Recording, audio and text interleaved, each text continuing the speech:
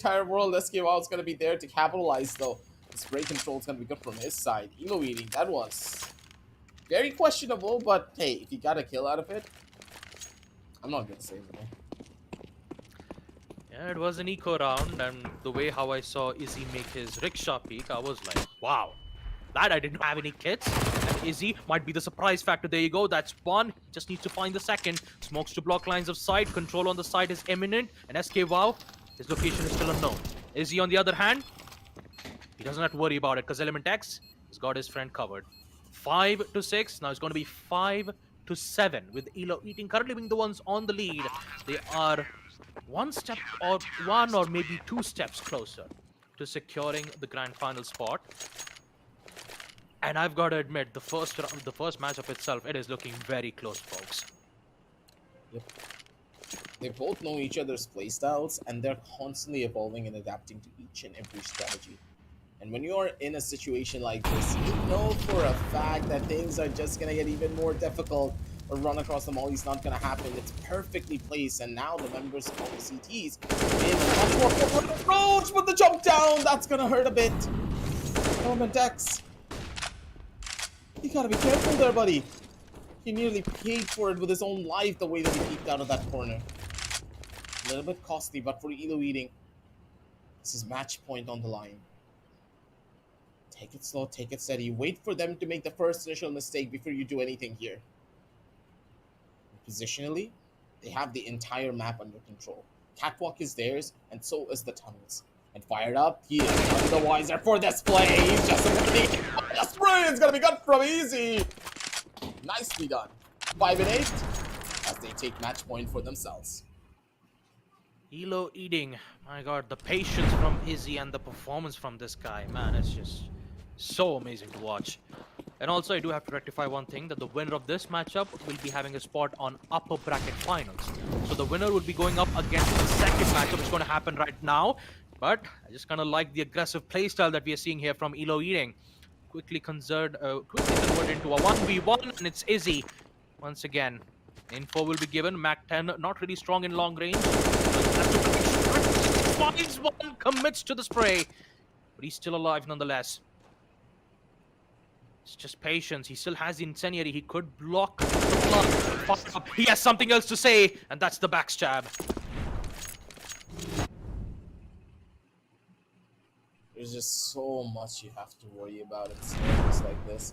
You can't play it way too close. You can't be way too far up.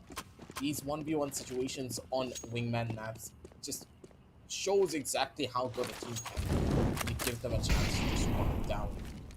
And with the CTs now having full control over towards the side, the members of Team Narcos, they are starting to think of a different approach for all of this. Good for the first shot. And now looking for even more. The spray's gonna be perfect. The Element X, he just gets the double. 6-9. This is the members of Elo Eating. They take map number 1. With pretty much no trouble whatsoever. They felt very comfortable on this map. Yeah, Element X, man. This is definitely the player that you have to watch out for. The plays that we've seen, the commitment to that communication skills is just watch. And I kind of like the way how they have this switch, the switch flick. Like sometimes we see them go all the way towards the aggressive side. Sometimes we see them play as passively as possible. And whenever you see them pick most of their force buys, I still have to give credit towards Team Narcos because round number 2 they lost the force buy, so they were forced to go in for an eco round. And once we saw that dig hit from SK Wow, that was pretty much it. It was a 1v2. They had control on mid, so they know that that currently the second player would be playing towards the A side, so they just have to corner him and take him out one by one. That has to be one of the most expensive rounds because they had all the utilities and it was just removed with a single dream of a deep shot. It's just that's the thing about Counter Strike. Even if you're in an eco round, there is still a chance for any player to come back. And I've got to say, for Team Narcos, they have given an amazing example from map number 1, Short Dust.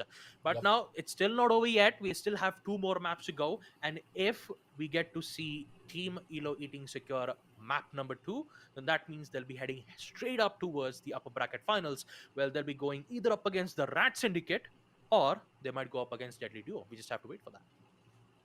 You never really know when it comes down to situations like this. We're gonna be heading on down over to the highlights just to relive all those moments because there were a bunch of nutty shots that we really need to talk about, man. The way that the teams were playing, they were insane. They didn't skip a beat when it came down to a lot of these situations.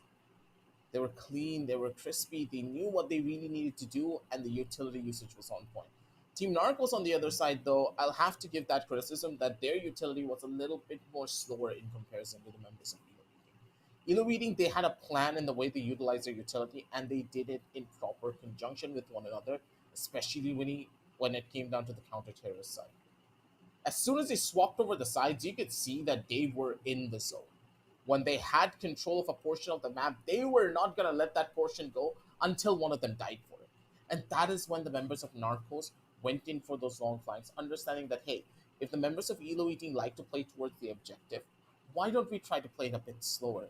Wait for them to come towards us because they need to push out for information, correct? But no, the members of Elo Eating read into that strategy as well, opted for a much more aggressive approach of their own with the buddy system right off the bat. So Narcos, they were just not mentally prepared for any of this. The switch up of the tempos that Elo Eating were employing is something that we haven't seen from a lot of the other teams. And if this is what they're bringing to the table here in the LAN environment, that is going to tilt a lot of people if they're not prepared for something like this. Yep. Team Narcos, they might have lost short dust, but maybe Chalice and Boyard might have something else to say in map number 2 and 3. At this point, Elo Eating has currently gained the upper hand with some amazing performance that we did get to witness from Izzy. Great wall banks from Team Narcos, especially fired up. They had great utilities. All they had to do was just find the perfect moment, and they know that from the T side they have to proceed with post plant. So once they hear that clicking noises from the C4, they'll just go ahead proceed with the wall bang, which was really well timed, and it's actually very difficult to predict exactly where to fight. But there was a lot of commitment sprays from Narcos's end, especially from the AKs. Some did connect, some did not, and there were some certain moments where Elo Eating took the best advantage off of it by just going in for infos, repositioning themselves in a different location, and knowing that from the AK, he still needs to save at least 5 or 6 bullets if he's going for a commitment spray. So they just timed it so well in a way that they did end up securing some of the rounds. But all in all, Elo Eating, the performance that he's seen from Element X is just absolutely crazy, man. The way that this entire roundup went through, I really am interested to see what Team Narcos can do to try and come on back. Like Waba, you lost out on Short Dust, a map where Team Narcos felt the most comfortable. And Elo Eating on Hmm. the other side, they lost this map 9-1 when they were playing their top 8 matchup. Remember? Yeah, yeah, I remember. Yeah, I So mean, I still remember till this day. Yep. yeah, and they did a reverse sweep, going over to the other maps and just completely changing the tides of the battle from me. In this LAN environment, they're hyped up, they're prepared, and they are ice cold. And this is the type of team you're going up against. I don't know if it's just the LAN environment getting to the members of Team Narcos, but we know how good they are as a squad.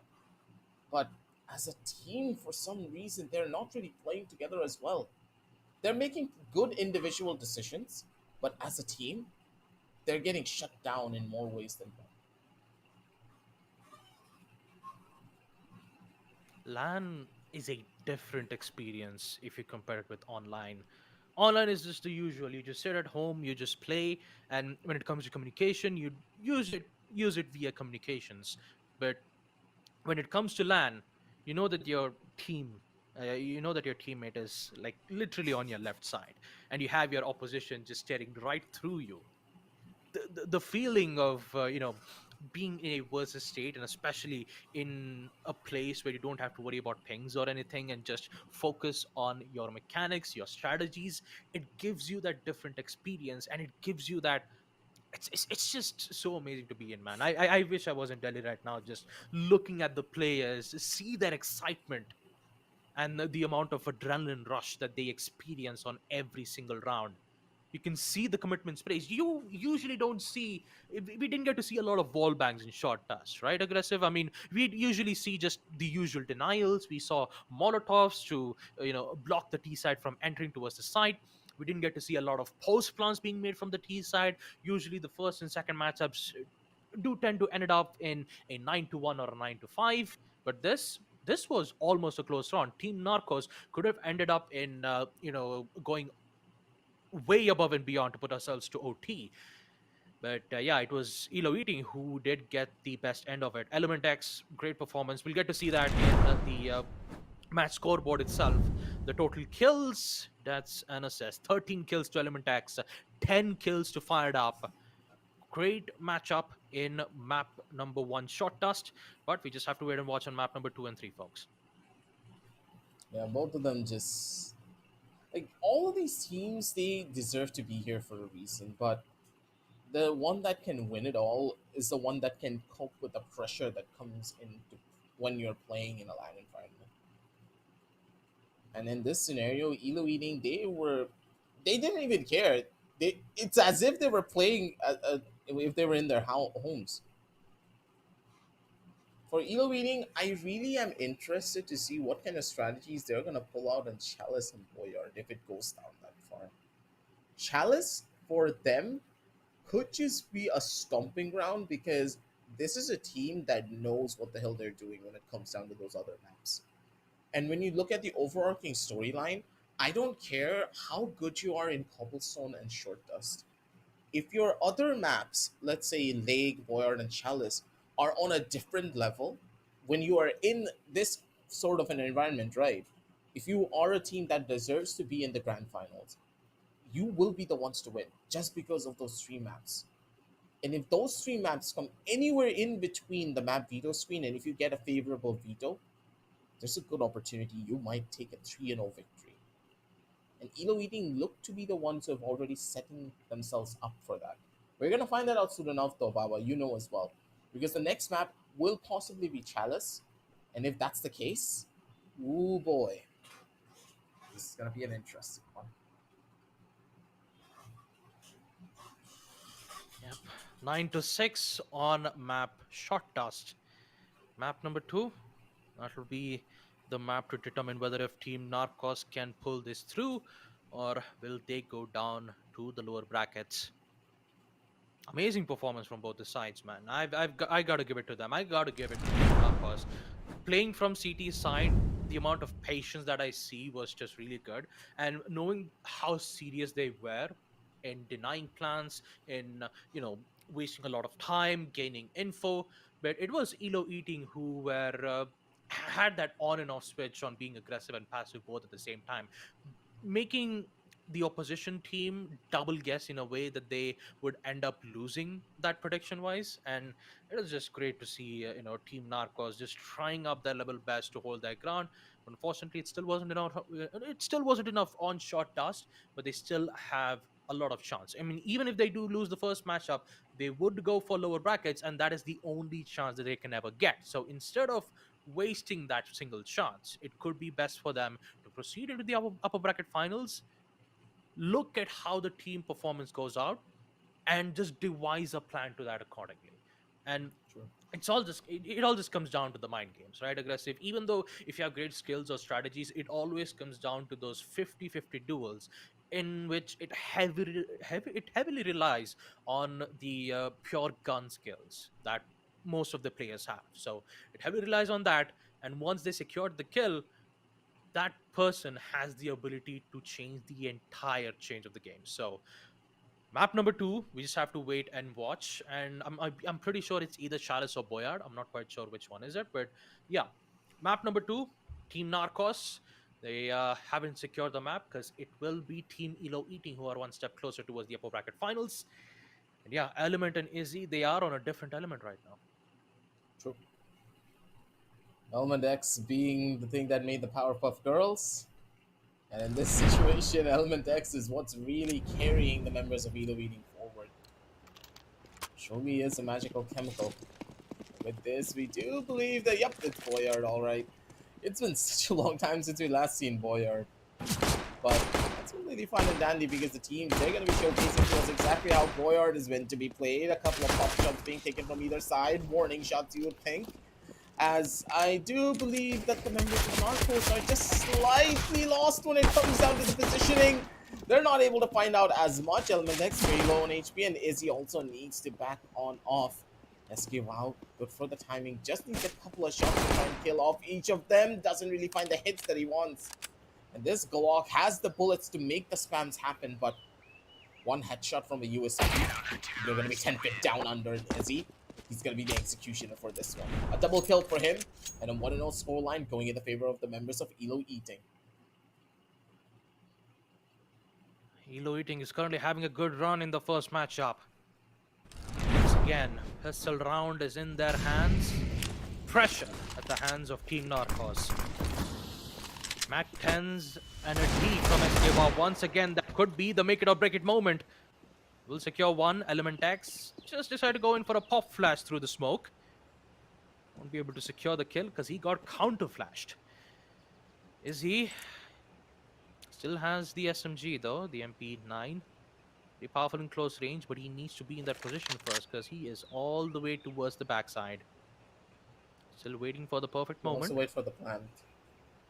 Yeah, he's still waiting for the plant too, but he doesn't have any utilities though. Only has the defuse kit. So, yeah, they just have to wait patiently. They've already gotten the read for this one though. Boyard being such a small map that you can just easily wrap around the counter-terrorist in just a matter of seconds if you know what the matchup is looking like for you. But knowing the members of Team Narcos, they're expecting this to be a very slow approach. Elo Eating, they're playing this one so smart. And look at JC. Could easily have the timing for a possible one kill. Doesn't know their exact position, but he does have one flash to play around with. A flash in hand could just be big. No real utility being used and fired up. He has the best angle for it. A little bit of an off angle for him to play with here. A 1-1 scoreline. The Team Narcos, they take the force by round under their belt. Their economy is finally, surely stabilized.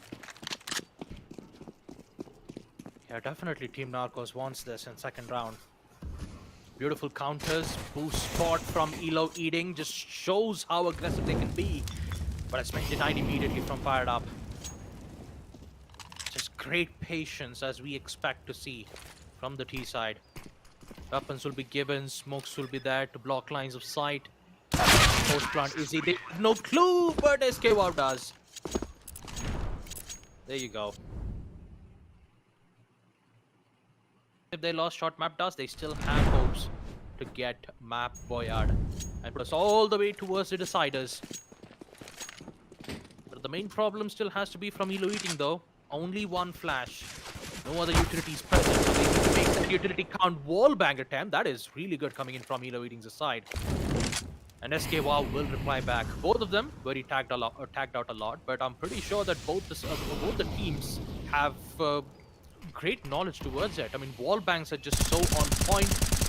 You do get to see the post plant from Team Narcos. Absolute control towards the site. No boost from Element X, but he's just gonna wait it patiently. See whether if that distractions would work. But it's Elo Eating who needs to proceed with the defuse. No defuse kit. 10 seconds. Full on commitment. So they have to make it or break it. No flash, no nothing. Fired up. Gets one. Now it's just up to Izzy, who will be facing the major problems because that C4 time is the time of no return. He still gets one kill. That is the only kill he'll ever get. Needs to run away, maybe save the gun, but no, Fired Up just says it's not gonna happen. Not gonna save your weapon, nor anything at all. Still gets caught out from the explosion, but he'll still have enough amount of weapons to put himself back up on his feet. 1-3. Team Narcos, they're slowly but surely inching a lead for themselves, not only in the terms of the rounds, but also in the terms of the economy.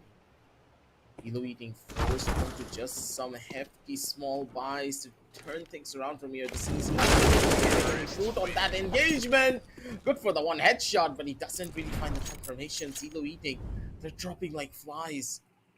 they need to try and reconcile and find a game plan or a strategy or something to give them an edge here, because the way that they're losing, things are just spiraling out of control. Initiated once again from Silo Eating, but this time the boost is definitely not working out. At least on the bright side, they'll get the trade off. And the But he's Narcos, still, look at man. him. Yeah. Look at Fired Up. He's like, what? Wait, what? What happened? And now even Esquiva would be like, wait, when did Izzy appear from that place? Yep. Oh man. 2 to 4. Double Silo the Eating. care cams for a reason. Yep, there are double cams for a reason though. You always like to see those reaction when something happens and you just go, what, when did that happen? Is match related to science?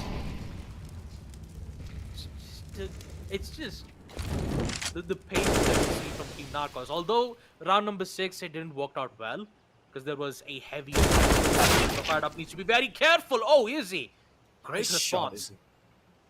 Just a good response from him. Oh no, it's a boost again. This boost hasn't really been able to give them a lot of opportunities, but they're not opting for this fight. They know they have used this boost so often that they will hold for this. Last player around the corner, and Izzy just gets the catch. Nicely done, Izzy. He has such a good read on this map. Slowly but surely, the members of Team Elo Eating, they're evolving, they're adapting, and they're building new strategies on a regular basis.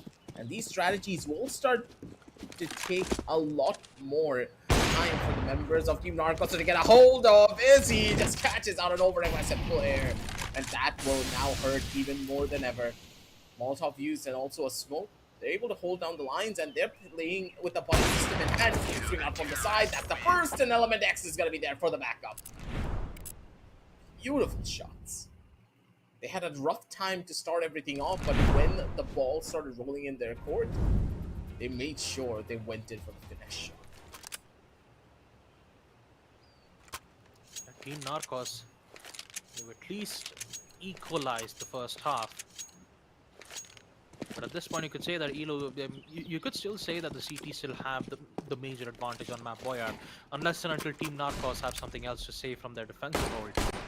Flash has already been popped. Not quite sure whose flashbang was used, but Izzy still has one from his hand. No defuse kit from Narcos, which means that they need to commit to a full-on 10 seconds. But since this is a pistol round, you have to be careful on the denial. No kill's been made just yet, but it will be fired up to response back. Just here's the sound. Even with the smokes being used, all it requires is just the free fires. The high ground, very tough to contest. Element X, not a lot of bullets left. Still needs to be careful on the high ground, and the player playing very close.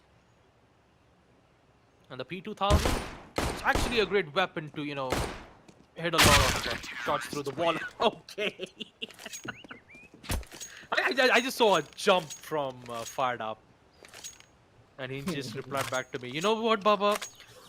P2000 isn't just a weapon that could be used to shoot through smokes and then just proceeds with a jump shot with a headshot. It's just...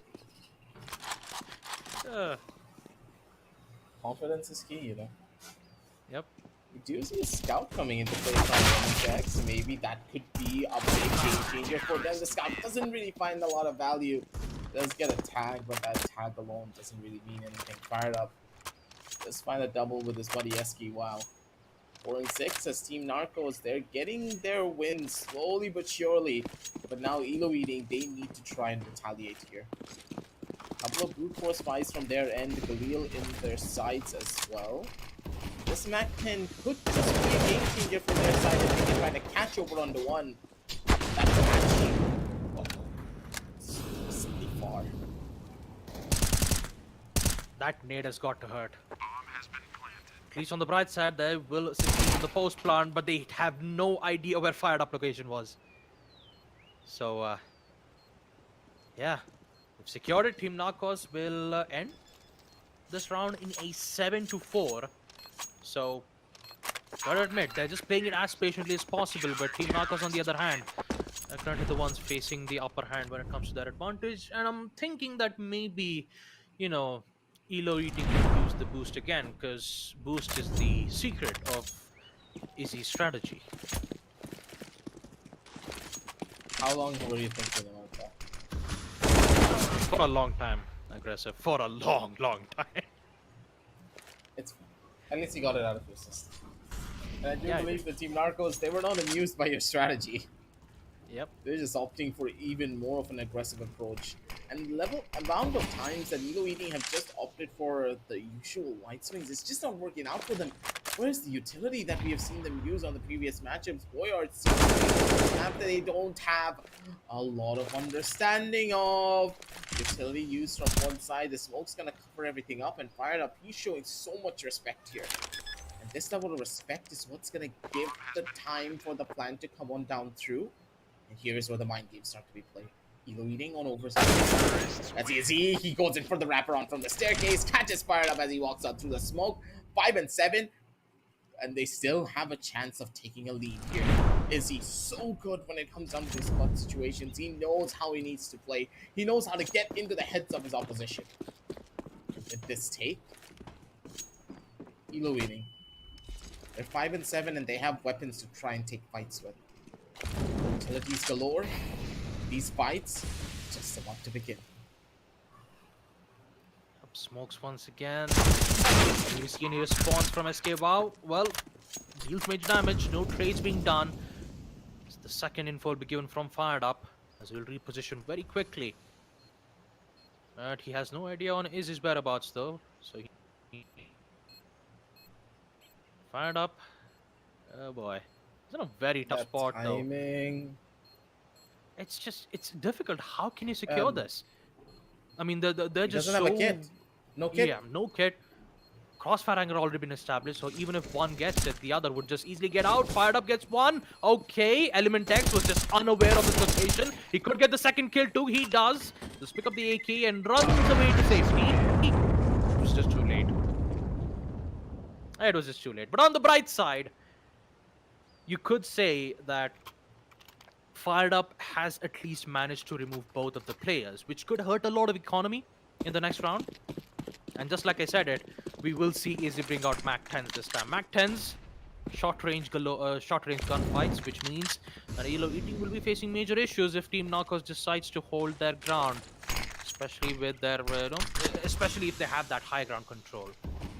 Smoke's definitely not working out well, but for Elo Eating, all it requires is just patience.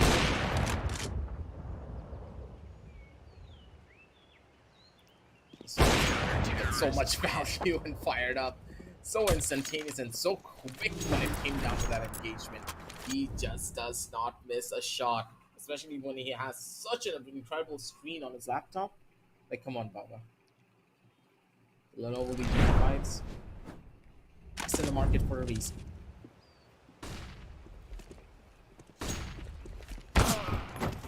Okay, Fired Up. Still got to be careful with the op shots, though. Definitely not a good way and not a good peak, too. Oh, man.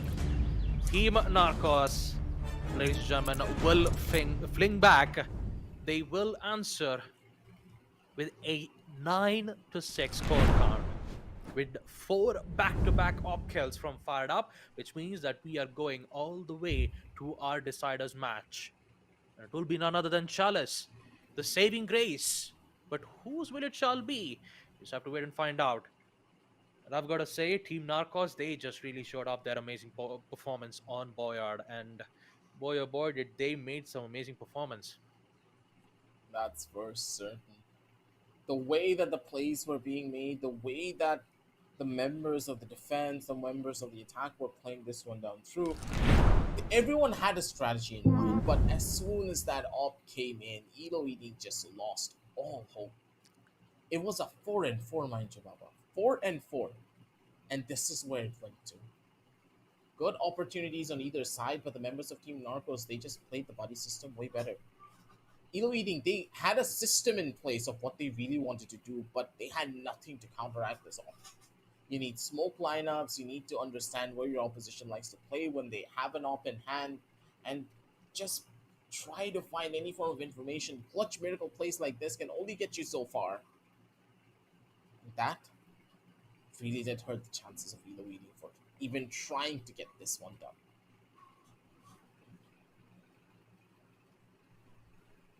Yeah, it was very difficult for them. Once Team Narcos just played it as safe as possible in the first half, even with Elo Eating securing the pistol round, the way how Narcos just flung back and answered with a round number two, denial was just so well done. They realized that once they'll be playing heavily accordingly to post plant, they just have to remove one player out of the equation, try to commit to a, tries to commit for a fake plant every single time to maybe flush out one of the players or two to get the confirmation on the kill Yep. and then proceed with post plant. 1v2 advantage is always a good thing.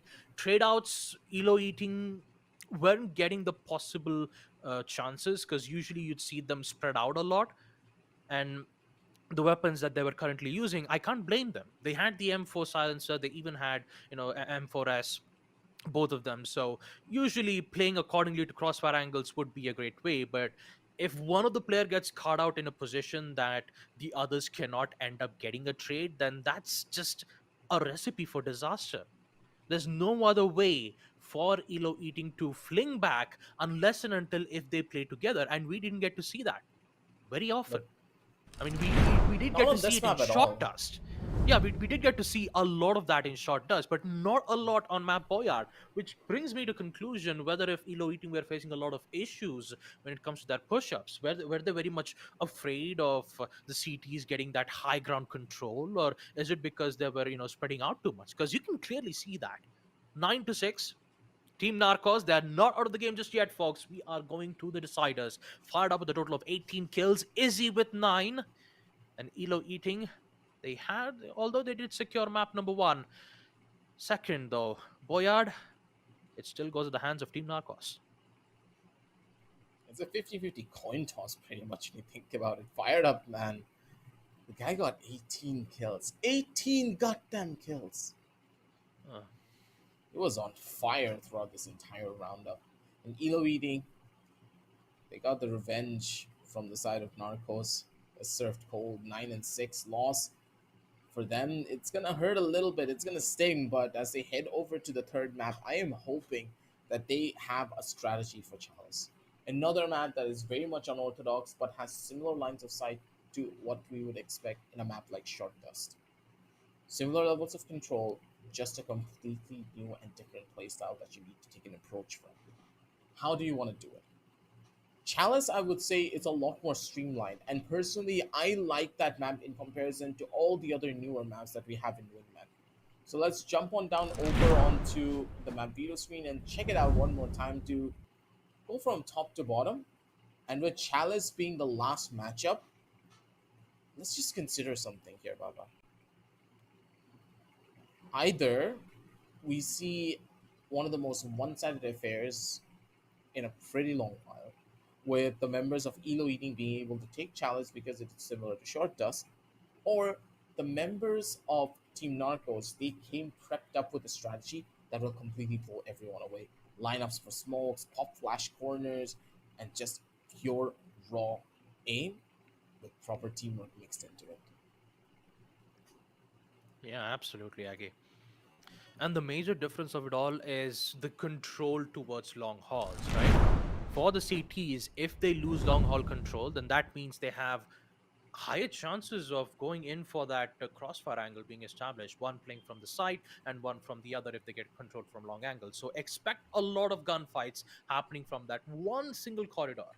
And one single corridor will make the difference between whether if the T side has the advantage or will it be on the defense. But nonetheless, the score count has been equalized from both the sides. Team Narcos, they will fling back on Boyard, which means that we are heading off to the deciders. Chalice is opened, and so is Team Elo Eating, who will be prepped up and ready to see what kind of distractions will they be able to make. So let's just jump into the game right away, folks, to match number 3.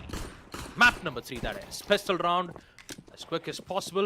And Elo Eating, they'll start things off on the defense. Oh, good shot though from Fired Up. Headshot. And Element X once again in a 1v2. We've seen him make a lot of clutches with the silencer. Could he do it once again? Location has been given away. Good tags. But it's still not enough. Narcos starts things off, and for Elo Eating, they're currently feeling the pressure.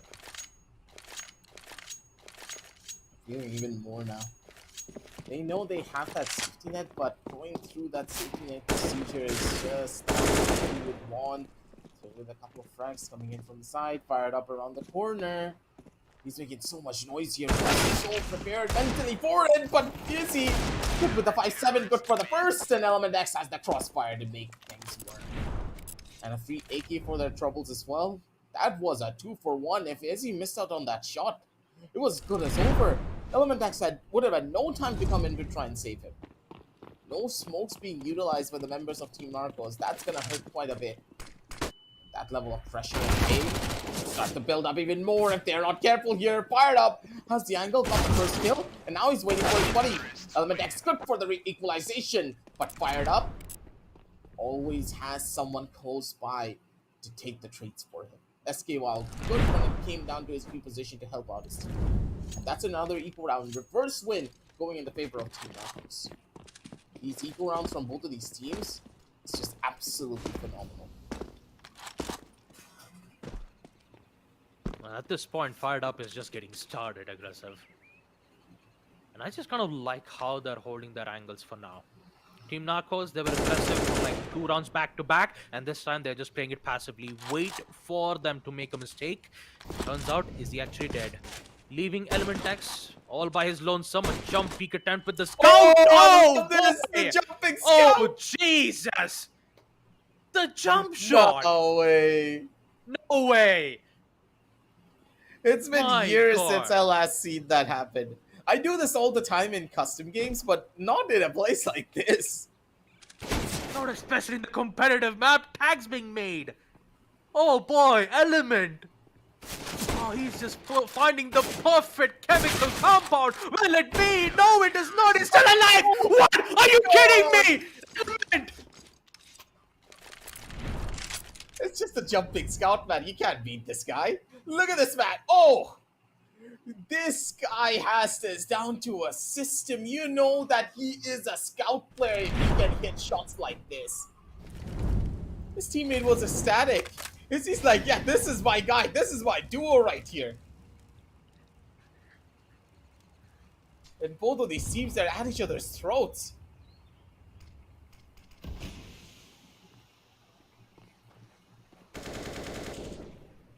Oh boy. Good positionings though from Izzy. Gaining the high ground control, but still Fired Up is still ready. Waiting for his prey to make its play. He's still alive though. Galil, even long range. The M4 silence is still with great accuracy though. So he needs to respect that gun and try to engage in close range. He could use some good flashes and smokes to block some lines of sight. But this long range gunfight he needs to be careful about, and Elo Eating. Man. What are we just witnessing right now, aggressive? Second map. It was Team Narcos who was just steamrolling towards Boyard. And now it's Elo Eating's turn to make plays like this. Oh man, I just love this. The boost spot from Element X. Playing accordingly to info. And still, they just have to worry about that long hauls. The long hauls is like the greatest contention for the T side. If they get control of it, then that means that they're very near towards the side. The main problem? It's eco round. Deagles in hand. Just requires that one shot to secure the kill. And that could be more than enough for Narcos to secure it. Maybe at least equalize it to a 3-3. There's so many different variables you need to take into consideration too. Positionally though, they're completely fine and dandy, I would say. Nothing much to, force them back. Looking at the spot, wow, already has the timing for it, but he misses out on the shot. If he hit that, that would have been perfect. With that miss, they're going to be hurting even more when it comes down to the economy. The Tech 9 dealing good chunks of damage. They're missing out on bullets here. And now they're in the vicinity of probably getting killed if they're not careful. The Tech 9 still doing work. Maybe good for the first kill. Fired Up's going to be able to find it. A couple of more body shots, then this is completely done and dusted here. Is he playing this one smart, playing this one slow? just needs to wait it out for the long game, but he's not expecting it fired up with a jump around. He's already giving away so much noise, knows exactly what he is, goes in for the shot and finds the final kill. Picks up his team's M4 for good luck, but this was way too close for comfort. Narcos nearly pulled off an incredible feat here. If Fired Up was able to go in for the silent jump and climb up, there is no way that Elo Eating would have known what exactly happened to him there.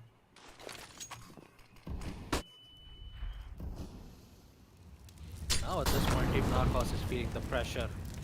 Molotovs used. That will force Team Narcos to stay put. And they still need to be careful on that high ground potential control. Just flashes and smokes. Just play accordingly to info, Narcos. You don't have to give away your positions just yet. Another Molotov. This time now they know that they don't have any utilities left. So the only thing that's remaining is either the smokes or the flashbangs. And Team Narcots, they just have to think accordingly. Wow! Definitely finds the wow factor towards Izzy. Yeah, even though it's great when it comes to being unaware of from the T side, yeah, you just don't have such good covers from it. And SK Wow will just definitely take those 2 kills without a doubt. They'll just come back, Narcos. They had a shaky start in the first half, but they'll definitely bring it back this time. They did it 1 round at a time. 1 more for them, and they're able to equalize here, Baba. For them, that's going to be massive, especially with the gun disparities that we are witnessing from each of these teams. You just got to keep on fighting and keep the ball rolling. These Deagles, though, on the other side, though, man, you know how dangerous they can be. These weapons can instantly change the tides of a battle. And with SK while playing it very slow and smart, this is even more prominent.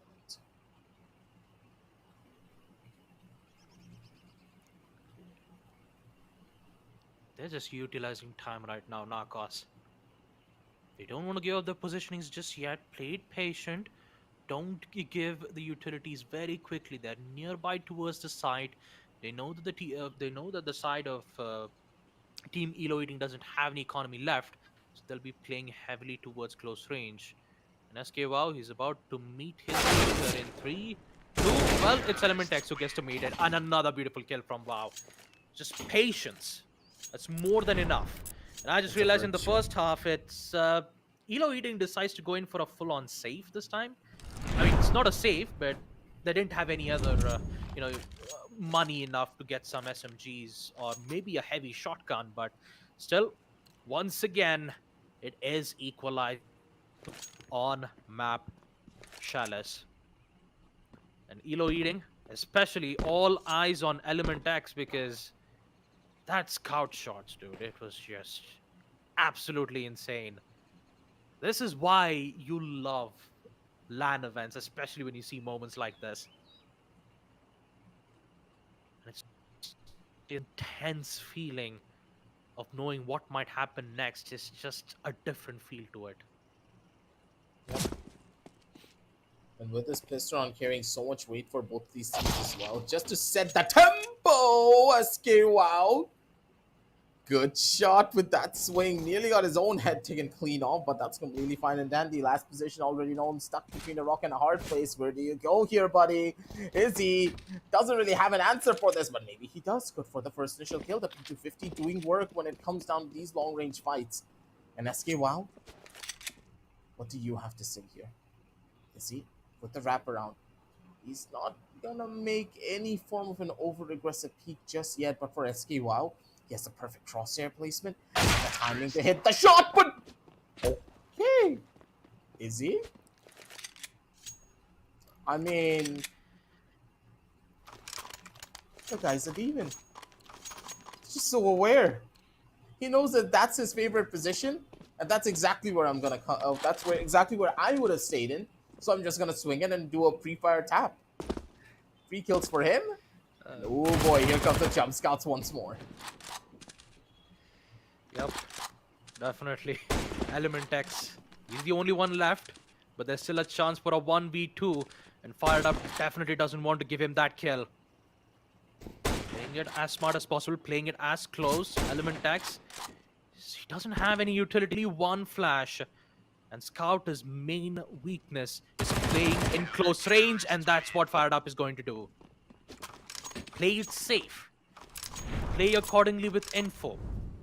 And they just delivered it perfectly. SKY was just giving constant information. Shot straight with the Scout, and that was more than enough for Fired Up to get that right positioning and remove the important element in Elo Eating's favor. That is more than enough, but if you take a look at round number 11 itself, you see how aggressive is, both Izzy and Element X was just contesting towards the long range. But turns out, yeah, well, they just got caught out once again towards the side. And SK Wow is gonna miss a lot of shots from the P250, but he will get it. Ooh, too close for comfort. 5-6, Team Narcos. They're finally in the lead. No timeouts will be taken from both the sides. But I'm pretty sure that Element X is the only one who could maybe, change the whole round. And there you go. That's what I expected. And that's what I predicted. Fired Up goes out. And Element X is just going to bring the pain train for Team Narcos. Post planted is once again. Izzy has the control and also the info. Wall banks being made. Least amount of damage. The AWP will never favor. Because it's Element X who will deliver the final blow.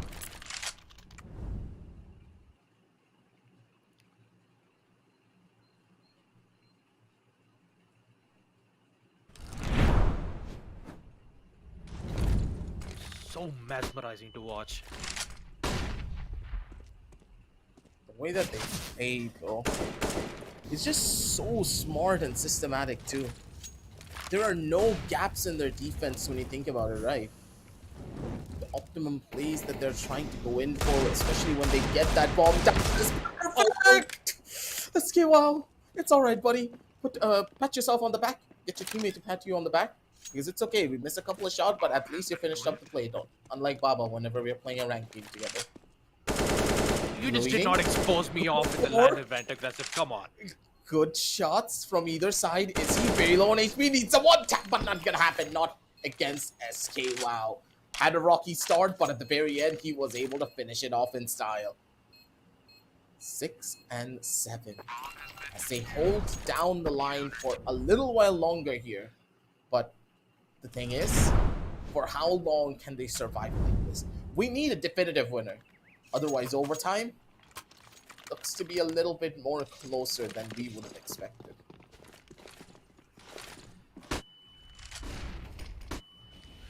Once again, wow element for Team Narcos. We get flashed out, but at least on the bright side, he'll get some info. Oh, Izzy's just... his movement. He loves that spot. He just loves the stairs. Because it's a stairway to having the spot on the upper bracket finals, and he will make sure to get good use of it. Eloading is not out of the game just yet, and so is Narcos. As they are just getting fired up. 1v1. Not a lot of HP left, no defuse kit. Have good amount of utilities, but no information. So he needs to be relying heavily towards his gunplay. And without the help of the information and Fired Up's location given away very quickly. His time's running out. He needs to commit for the post and gets denied. Izzy gets it. 7-7 in deciders, folks. And it's just the first They're just match. going back and forth. It's just a constant back and forth between all of these teams. They have a system in place, and we still have a lower brackets, upper bracket finals. Everything is gonna be there, and the trades are just so good for these close range fights. When you can beat them, join them, just rush into their face and mow them down with the lawnmower that you have in hand.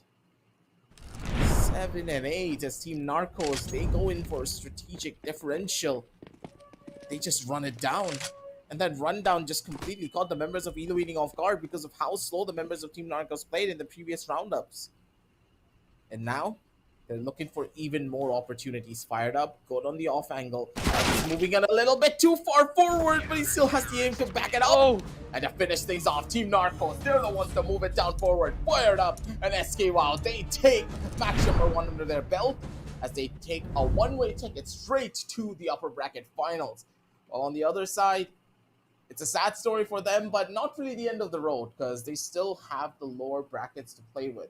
And hopefully, we see them perform because Elo Eating, they've been playing phenomenally. But up against Team Narcos, the consistency was a requirement, and they just could not bring themselves to be as consistent as they were on a map like Short Dust. Yep, absolutely. Map number three. Oh boy, definitely did not expect it. This Team Narcos, despite being in a major advantage, we've always see them all the way from straight up from Cobblestone, where they lost a 9-1, and then suddenly we saw Team Narcos just respond back, winning Lake, and also then once again on winning map number three to Elo Eating who did that clutch back. But yeah, as I'm talking about Team Narcos, congratulations. They will have a spot in the upper bracket finals where they'll either go up against the Rat Syndicate or Deadly Duo, which will happen right now, folks. But yeah, talk about Elo Eating. Their journey's not done yet because it's the double LMs. Their safety net has finally been broken, and they're currently facing the lower brackets, and they just have to wait and watch and see which team will they go up against in the second matchup. But I've got to say, there are so much memorable plays from Elo Eating, especially Element X. I'm glad This we do one, get to see it from man. Marwan, and man, this scout plays the double jump shot. No one cannot expect a flying element just out there. It's just it's like the chemical compound. Like you add two atoms of hydrogen and one atom of oxygen, it just becomes water. So basically element X just did that. Good hydration leads to success, and yeah, he really definitely did show his success with the scout. But definitely not looking good when it comes to victory wise on Chalice. So Team Narcos will be happy about this result. It was a pretty close duel. So Elo Eating, they can just pat themselves on the back and be like, boys, we did optimally. I don't think they could have done any better than this. As a team, they played well. As a duo, they were phenomenal. And even though the scoreline doesn't show it, I would personally say they're going to be more than happy about that. It's easy though. Look at this guy, 78% headshot percentage. He was on fire throughout this map, but it just wasn't enough. The consistency that Team Marcos had just took over what Elo Eating were trying to do. And in some situations, Elo Eating, they were just not able to find the trades. They both peaked out together, but the other person was just not prepared to take the trade on an immediate basis. A lot of utility was being present over on the map of Chalice. They used utility early, but as the game progressed more and more, the standard of the utility and the quality of the utility that they used just started degrading to a point of no return. Yeah, it was just very difficult for Elo Eating to contest those trade games. Although there was a lot of individual plays that you should be, be happy about from both Izzy and Element. But Narcos, on the other hand, they held their ground. They knew they knew how to adapt so well, and especially when Izzy kept getting control of the staircase towards the side, you'd usually see him either get a kill or get traded out. And if you make a comparison between that, Izzy has at least secured 2 or 3 kills from being in that one single position. If the side of Team Narcos were unaware of his positions, but once they do get to know it. Once Narcos got to realize that they will be playing in some cheeky angles, they have to check every single corners because they don't want to give away their positioning just yet. Let's take a look at the match schedule once again for the second matchup. We already completed Team Narcos versus Team Elo Eating, which means it will be Team Deadly Duo going up against the Rat Syndicate. And boy, oh boy, this matchup is definitely going to be a match to look out for. That's for certain because it's Buster and Bullet versus Paradox and Sway. The dynamic duos of the dynamic duos CSGO tournament. Now, this is where the real fun will start. I do believe that the players are going to be coming in and setting up all of their equipment soon. So that's going to take a little bit of time to set up, but don't really worry about any of that, ladies and gentlemen, because we're going to be the ones who are setting everything up, of course. So make sure to check out all the links down below in the description. And meanwhile, as we head on down over into a short little break and set them up for everything, we'll see you in a bit.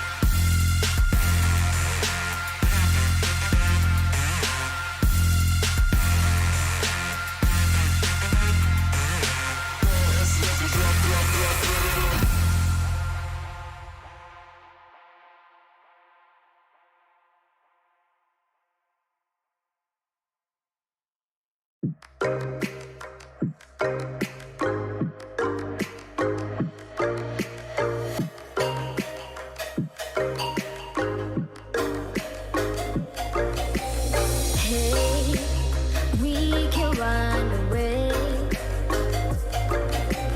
You say you wanted to. You wanna go back, wanna go back. You wanna go back to a place where we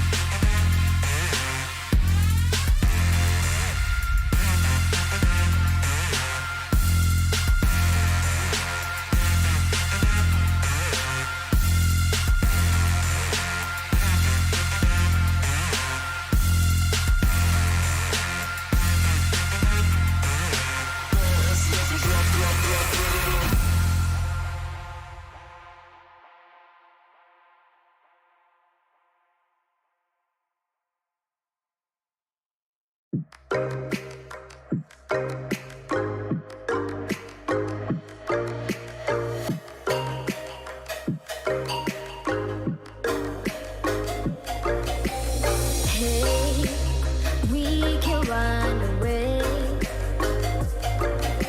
You say you want to.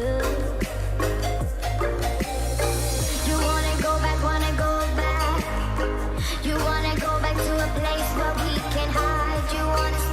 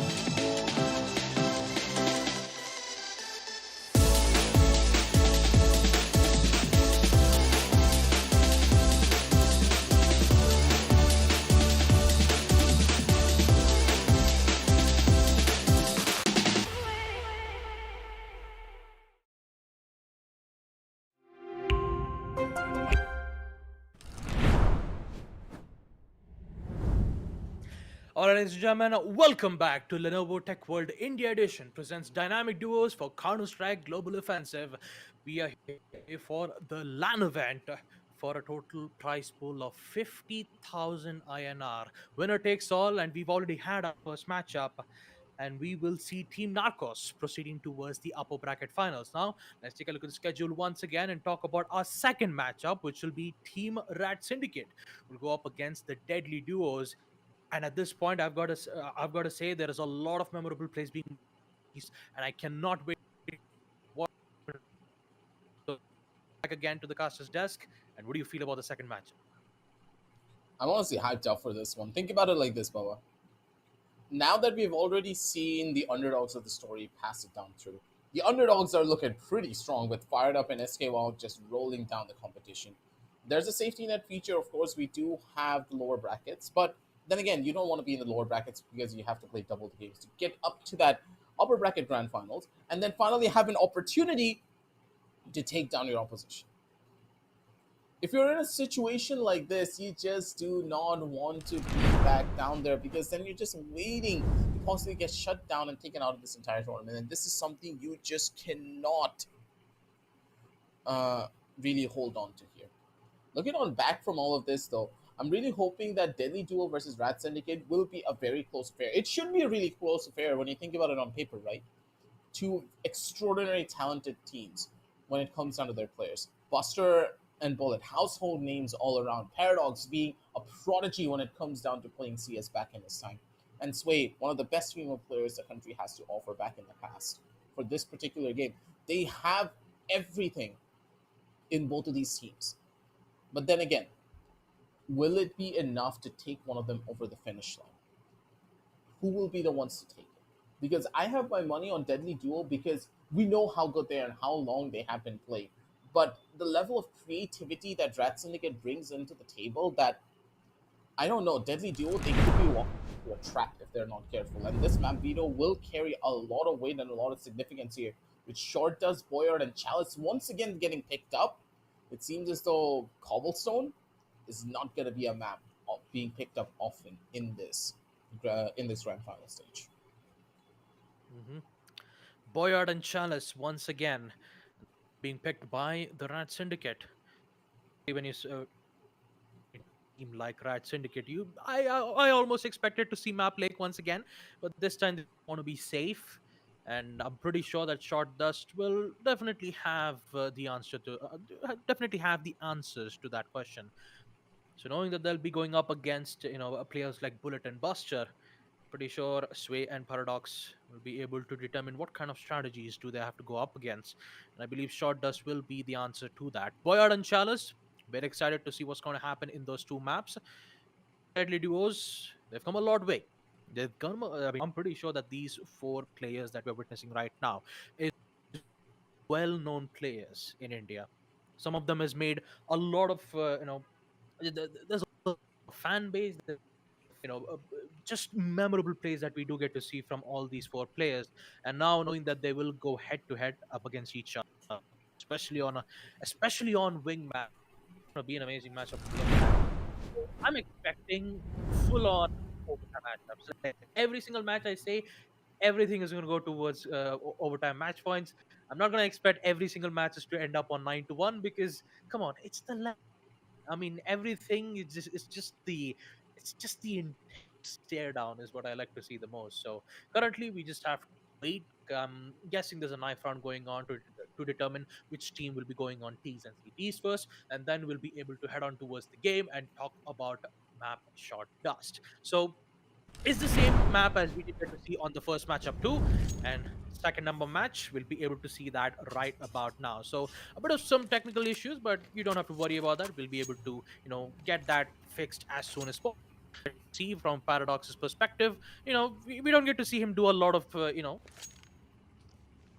I mean, the thing, right? We just need to wait for that surprise element, right? Aggressive. Remember, Paradox loves to give those, he can just usually look at the webcam and just go with some style points. But yeah, for now, we just have to see whether if everything's working out well in their favor.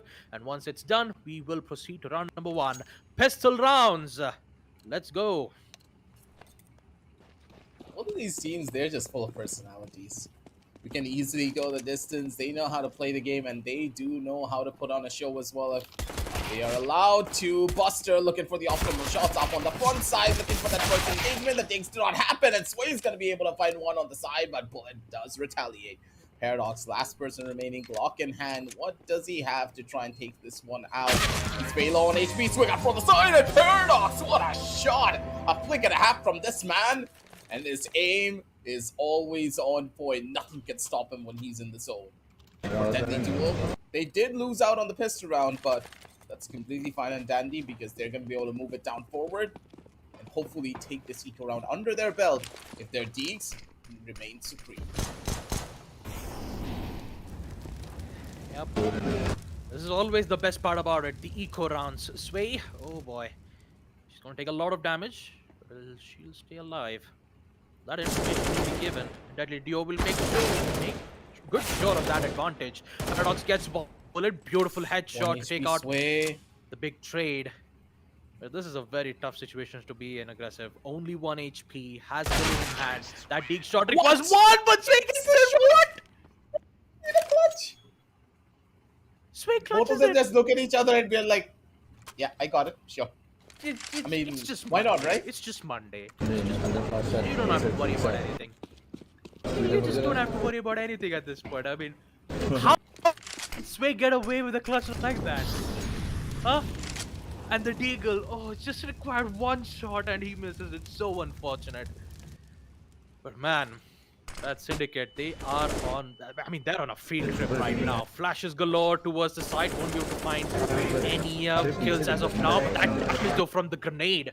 Bullet, fall back, and he needs to fall back safely. Both of them the defuse kit.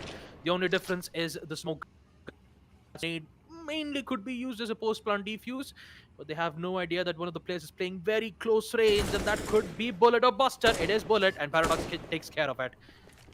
2v1. They have control on the side. Post-plant it is, but they have no idea about the player on the last.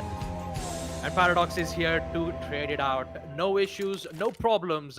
And Rat Syndicate does have 3-0 as you proceed to round number 1. It's just good optimum plays all around coming in from each and every one of these players. And because of it, they're going to be more than happy about the fights that they're able to take and the amount of bodies they're able to drop. Bullet on the other side. The Deagle now rated supreme when it comes down to the one taps. Sway takes a back seat, and Paradox, he is now in the limelight. He's expecting the fight, but he does not turn in the correct second. Bullet has the much more optimum position to try and take out the fight. And with this, a 1-3 scoreline to come on down straight in. As a pause has been taken to just mix out some technical difficulties, but I guess it's okay at the end of the day because that not only fixes out a couple of the rough edges, but also gives them an opportunity to just slow everything down and think about a game plan. Because that's what the members of the Deadly Duos need at this point. For them, they need a strong game plan to make things work. And for the other side of the spectrum, Paradox and his raw mechanical skill is just, he's just unhinged. This guy on a LAN environment is the most destructive force that you can ever go up against. And when he has his partner on his side, there is absolutely nothing in this world that can stop him. Yep. Currently, Deadly Duo will at least secure one round in that pocket, so that AK from Bullet will definitely help him provide much more control towards the side. Okay, Sway. PPSH. Okay, that was really unexpected. A good No! flick though from Bullet, but he misses it. Oh boy, that has definitely got to hurt. Sway is currently in 8 HP. But the thing is, he needs to get in towards the side, and Bullet takes care of it. No issues, no problems. But definitely, you will never expect a running PPS edge just wrecking havoc towards the side, man. That's the power of the Bison, man. If you don't Hmm. respect it, it's gonna come out of absolutely nowhere and send you back down to hell. Forced onto an ego round, though, the members of Rat Syndicate don't really have the buys to make this work. Swing up from the side, maybe with a shot and a half coming in from Paradox. Things could be better, but those are missed opportunities, and those missed opportunities up against Bullet doesn't mean a bullet straight to your skull. 3-3 on the scorecards, ladies and gentlemen, as both teams have equalized things out. And Paradox, he's not really happy about the shots that he missed. You could see it. The guy was just distraught. But for the moments that they're taking these duels, Deadly Duo, they have the control. They have everything under wraps. Oh man, double molly commitment and a grenade. They're putting a full stop towards the site, and Sway just catches him off guard while he was just busy throwing that important utilities. 1v2 once again. They need to read their strategies though. This is definitely not working out. 3v3. The only thing that they could do is waste a lot of time and force the Rat Syndicate on post plant. So the biggest concern has to be engage. The biggest problem for Buster has to be winning the trade game. You saw how great his flicks was, but Buster, he might get caught out, and that's exactly what it requires. And Sway, she will glad to get that kill. 3-4. Rat Syndicate looking strong on the T side. Information is king. And let's see what round number 8 will favor to. Deadly Duos once again. They'll be having their full buy, so they'll just be as safe as possible. Try to use lineups, try to use those grenades. Push. That mid control, they still need to be careful about. Oh, ooh. Man, you would love to see that. The quickest trade as you can expect. And it's just That one. is professional level after all. Mm-hmm. These teams, they just know what to do when it comes down to scenarios like this, and it's another moment for them to just get at that pounce onto one of the teams. Walk up from the back end of it. Paradox, he's playing this one smart. But with Bullet already so aware of the scenario, he knows there's no way a player could be coming in from the other side of tunnels. Smoke comes in, and the plan being quite optimum. The volley doesn't really catch anything there because of the smoke being present. A little bit of a misplay over from the side, but Bullet's gonna be able to get the catch instead on the other. Paradox guessed it wrong, and he is the one to get shut down because of it. Deadly Duo 4-4. As the Rat Syndicate, they feel the pressure of that one. Good end to the first half, I would say. Very evenly matched on each side. But the teams, they're looking to get even closer when it comes down to that differential. Has some great moments. Double Molotov commit. I Duo loves using Molotovs, and it's definitely helping them in at least forcing the Rat Syndicate to stay for a while and then proceed with the push towards the side. But getting caught away while you're throwing the utilities while being out in the open, that's not a good way to get caught out. But Paradox, oh, he misses a lot of shot, but he at least secures a kill. The CS moment. Once again, Bullet is just, yeah, it's difficult because clutching a 1v2 is always a difficult situation. And just not Paradox! having information proves to be very difficult. Paradox, although Warning shots, you know. using a lot of shots, man. Yeah, he's Warning missing it, shots, but at what do least you I mean? mean, yeah, you're absolutely right. It's just a warning shot. He's like, you know what? Yeah, he'll basically warn first and then gets for the kill. Yeah, like imagine being one of those players that always kills people from stabbing them in the back. You don't do that here. Mhm. Not when you're on No, we don't do Paradox's that. level. Yeah. You gotta give them a chance. You gotta shoot their toes a little bit, make them jump up and down, and then tap them in the head. Paradox just knows what he needs to do, and Sway's gotta be careful. A A one tap to the face, and she is completely done for. Bullet's already gonna get that frag over on the other side. Eagle is just so deadly when it comes down to these type of scenarios. The question is, will he be able to take out the gun? Is the real question. Sway, good for the kill onto the face of Buster. Doesn't really have the HP to play around with this one though. Now Paradox, time for the prayers. You can see it in his eyes that he's a little bit doubtful that the win could be here, but Sway is playing this extremely smart all the way back towards the side of spawn, and Sway could just get the timing. There's a free kill out of this. Oh, She's so smart. She could. This is free. No, the spray, please. Oh, this is bad. Didn't favor anyone at all. But Sway, yeah, she'll get it. No harm, no foul. Although the first attempt didn't quite go as smoothly sloppy. as you expected. Yeah, it was a You know, little the bit warning sloppy, shot but they're fine. strategy. Yeah, it's just the warning shots. You know, every single time, it's always a strategy. You let them know you're in that position, and then you get the kill. That's basically how it works. It's just a style point. That's like you always need that S+ rank for style.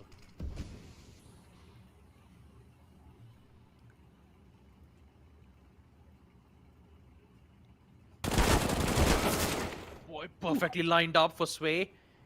She finds one. And Buster's at 1 Paradox, she just HP. needs to play it safe. Swing? Safe. Wait for him I to thought arrive Buster right would at his swing that. crosses. I mean, he didn't have any utilities, right? I mean, if he had utilities, he could have gone in for a pop flasher, maybe. Yeah, he had some. He could have gone in for a pop flash and an execute because he was very low on HP and he couldn't risk his life. But evidently, he just went in for a. Ends up with Paradox just waiting for him at the right. Oh no! He's gonna miss he misses opportunity. That's so unfortunate. And Paradox just gets two of them. No problem at all. That is match point confirmed, folks, for the Rat Syndicate, 8-4.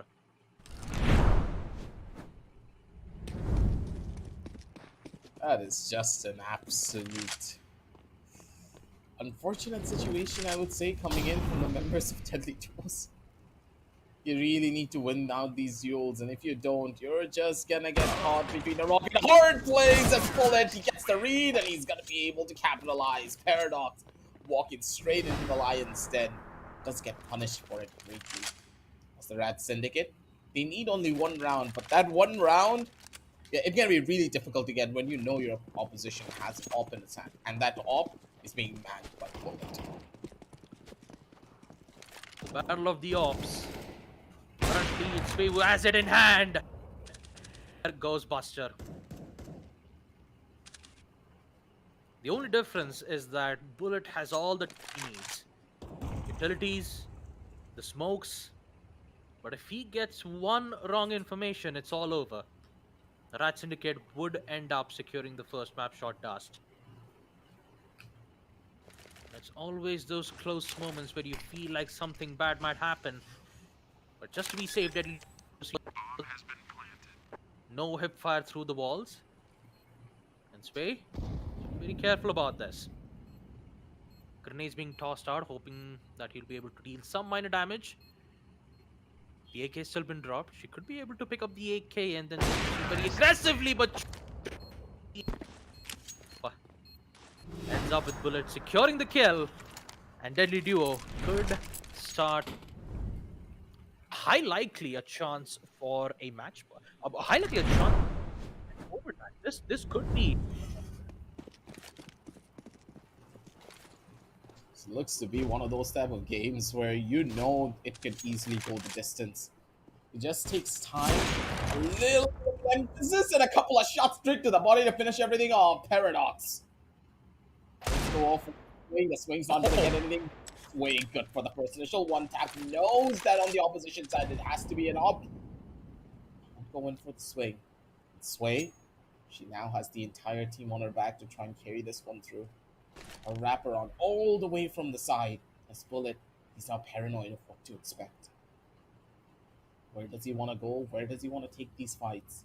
It's just all about the timing. Paradox, he's having none of that. He's worried.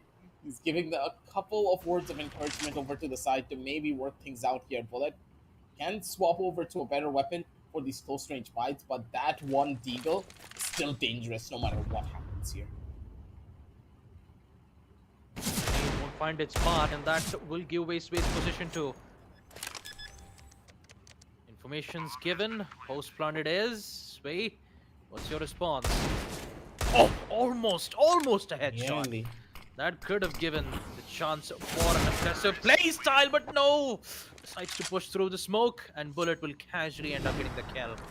Not a lot of problems, but more problems towards Rat Syndicate because Deadly Duo is inching closer to overtime on map number 1 short task. This is huge for Deadly Duos if this happens. Surely Okay. go the distance here. Sway, good for the first kill, and this one kill can easily turn the tides of this battle because Buster is the only one left and he is on the opposite end without even any form of information. He needs to isolate these gunfights one by one, and hopefully they're going to be able to get this one through. Sway maybe going a little bit too far back, more than he should, but Paradox is there for the backup and gets that catch over from the side.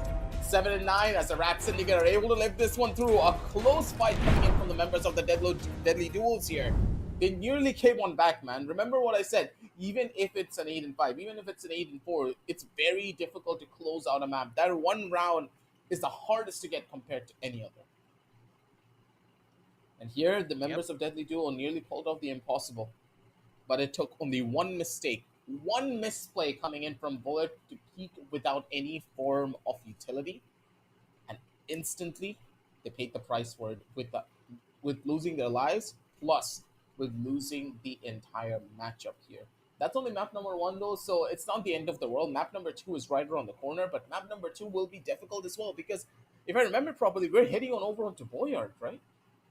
Boyard, a map We're heading where the towards op Boyard, yeah. can on that map the op is such a nuisance because there's so many different places the op can peek from. What do you do if you're on the CT side? Because the CTs that they can set up anywhere, and we know how good Sway is with the op in hand. So whoever wins the knife round here for the map of Boyard can easily just take a 2-0 victory depending on what happens. If the members of if the members of Rat Syndicate get CT side, then it's over. I'm pretty sure we're looking at a 2-0 here in the semifinal stage. Deadly Duos just yet. There could still be a chance for Deadly Duos to fling back on Boyard, and Rat Syndicate they will do what they do when it comes to securing those important round wins. Sway was just on point with the shots, but there were some certain moments where we did get to see Bullet just positionings where he wasn't supposed to. He should have that he was low on HP so that he could just utilize some utilities before pushing in. Because even if you do use, you would still ended up getting picked off, right? So it's best to use them before you lose them. So let's take a look at the match schedule. Let's take a look at the scoreboard for the first map on short task. 9-7. Sway with a total of 12 kills. Bullet with 4, and Paradox 10 kills in his name. Number 1, which means that they will be a point for the upper bracket finals. Winning this against Team Narcos for finals best of 5. But the job's not done yet. They still have 2 more maps to go, and that map number 2, Boyard, will be a match to determine Fling or will Rat Syndicate use the power of Radness and proceed Yes. Yep. towards the next phase. You gotta be as you need to be as problematic as possible when it comes down to these roundups. Rat Syndicate, the way that they have been playing, it's just phenomenal through all of their matches, and they are carrying that forward here to the land. Sway is the one who actually stepped up the most here compared to all of their other matches. Sway being much more of that support heavy player, trying to make sure that Paradox has the best possible opportunities to come on back from multiple different scenarios. But Sway here in this matchup on short dust up against Bullet and Buster was the impact fragger. She knew what she needed to do. She brought in so much hurt and so much pain to the opposition side that Deadly Duos just didn't have an answer. How do you answer a player that is able to read your movements like this? And Sway, the fact that she's playing so smart is giving them so many opportunities. Rat Syndicate, they're looking to be the team to take it all away and take that prize money home. Not only the glory, but 50k INR going for a single team. Now that is a game changer for pretty much anyone. Yeah, it really is. Let's take a look at the map vetoes once again. Map number 1, show test, done and completed. With Rat Syndicate securing map number 1, Boyard will be the second map for them to determine whether if they can proceed towards the next phase. And the best part about it is that they're the ones who picked this map. Boyard is Rat Syndicate's map. This, and I'm pretty sure that they are home stretch towards the upper bracket finals. We've seen some incredible plays on Lake as well. I have to tell you, aggressive. These guys, I mean, these players are a force to be reckoned with. These performance that we're going to witness here in the dynamic duos with Counter-Strike Global Offensive will be the best one to watch. Prize pool of 50,000. It's all up for grabs. Winner takes all. Off with round number 1. No delays. It's Boyard and 4 deadly duos. They got a lot of work for them that needs to be done. It's going to be a tough one for them to come on back from as well. It all depends on this pistol round. Thankfully, the members of Deadly Duos, they're the ones who started off on the CT side for this particular map. Shots missed from the side of Sway. Needs to be careful about that. Both of them stuck between a rock and a hard place to try and find these shots. And these Glocks, when it comes down to the run and gun, can be such a nuisance to deal with. Over one side, that's the first. Looking for the second. Doesn't really get it just yet. That's all up to Sway to go in for the clutch once again. The clutch minister for the side of the Rat Syndicate. Wrap around from one end. And possibly a couple of shots to finish everything off here. Sway Velo on the HP and Bullet. When it comes down to the crosshair placement, he does not miss. Rat Syndicate, they take a pretty hefty loss because of an over-aggressive peak and the communication not really being as clear as you would have hoped for on this particular instance of the pistol round, but it's completely fine. It's just one round. And that one round doesn't really mean as much if you're able to find shots like that. Sway just gets the revenge kill over towards the face of Bullet. The rush shuts her down. And there's one more to find. And Buster still lives through it all. 2-0. But a pretty close round, I would say, because of that first kill coming in from Sway. Rush attempt from the side. Ends up Look with at that. 2. Look at Paradox. Also appreciates it. 2 kills. Great shot. And I'm pretty sure that Paradox is actually going to signal something in round number 3. And I now be the time. Will he guess the read? Whoa. Oh no, they're getting inside their heads now. Oh man. That was Buster is just on a roll right now. And it's also funny, it's like knock knock. Who's there? Buster. Buster who? Buster who just got 2 headshots. Back to back. He's so smart when it comes down to stuff like this. Paradox, he's doing his own form of a boost here. Possibly catching one of the players off guard. Both of these teams, they're just in each other's heads at this point. This CT side is so difficult to play into. Paradox and Sway though, cut down! One tap synergy! And the body's droplet, the beat of the song. God. Rat Syndicate, what were those shots, man? Absolutely disgusting from top to bottom. They know how to take control. And in this scenario, that control that they wanted came pretty quickly.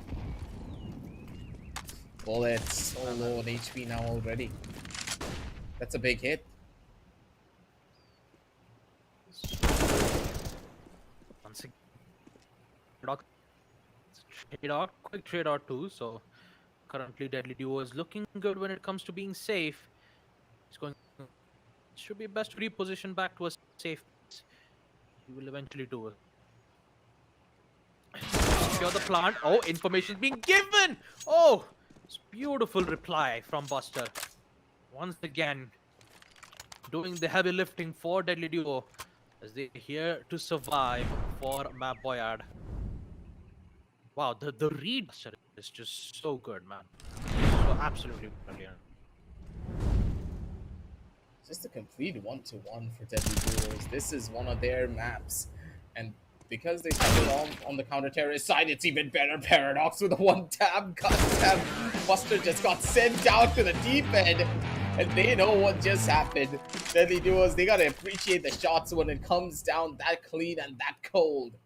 It's Paradox. It's just a game changer when it comes down to stuff like this. The man knows how to take engagements, and he knows how to bring in the hurt and bring in the pain. Will they be able to do it again, though, is the real question, because Sway, now it's her turn to shine. Op in hand, this op could just bring in some good amount of police! You gotta worry about the high ground, and she was just not aware of it. Double the T's, double the problems. And for Paradox, he needs to clutch it all. He knows and commitment for a plant, but no, he gets away at the right time. You still gotta be careful of that. Finds one, doesn't get the headshot right, reloads his weapon. Manage though, only flashes to block line of sight, tries to gain the advantage from the high ground. Perfectly lined That's a up, good he isolation. gets one. Yeah, doesn't get the second though. So that's still the chance for Buster to secure it. Nearly. Paradox solo and He's HP, one so body is shot away Buster. from Fake death. plant once again. Buster, will he reach this? I think he does. Oh boy, so close, out in the open! And gets it with a bang. Deadly Duos, they're not out of this just yet, folks. 5-3. They are replying back with humongous blow with the deek shots. This is so close for both of the teams. They're just second guessing each other from time to time, and that's what's really hurting them as well. These type of scenarios you can't really beat into. Just one more round, and they're gonna be more than happy with this to take a 5-3 and head off over to the counter-terrorist side, which is arguably much more stronger here on this particular map. You just need that one small mistake to come in. They already found the first, and now it's up to Buster. Confidence is key, and you need to be very mindful of your own playstyle. Sway wrapping around from the back, has the bomb in hand to opt for that plant. They have the timing. Positions are good, the spray is bad! And Buster, distraught about the miss. Really needed to hit that, but that whiff could just be spelling doom for their squad. 5-3 is a place that they do not want to be in. For Rat Syndicate, they're happy with how things turned out because of that rocky start. Yeah, Buster has been doing a lot of heavy lifting for Deadly Duos, securing clutches back to back. But this time, Bullet also needs to be doing things too, or else that synergy could end up spelling disaster for Rat Syndicate. Oh, what a shot from Paradox! Oh my god, Paradox! Yes, he does! Shots from the two headshots from the silencer. As we will see Rat Syndicate is just he's a demon.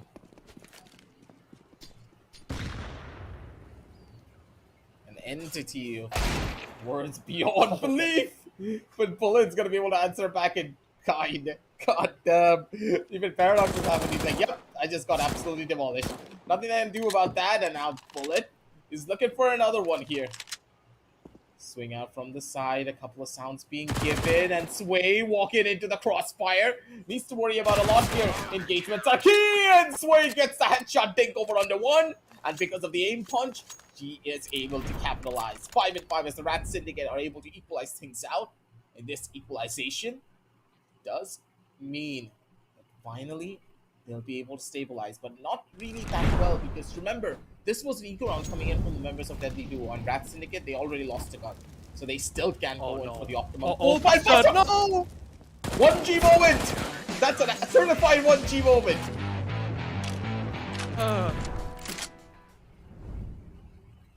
No, definitely not a good way to go down like that. Oh, Buster.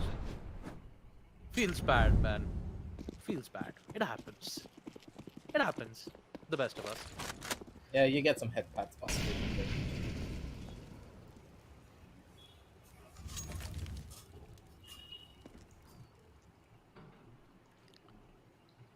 And at this point, you could say Paradox is just having a fun. But now is the impressive D shots, but turns out it's not working out this time. Quickly eliminated at the hands of Paradox once again, which leads to Bullet.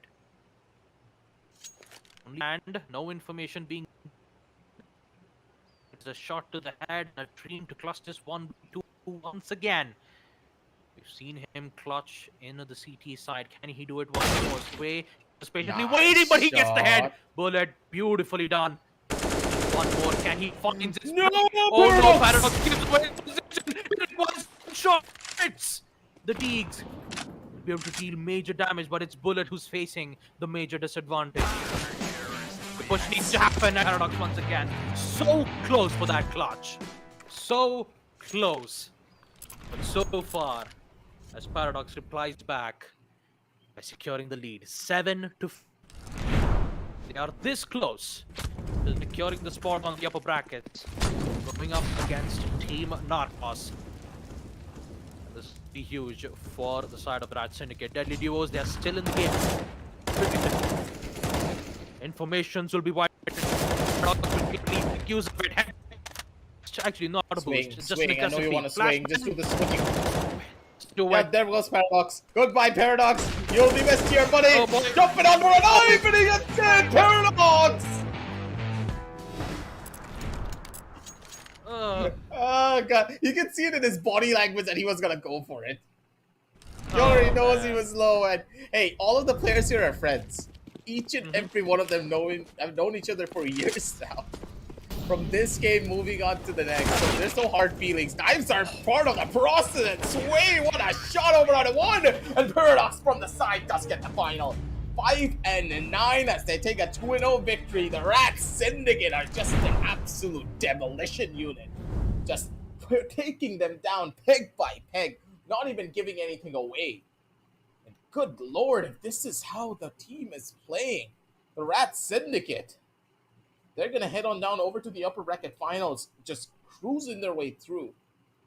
But will Team Narcos be the one shaking in their boots? We're going to find that out soon enough. But first, we still have our lower brackets to go through. As, of course, the members of the Deadly Duos will be going up against the hardy squad of. I forgot for a second. What was their name? Elo eating, yes. Yeah, Elo Elo eating. Eating. Element They'll X be and going up SE, against yes. Elo. Yeah. Elo Eating.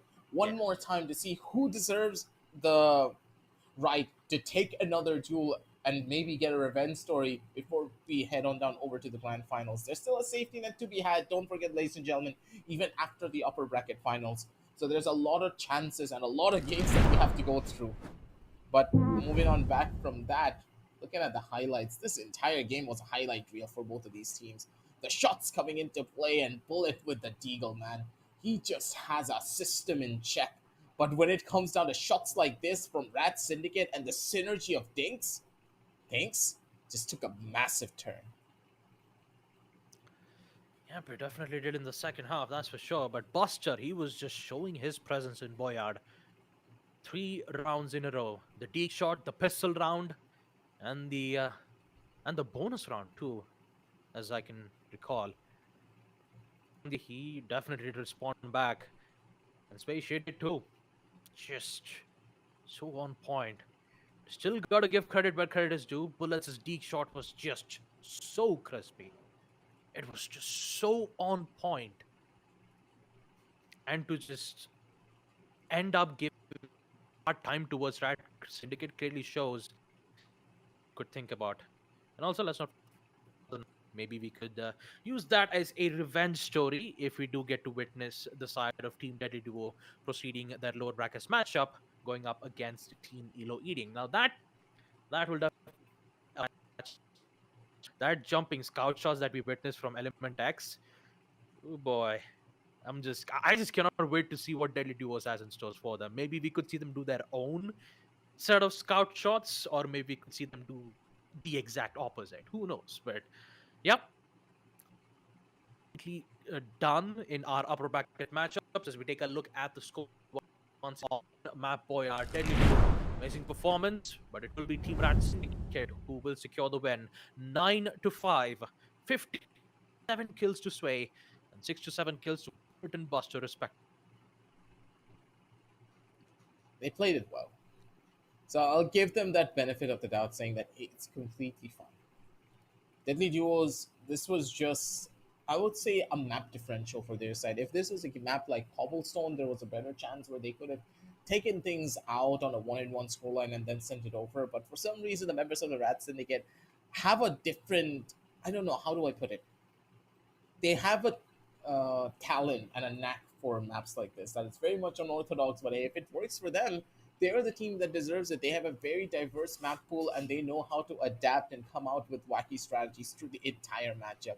If they find a window or something in the ceiling that they can abuse, maybe with a grenade or maybe with a flash, you know for a fact that they will do it no matter what happens. They do their research, they check out YouTube really quickly to find the best smoke lineups, and they utilize it in towards the game that gives them a lot of value. They come in prepared. And for the side of Deadly Duos, don't get me wrong, they did prepare as well, but Rat Syndicate, they're just better when it comes down to winging it.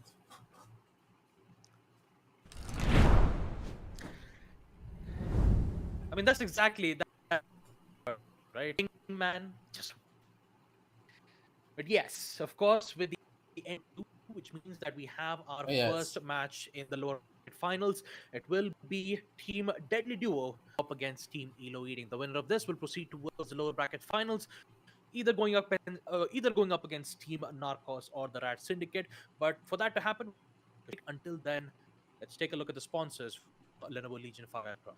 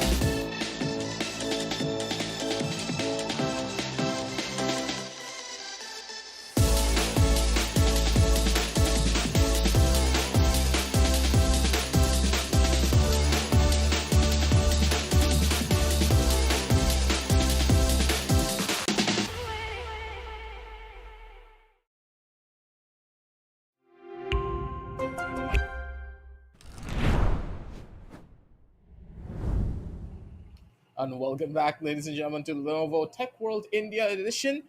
Tech World India Edition, Dynamic Duos, Counter Strike, Global Offensive. It's going to be your boy Aggressive coming in hot and spicy with my main man, Papa Gusta, on my side to bring you the lower bracket finals, sorry, lower bracket semifinals to see who's going to be heading over to the lower bracket finals to finally go up against the players who go through from the upper bracket finals. There's a lot of games, boys.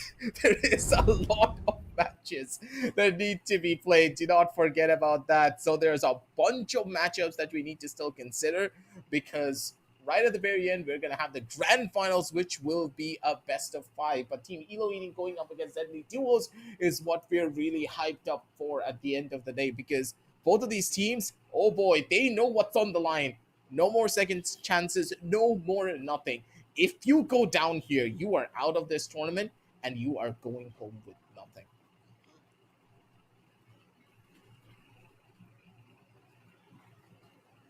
Baba, I think my partner has left me. My partner in crime no longer exists, but hey, what does exist is CSGO. It hasn't left us in so many years, so I'm pretty sure that that's going to stay with us regardless of this. But let's just I talk think. a little bit more about Hello. what Elo eating is. Oh yeah, oh yeah, yeah. Finally, Ababa is back. It seems his Yeah. mic is All right. working, and I Okay. thought you I was left me scared. for a second there, man.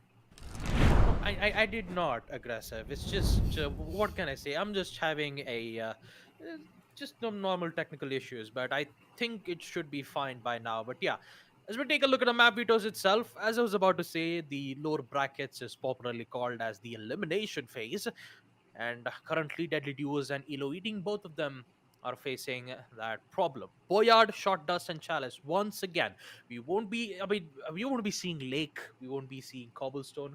I mean, I know most of the 3 days of online matches that we've had, we were like, you know what, Cobblestone, more like a standard map. Usually, you might see Cobblestone being played, but this time on Boyard, Chalice, and Short Dust.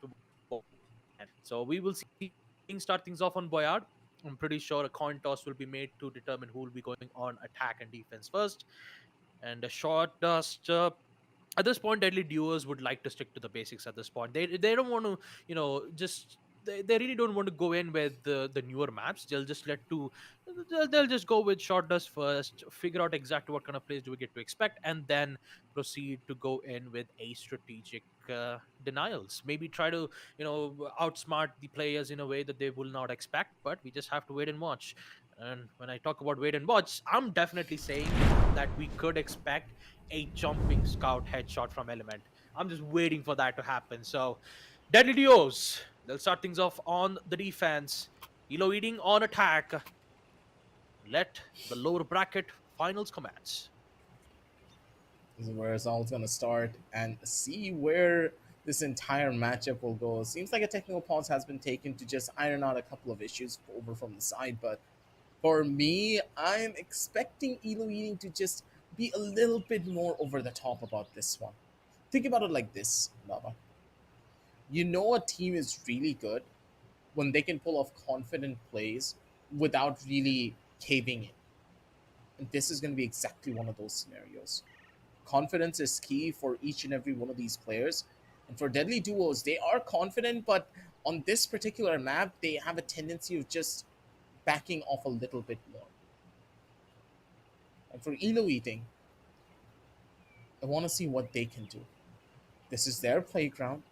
We know how good they can be. And with the tiny little bit of a break that they had to just iron out their issues, we just have to hope that the team brings in something completely brand new. It's also even tough to determine though. I'm pretty sure on first round, since Elo Eating will be the one to push in towards the site, uh, you should be having some important utilities.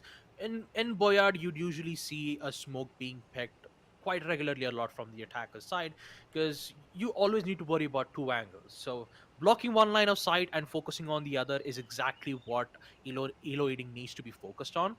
And once they do get the best of it, they'll be able to they would try to snowball their way all the way towards getting a maximum amount of lead as best as possible. So at the round of sevens, high likelihood chances that it could end up on a 4-4 equalizer.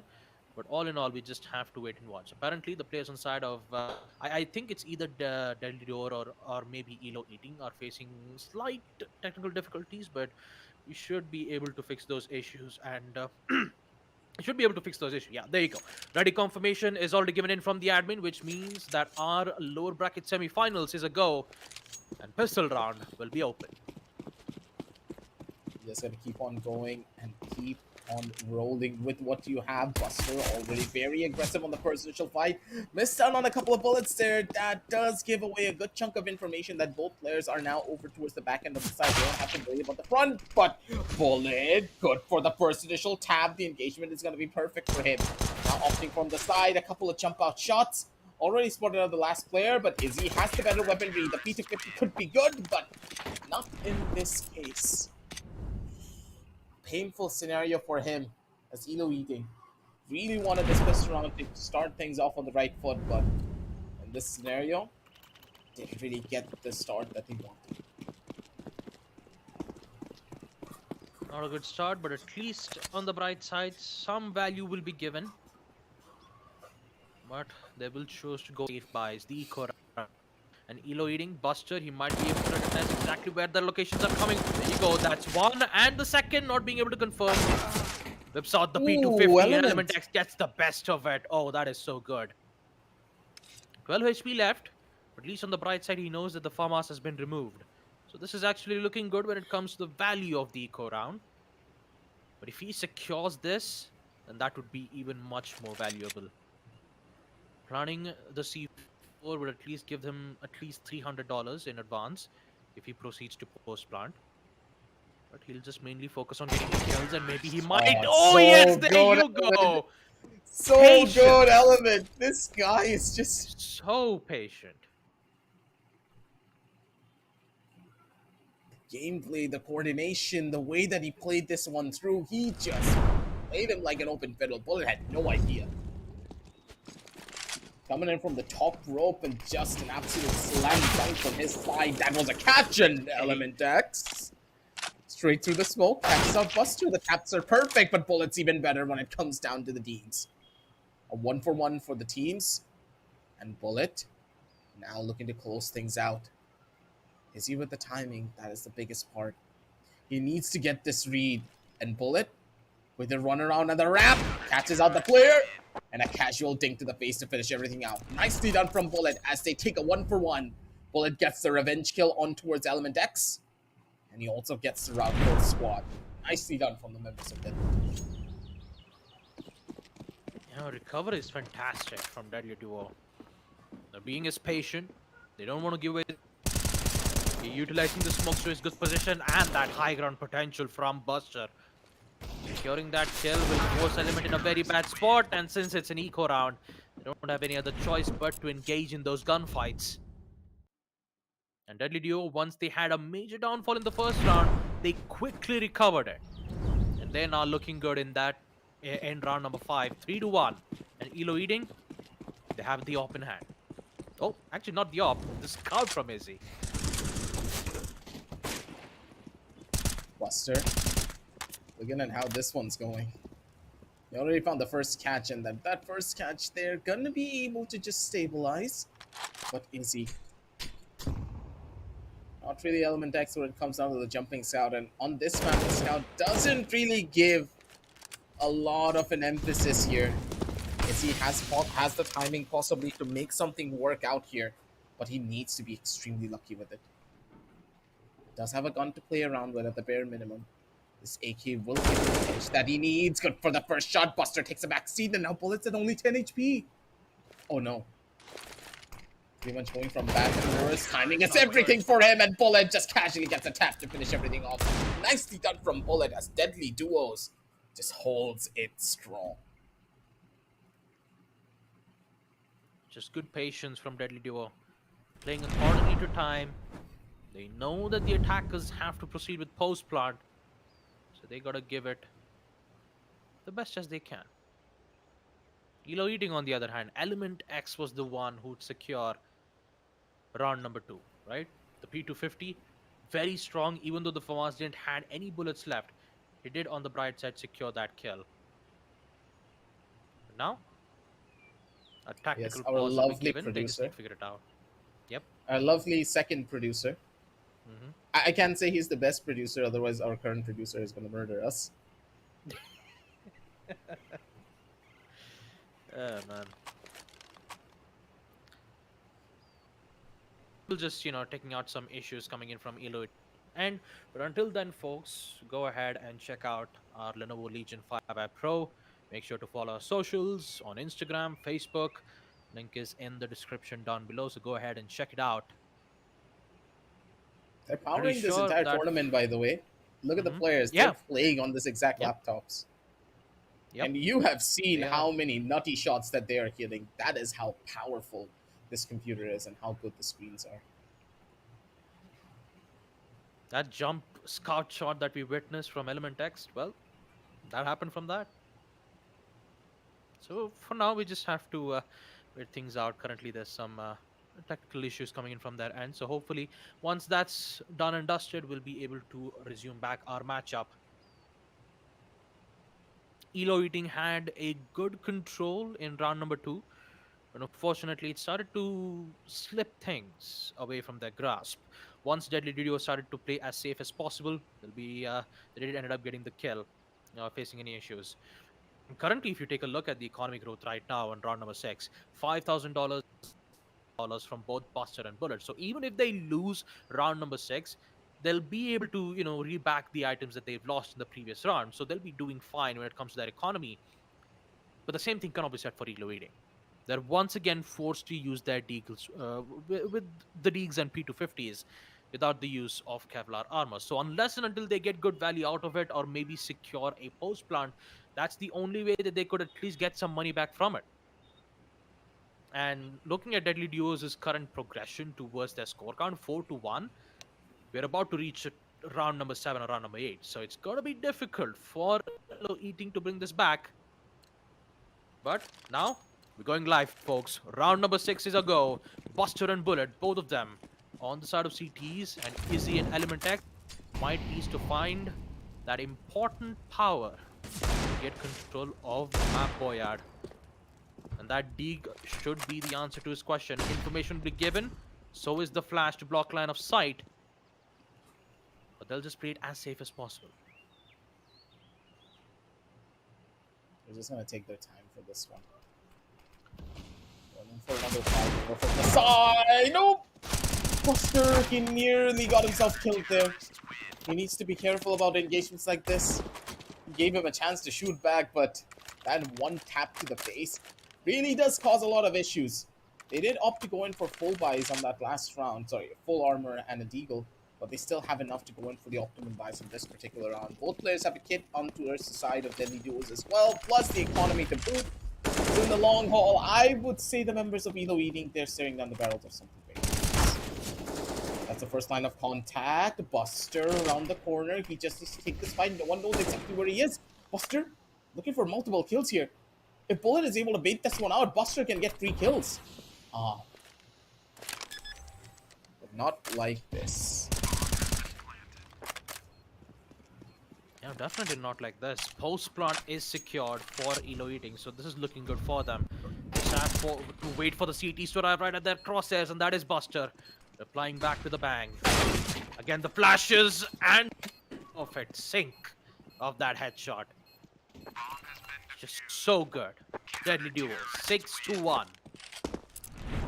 And they're looking very powerful on Map Boyard, folks. They are not happy of the way they lost to Rat City. They're putting it in their all to make sure they can make it up to the top side. Because they won that rematch and they won the revenge play. Up to the numbers of Rat.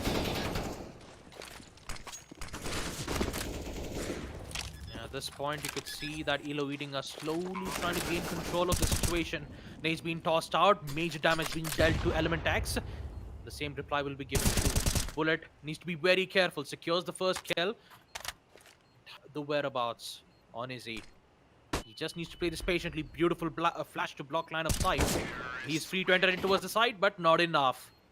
Not a lot of HP, no info And since he decided to go in for a walk peek instead of a, you know, just for a long peek instead, Rickshaw peak. yes, aggressive, the rickshaw peek. 6-2 would be the end of the first half, which means that Deadly Duo, even though that they've secured 6 rounds, Elo Eating could bring it back. But it always depends on that pistol round because they win this, they'll have the advantage. They could use it to their best of their efforts. Truly.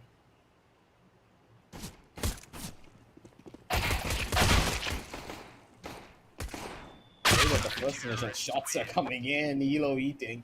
They're able to lift this one through. The trades were perfect. They just juggled it back and forth. First line of contact, then came the secondary. Nothing to really worry about here. Two-sided plays from their end as the members of Deadly Duo just ran into a trap. Deadly Duo though. What is the game plan here for them? Nades being thrown, good chunks of damage coming in from Izzy, softening them up for this for the MP9s to just do their work. Bullet so low on HP, he has absolutely nothing to play around with here. But one bullet from his deagle can change the tides of this battle. So very low on HP, so he needs to make a count. They're just gonna actually be in towards the side. Information being given, bullets get picked out. Peeks attempts, he gets the first, but a quick refrag will be made nonetheless. I think it was an accidental kill from Elo Yep. Eating's side, mainly because he was right in his crosshair, but nonetheless, he will get the kill though. And that's what it matters for Elo Eating. 6-4, 2 rounds remaining for Elo Eating to equalize this match count. They have to be prepped and ready for this push though. Bullet on the other hand gets one important kill. That's the main thing that you should be careful about. Back in the lead, 7-4. It'll be much more tougher for Elo Eating to bring this back. It's moments like this that just gives you that feeling like, okay, if this is how the matchup is going to go, if this is how close the teams are fighting over and over again, things could be a little bit more different. Element X, so good when it comes down to the one taps. With this scout looking for even more, the headshots could be perfect for him. Jump out from one side, bullet. Does he expect it though is the real question. He's making a good chunk of noise to try and phase out as many of these players as possible. He's going up for one. He's expecting it, but the MP9 is just way better on these close range fights. He misses out on the headshot, and he suffers greatly for it. 7-5 still regardless. Elo Eating, they're slowly but surely clawing their way back to an equalization of the scoreline. And this terrorist side is just so difficult to break into. And you can see why there's too many different angles to consider compared to the CTs. The terrorists, they're relying on their aim to get them through a lot of these sticky situations. One of the information is given away. It's been blocked by the smokes line of sight, but no, he wants to go aggressive. And it's actually working out. Some damage will be dealt around from the location is given away. Crossfire angles not working out well for Deadly Duo, which leads to Bullet. He needs to make this miraculous clutch. 1v2 denied once again at the hands of Element X. And Elo Eating will slowly get control of the situation in Boyard. CT side is very strong, man. That is for sure. It's going to hurt a lot for Deadly Duo because they had the advantage once. Yeah. But that advantage is now slowly slipping away. One more round and they're equal. That's when the hurt and the pain is just going to start building up even more over time. 7-7 is the scorecard, and it could just be the case that we're inching closer and closer towards it. Buster's been taken down. Now it's all up to Bullet to try and pull off a miracle here. Guy's been doing work, but to take a round like this away from Elo Eating when they have such a beautiful crossfire set up, it's gonna be an impossible feat when you think about it. Possible task, but it's still doable though. It's you know, I'll admit, I'll give them some In an chance, alternate though, reality. yeah. in an In an alternate alternate reality. reality, that could have happened. But yeah, it's equalized aggressive. 7 and Deadly Duo once again gave their money. Deegs in hand, they have to be very careful. Busy. They're thinking of using it to passive hash that confirm and Buster will also get picked out just like that. 8. Elo eating. They are one round away of securing Map Boyard. And on the way, do we get to go towards Shortcast? This is so smart the way that Elo Eating are playing as well. They're using the map to their advantage, playing for smoke so they can hold down the line, and Izzy pulls out the op in the most opportune times when it comes down to situations like this. Ran out, got the catch, and that op getting that shutdown kill just completely changes the tides of the map. Buster, stuck in an almost impossible situation, doesn't really have a lot of utility to play around with either. He does have the util, but he doesn't have the chance to utilize it because Element X is right around the corner, gets the shot straight to the face to finish him off. 7 and 9 on the scorecard as Elo Eating. They take a 7-9 victory when they were what 7-4 down before. Mm-hmm. It's insanity how good Elo Eating is to come on back from pretty much deficit situations where they have no business winning out from. But the team is just that good when it comes down to these backs against the wall situations that you can't make it up. That is how strong they can be.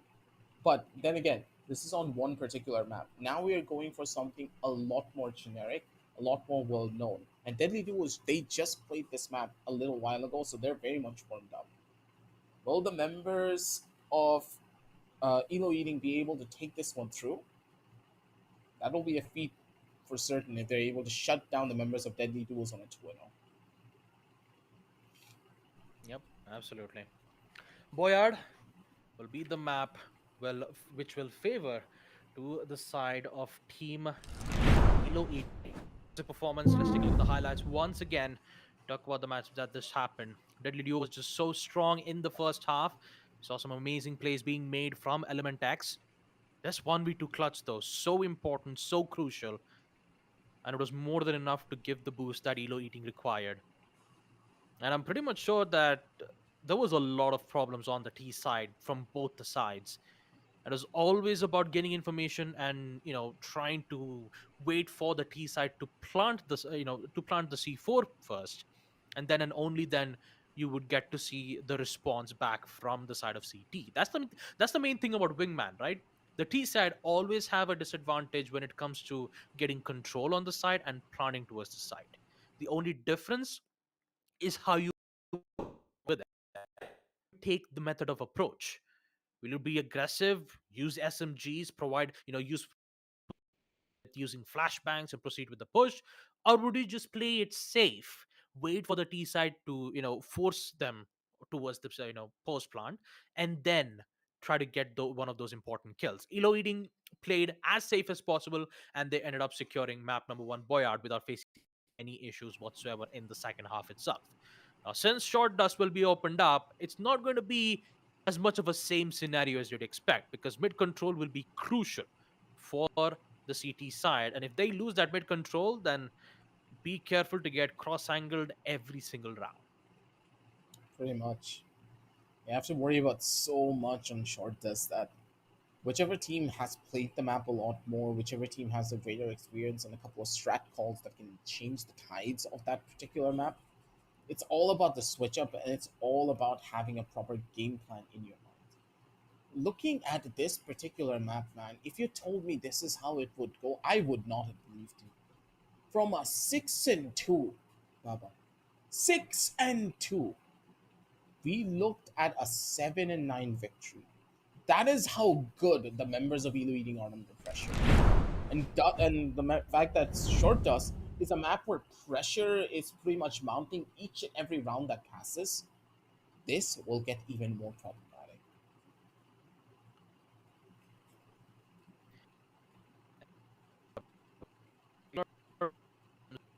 Is this Yeah, there's still a solution?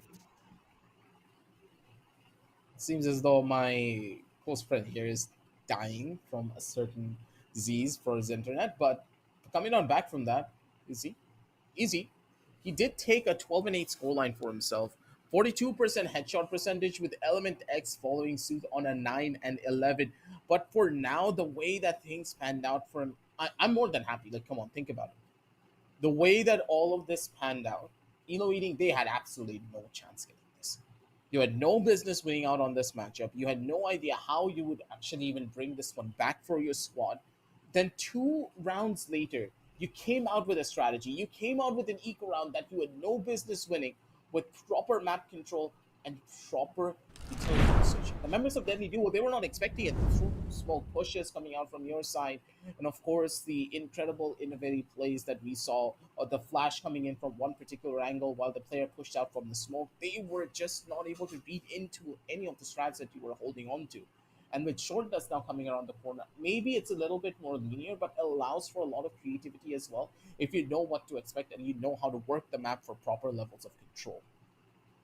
Here, I really want to see how they try to take these approaches.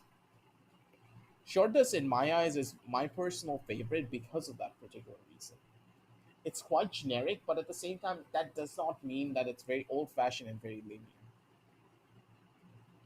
There are ways to play this map that can always surprise you if you have that proper game plan set in stone. For example, let's just think about the usual takes that we see coming in from the terrorists. You can either run in from the tunnels or you can go in from catwalk, and those are the two particular angles that we always fight for. While on the other side, we see that the counter terrorists always have a tendency of just brute forcing their way through with a couple of mollies to block off these rushes, and then they just wait holding it out of the site. What if we make a lot of noise over to one particular side of the map, then head on over to tunnels, while one of the other players maybe throws a couple of flashes from the bottom end of the tunnel to try and force the CTs into watching the catwalk position a lot more, softening up what happens in towards the side. There's multiple different scenarios like this that you can play for. And that's why Short Dust is a map that really tests a team when it comes down to their raw basic strategies. And as the teams are now being set up and the server is getting prepped and ready for Short Dust, I'm really hoping that both of these teams just bring in something different. Because for me, I want to witness a completely different mindset coming out from them. Don't take things lightly. Do not be those teams that just play through the map because, hey, we are just building up a strat. We have seen this work multiple times in the future. Why don't we just rush them down and take it fight through? And I do believe that Baba, he's now back. Are you alive once Yep. more? I hope so. I'm not quite sure what's happening for that, but yeah, I hope everything should be fine from my end. But yeah, just yeah, it just feels bad that this actually happens. Yes, we'll look into it, I guess. Yeah, talk about the second map. It's Short Dust, Deadly Duos. Elo Eating has already secured map number one on Boyard, which means on Short Dust, map number two, it's only going to be the thing where we have to focus. And yeah, we just I have to say this lower bracket matchup itself, despite having both the sides, Elo Eating, you know, in the upper brackets, this matchup doesn't have any safe. If one of them gets picked out, then that means they are out of the comp. Let's head back to map number two for the Elo Eating is currently the one in map point. Short Dust will be the map, and Deadly Duo, they are here to show what they are capable of. Starting things off with the pistol round, pushing all the way towards the side. It's just the usual stuff. The only difference is that Easy has get bullet once again, giving away his positioning, but at least on the bright side, he has information. The only is who would be the first player to get the first pick? Once again, we will see Elo Eating playing as safe as possible. They don't want to give away their positionings just yet. For just information is heavily required. Plant sound will be given. Post plant is confirmed, and now they just need to go in for the kills. Element X just playing as safe as possible, but time is of the essence. They need to get the kill as soon as possible. Information will be given first. One brave kill, a second will be given too, and now it's time for Element X to do. And it does. Good tap on the head. The USP will secure its kill, and so will securing their first round on Deeds. Man, that was such a good shot. A great shot from the silencer. An Element X, in that heat of that situation. A 1v2 or a 1v1, Element X is always the X factor towards that. Any matchup he goes to. But now it's Buster's time to shine. The first kill has already been made. And Izzy left all by himself. 1v2 commits to the spray. Secure one. No trade-outs will be made. The only difference is that Izzy is very low on HP. But Bullet does once again, and Izzy just commits to the spray. All it requires is just one shot from the both of the sides. Who'll get it? Would it be Izzy? No, it won't. It will be Bullet. Such close encounters from both the side. Izzy was just this close to securing round number 2. He was about to steal the round away. And this is not the first time that Elo Eating has done this. They've also done it in, they went up against the other side when they, went up Arcos. But this time it will be a lot difficult. Round number 3 is in. So is the post plant once again. Deadly duo on their holdouts. But he's all the way towards the flank side. Gets caught, but still alive. Still pose a danger. Nade won't be able to connect. Helps his team. Will he get it at the right time? No, it does not. Gets dinged and confirmed from Buster. And Izzy goes down as well. Lead will be given. And Elo Eating, even though they secured a magnificent 1v2 clutch from Element X, it's still not enough for Deadly Duos to hold strong and provide the important kills that they need. And at this time, you could see the amount of utilities that they're using at this moment. Shots been used, and once again it will be will secure round number 5. Easier said than done. I'm pretty sure that the knife was an accident in that state, but knife or no knife, Deadly Leo just went in aggressive towards the side, ended up getting 2 frags.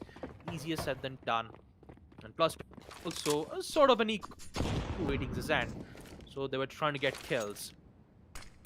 Again, Elo Eating is playing safe. Post run once again, tries to fake it, trying to deny the wall bang, and eventually it will secure one.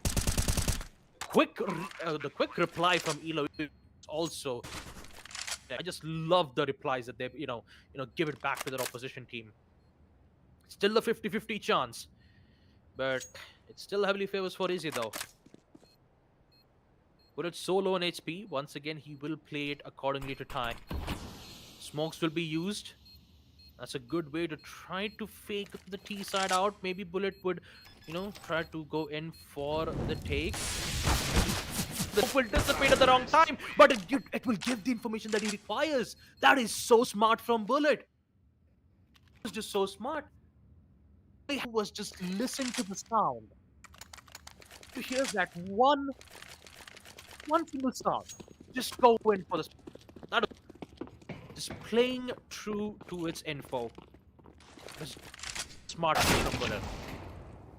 And what a play from Element X. That headshot from D will definitely shake things off for Buster. D grounds are such a powerful round. And it's still a make it or break it moment. They're still stacked from that one space. And Element second kill too. Elo Eating, even though they've had a shaky start, they are still coming back to the bang, folks. Still the same thing that you'd witnessed on map Boyard as well. Things off on a major disadvantage. It was a 2v5 or a 2v6, and then they slowly brought it back, securing map number 1 Boyard. And this time, my goodness, a pedal to the metal. Oh boy. It is just so unexpected to see that. You never see double AKCTs just on the side and securing those kills. Oh man, that is definitely less. A win is a win. And Elo eating, they are making sure to get good use of it. Mid side, oh man. Side trades will be made. It will be. Oh man, Izzy's giving away so much information, and that smoke will definitely help him regain his senses, regain possession, and try to engage in those long-range gunfights. The utilities is what's the main important point here. No smokes from Izzy. Bullet still has it. He could use it, but Izzy's all the way from behind. Hip fire from below. And the first half comes to an end with an equalizer, folks. Once again, 4 roll swap. Deadly on defense. It looks like they've been in the same position before. Map Boyard. It was the second half where Elo Eating brought. They were on CT. And now, since it's Elo Eating's turn to be on T side in the second half, things could still if things work. So, just have to wait and watch. Elo Eating just playing it safe. They don't want to give away their position. He's just wanting you to info. No, you might see a running USB silencer player just giving away his positioning and try to control as fast as possible. Smoke plant, flashes, just important lines of sights being blocked, and they will at least confirm a post plant. Now, the biggest problem of it all is that since utilities has been expanded, the T side has to be really careful, especially Izzy, because he doesn't have any Kevlar armor. And they're going to play it as long as possible. Apparently, C has been placed all the way towards the A.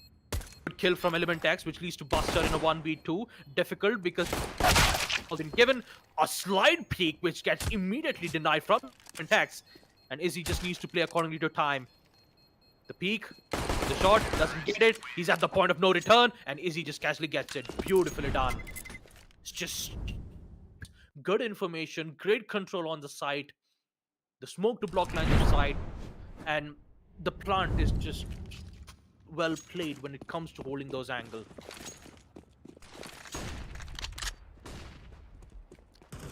But it's gonna be so difficult for Elo. Actually, for Deadly Duos though, because they are on a tear right now. 6-4, 2 back-to-back wins. One whistle round, the second. Now it's the bonus round. If they win this bonus round, then that means that it's a higher success for Elo Eating to secure map number 2. So they need this win desperately. This is the lower brackets after all. If they lose this, then we could go all the way towards deciders. And let's not forget, this is the elimination phase. If they make one single mistake, it's all over. Smoke's been used to extinguish the incendiary, and here comes the huge flank, which also unfortunately gets blocked from the smoke. Information, so Buster's location is still safe. Once again, you see Elo Eating playing as safe as possible, playing it towards long angles. But they still have to their position very quickly. He has no idea. Now, well, who is the flashbangs?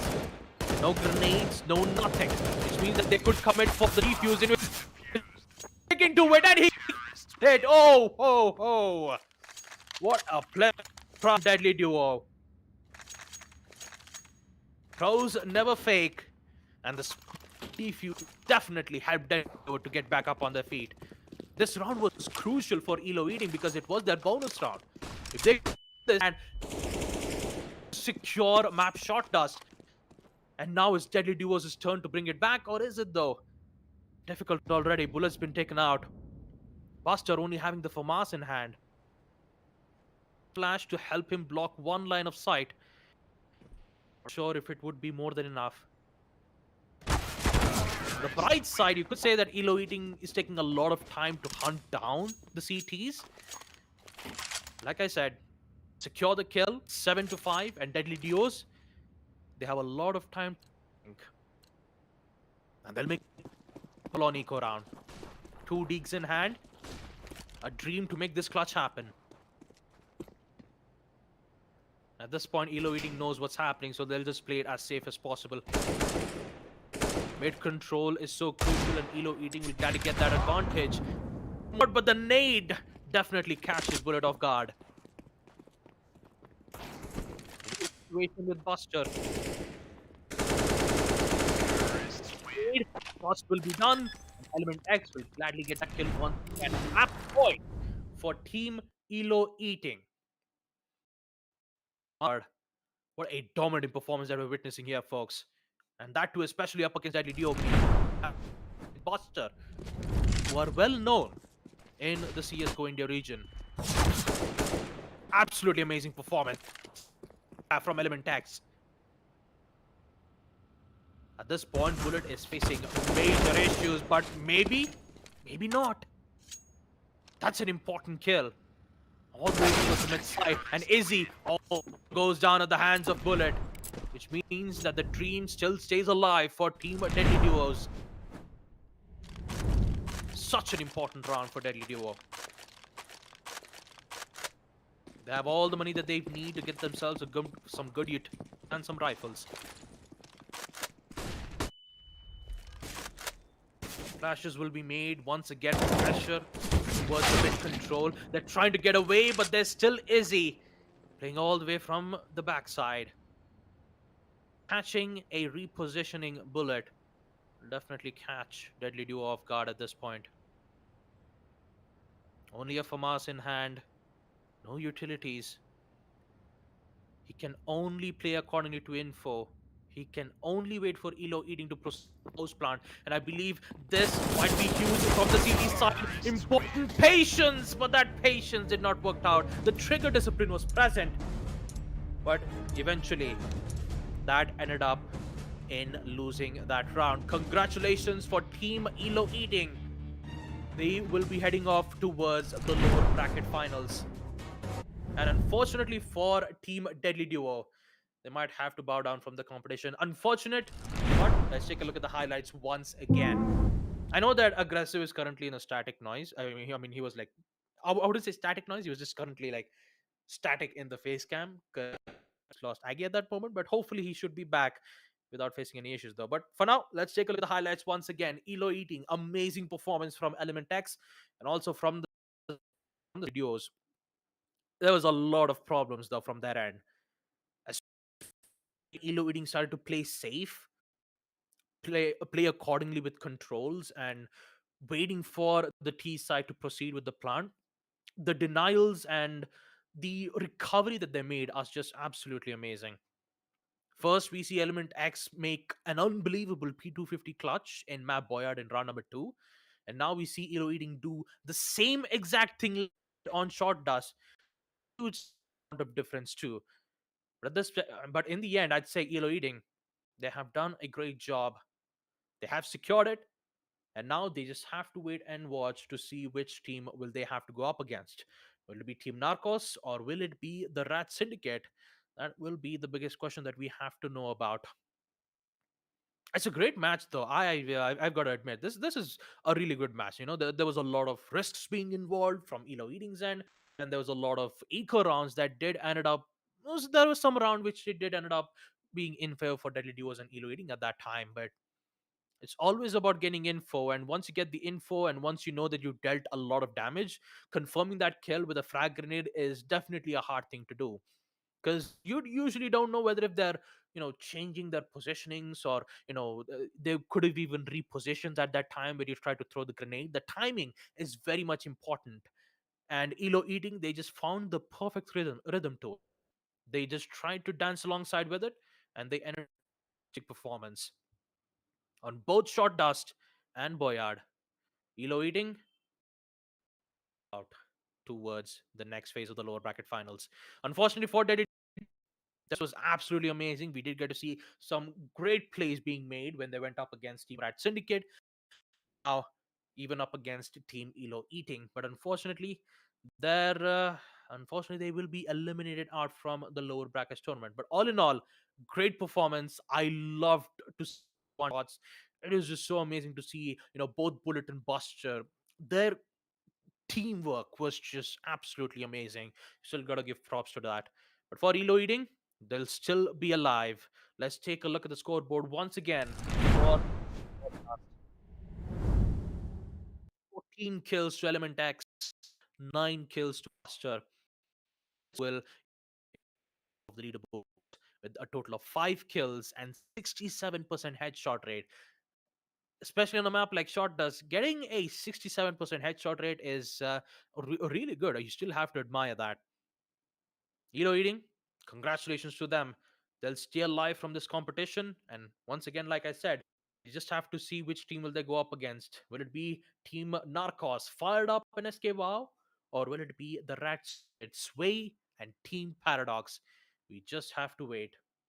I know, boy, the winner of this match will receive a hefty prize pool of 50. Winner takes all. So the winner of this grand will be receiving a total of 50. Now that is one of the most biggest prize pool you can ever see in a wingman tournament. It's a 2v2, so the stakes are high. Same though, but it's always those one round. It's always a make it or break it moment from these two teams, and it's always the best part about Counter-Strike Global Offensive. Once again, folks, do make sure to check out Lenovo Legion 5i Pro, and also make sure to check out our socials. Link is down. Until then, we'll be taking a short break, and we'll be right back with our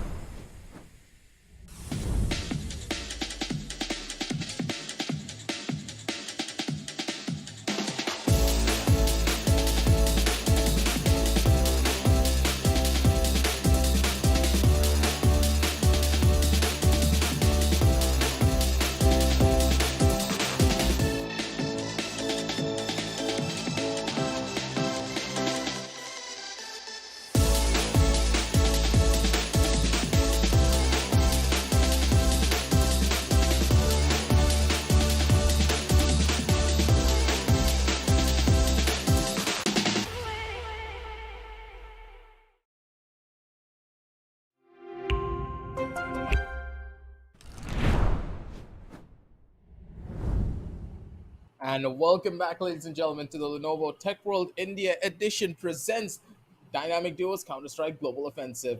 And we are now back. Your boy Aggressive is here. Had a little bit of a technical difficulty, and Baba is having his own, so Upcon is going to be joining me in for this matchup. How are you feeling, man? And how have you been liking this tournament up till now? I mean, it's been a great tournament so far. Up next is going to be the upper bracket finals coming in from the side of the Narcos and Team Red Syndicate. Let's take a quick look at the schedule and let's see which all teams have been competing today. For the entire day, it was Team Narcos who, got a head start, came up in the upper bracket final. They are just one win away from getting themselves in the grand finals. But yeah, it's not going to be an easy one because they will be facing Team Red Syndicate who got a 2-0 against Deadly Duo. Rat Syndicate has been one of those teams that kind of an underdog when you think about it. You saw them for the very first time. You know they had talents like Paradox and Sway on their side, but then you would start thinking it's been so many years since Paradox last played CS, and of course he was a prodigy in this game when he first started out, but you can't always be that prodigy after you move on down forward. New talent's gonna come in that will replace you slowly, but Paradox is one of those guys that he cannot be replaced. That guy has competed in every single tournament humanly possible. The man even played fighting games, and he earned a lot of money out of it. Like, what can't he do? And now he's here to steal everyone's money when it comes down to a dynamic duos tournament. And he's looking to win it all with Sway. Exactly. I think this is going to be a pretty close one, especially with Team Narcos on the other hand, where we have fired up an upcoming and a very experienced, skillful player alongside SK Wow. But taking a look at the map Veto, we have Cobblestone, which is going to be banned. Lake, one of my favorite, and one of those very old maps which we have really been into. But yeah, Boyar is going to be the first map which we'll be falling into, with the second map being the Short Dust, and then Shalais being the final decider map. So this is going to be interesting. Yet, as I mentioned, Team Narcos, they have a very good potential players fired up alongside SK Wow. And SK Wow, when he comes in, I'd love to see some more action coming in from his side, especially when you talk, when we speak about previous tournament. Both of these players have been facing on Paradox. They know how Paradox playstyle is, and alongside Paradox is going to be Sway, who will be in the duo for this team. So I think this is going to be very interesting. But Yep, about yep. Boyard, what do you have to say about this map? Because I think this map is very much comes down to your T side. Alongside your T side, it also comes down how quick you are to push on to the side and make sure that you have the control. No matter if you have the post plant scenario or no, getting that first blood is really important, and it comes down to your intel. Yeah. Boyard, to me, it's just so heavily CT sided that it's very difficult for me to still give my verdict on this map. From all of the matches that I've seen the pros play, to me, it just feels like this map has so many gaps in it that even utility can't fill up unless you have proper lineups in mind. You need to study this map to actually play it through properly. If you have a proper smoke that can land over onto the top side of heaven, then you're going to be completely fine. That is one particular angle you never have to worry about. Plus, there are so many different boost angles that you can play for on this map that it is absurd. You can be on one portion of the map and you can see the entirety of all three entrances altogether when you're on the CT side. The CT side has so many different options to play with, while the terrorists, they feel a little bit more corralled.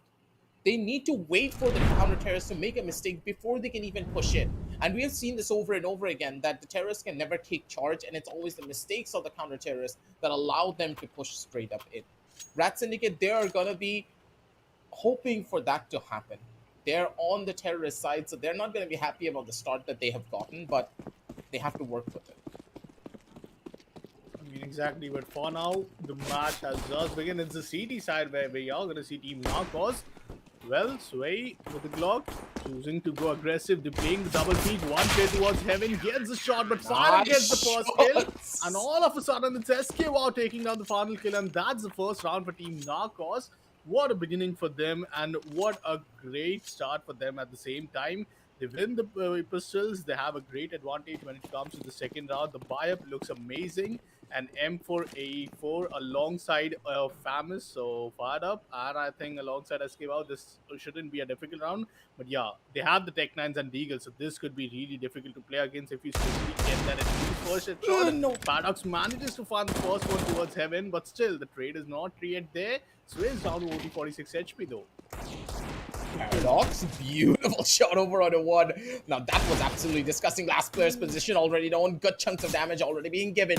Both players, they just need to play this one smart and play for the buddy system. But they need to stay as far away from each other as possible because the sprays are so dangerous coming in from the side. The shots are missed. And SK is able to survive with the skin of his teeth. God damn, that was a little bit too close for comfort. But Team Narcos, they lived through it all.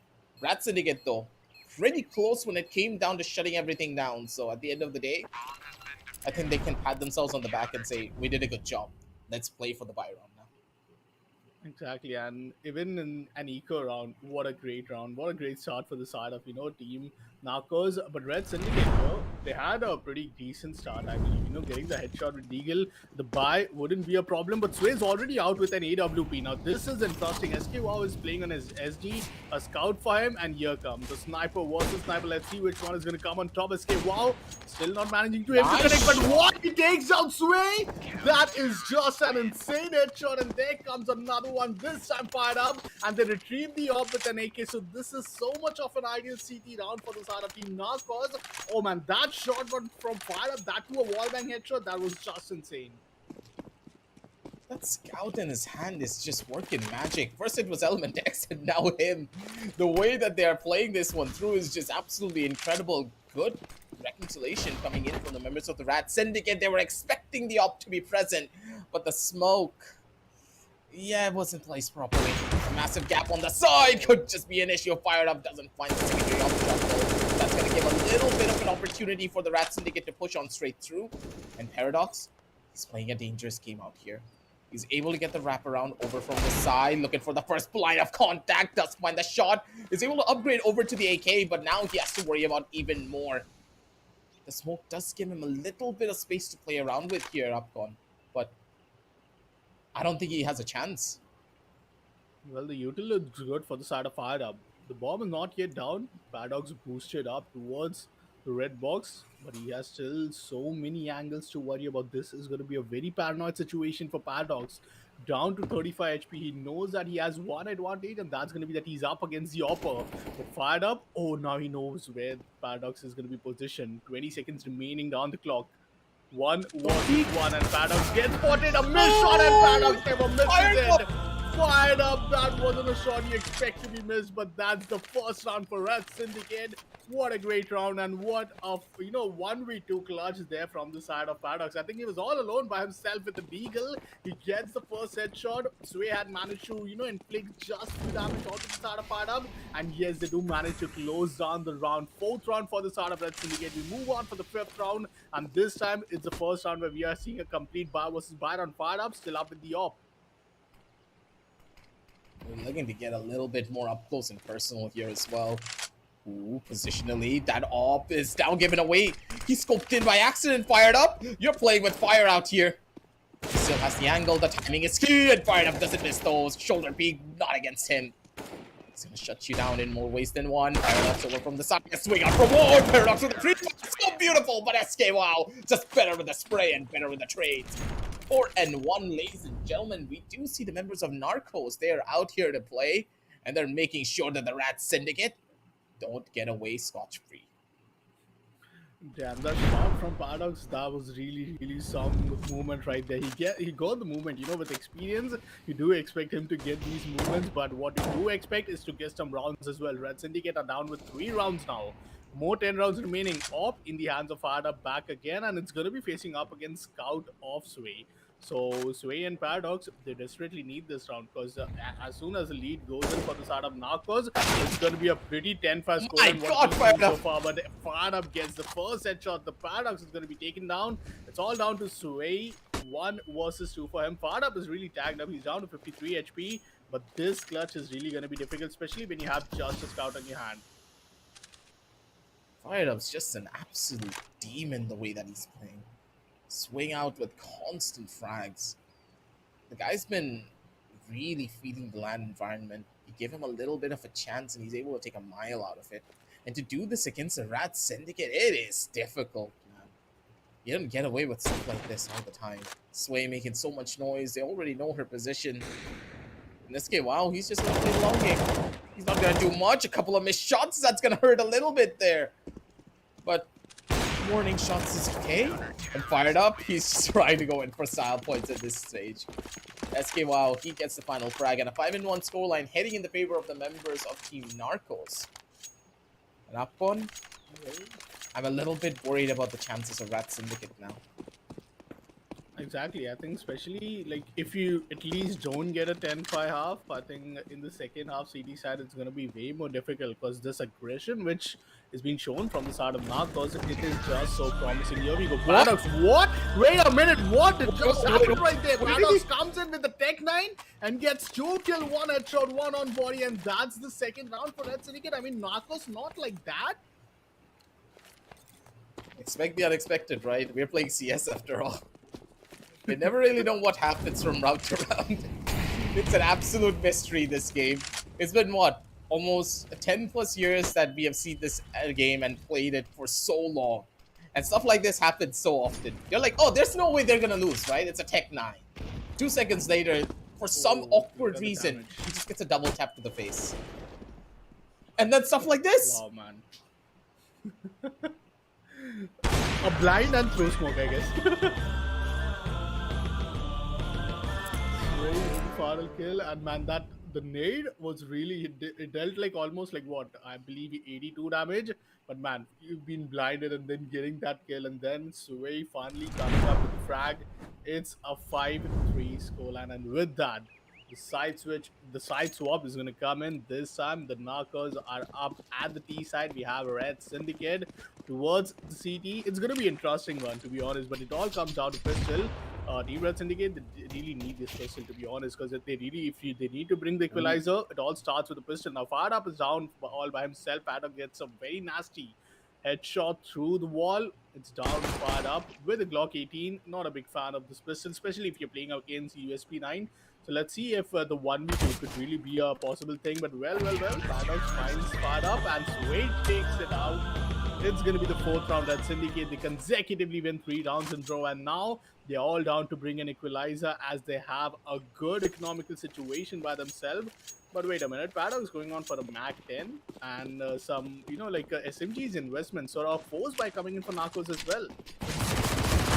Okay, they're just gonna try to push their way in and rush them down. Where's the backup here? Not really enough. Sway, over from the top side of heaven. Pretty much not really having the engagement that you would have hoped for here. And for Paradox, all his hopes and dreams now land in the hands of Sway. This force by coming in from the members of Team Narcos could just work out well for them, but I don't like the odds here. He's key, and with a swing out, What? Fired Up. He walks away with that. No way. That's gonna hurt. I mean, That will especially hurt with nade for damage. sure. 54 HP, and that was a great shot from Fired Up at the same time. But like you don't expect that, like Mac 10 going up against M4 and yet coming out on top. But yet that round, it has to be overcome long from range. the side of Team versus.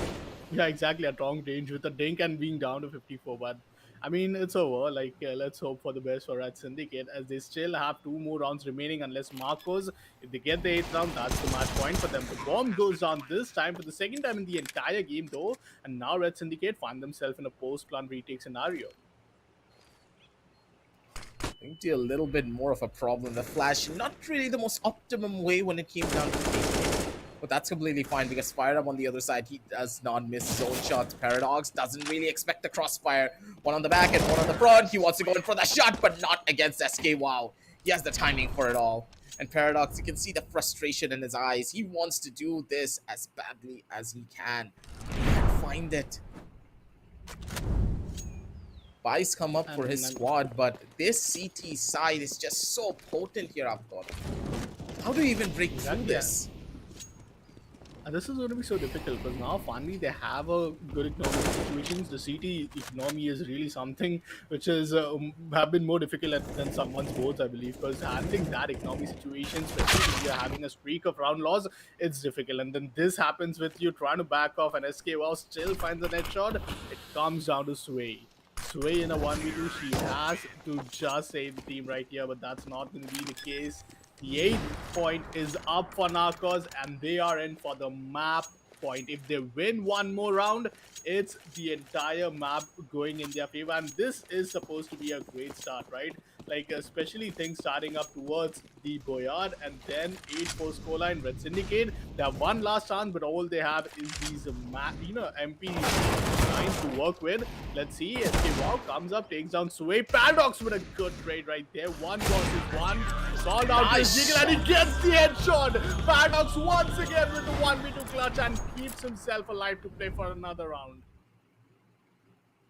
They had options. He even had a flash in his hand. He could have just thrown out a flash and then opted for a swing.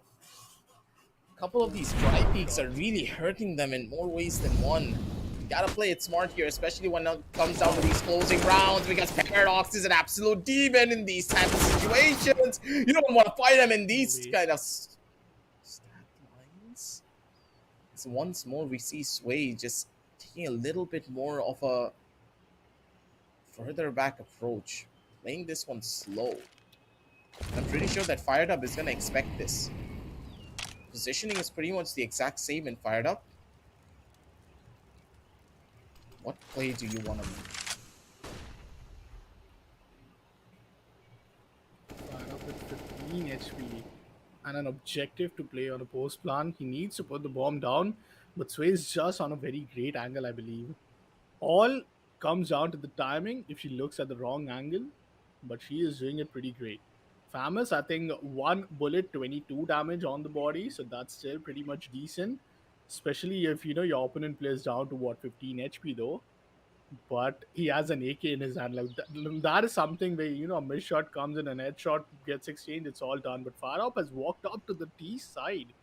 Now this is interesting. Sway might really get flanked at this position. Just look at Fired Up. 8 seconds remaining for him. He knows for sure that it's going to be the player position towards the heaven. But Sway, as I told you, it would have got the biggest timing of the entire game. But somehow, she looks at the right side and she gets the kill. Not most difficult part of it. But yeah, she even manages to bring an AK for Paradox. So Paradox this time back again with an AK would look to go on for an aggressive peek. Molly towards elbow. 6-8 scoreline, and Team Red Syndicate, they desperately cannot afford to lose another round as the moment Team Narcos hits the 9th round, it's the game over for them in the map one. They're looking to find that first engagement from somewhere. Already the fights are being taken Sway, taking big chunks of damage over from the other side, straight through the smoke.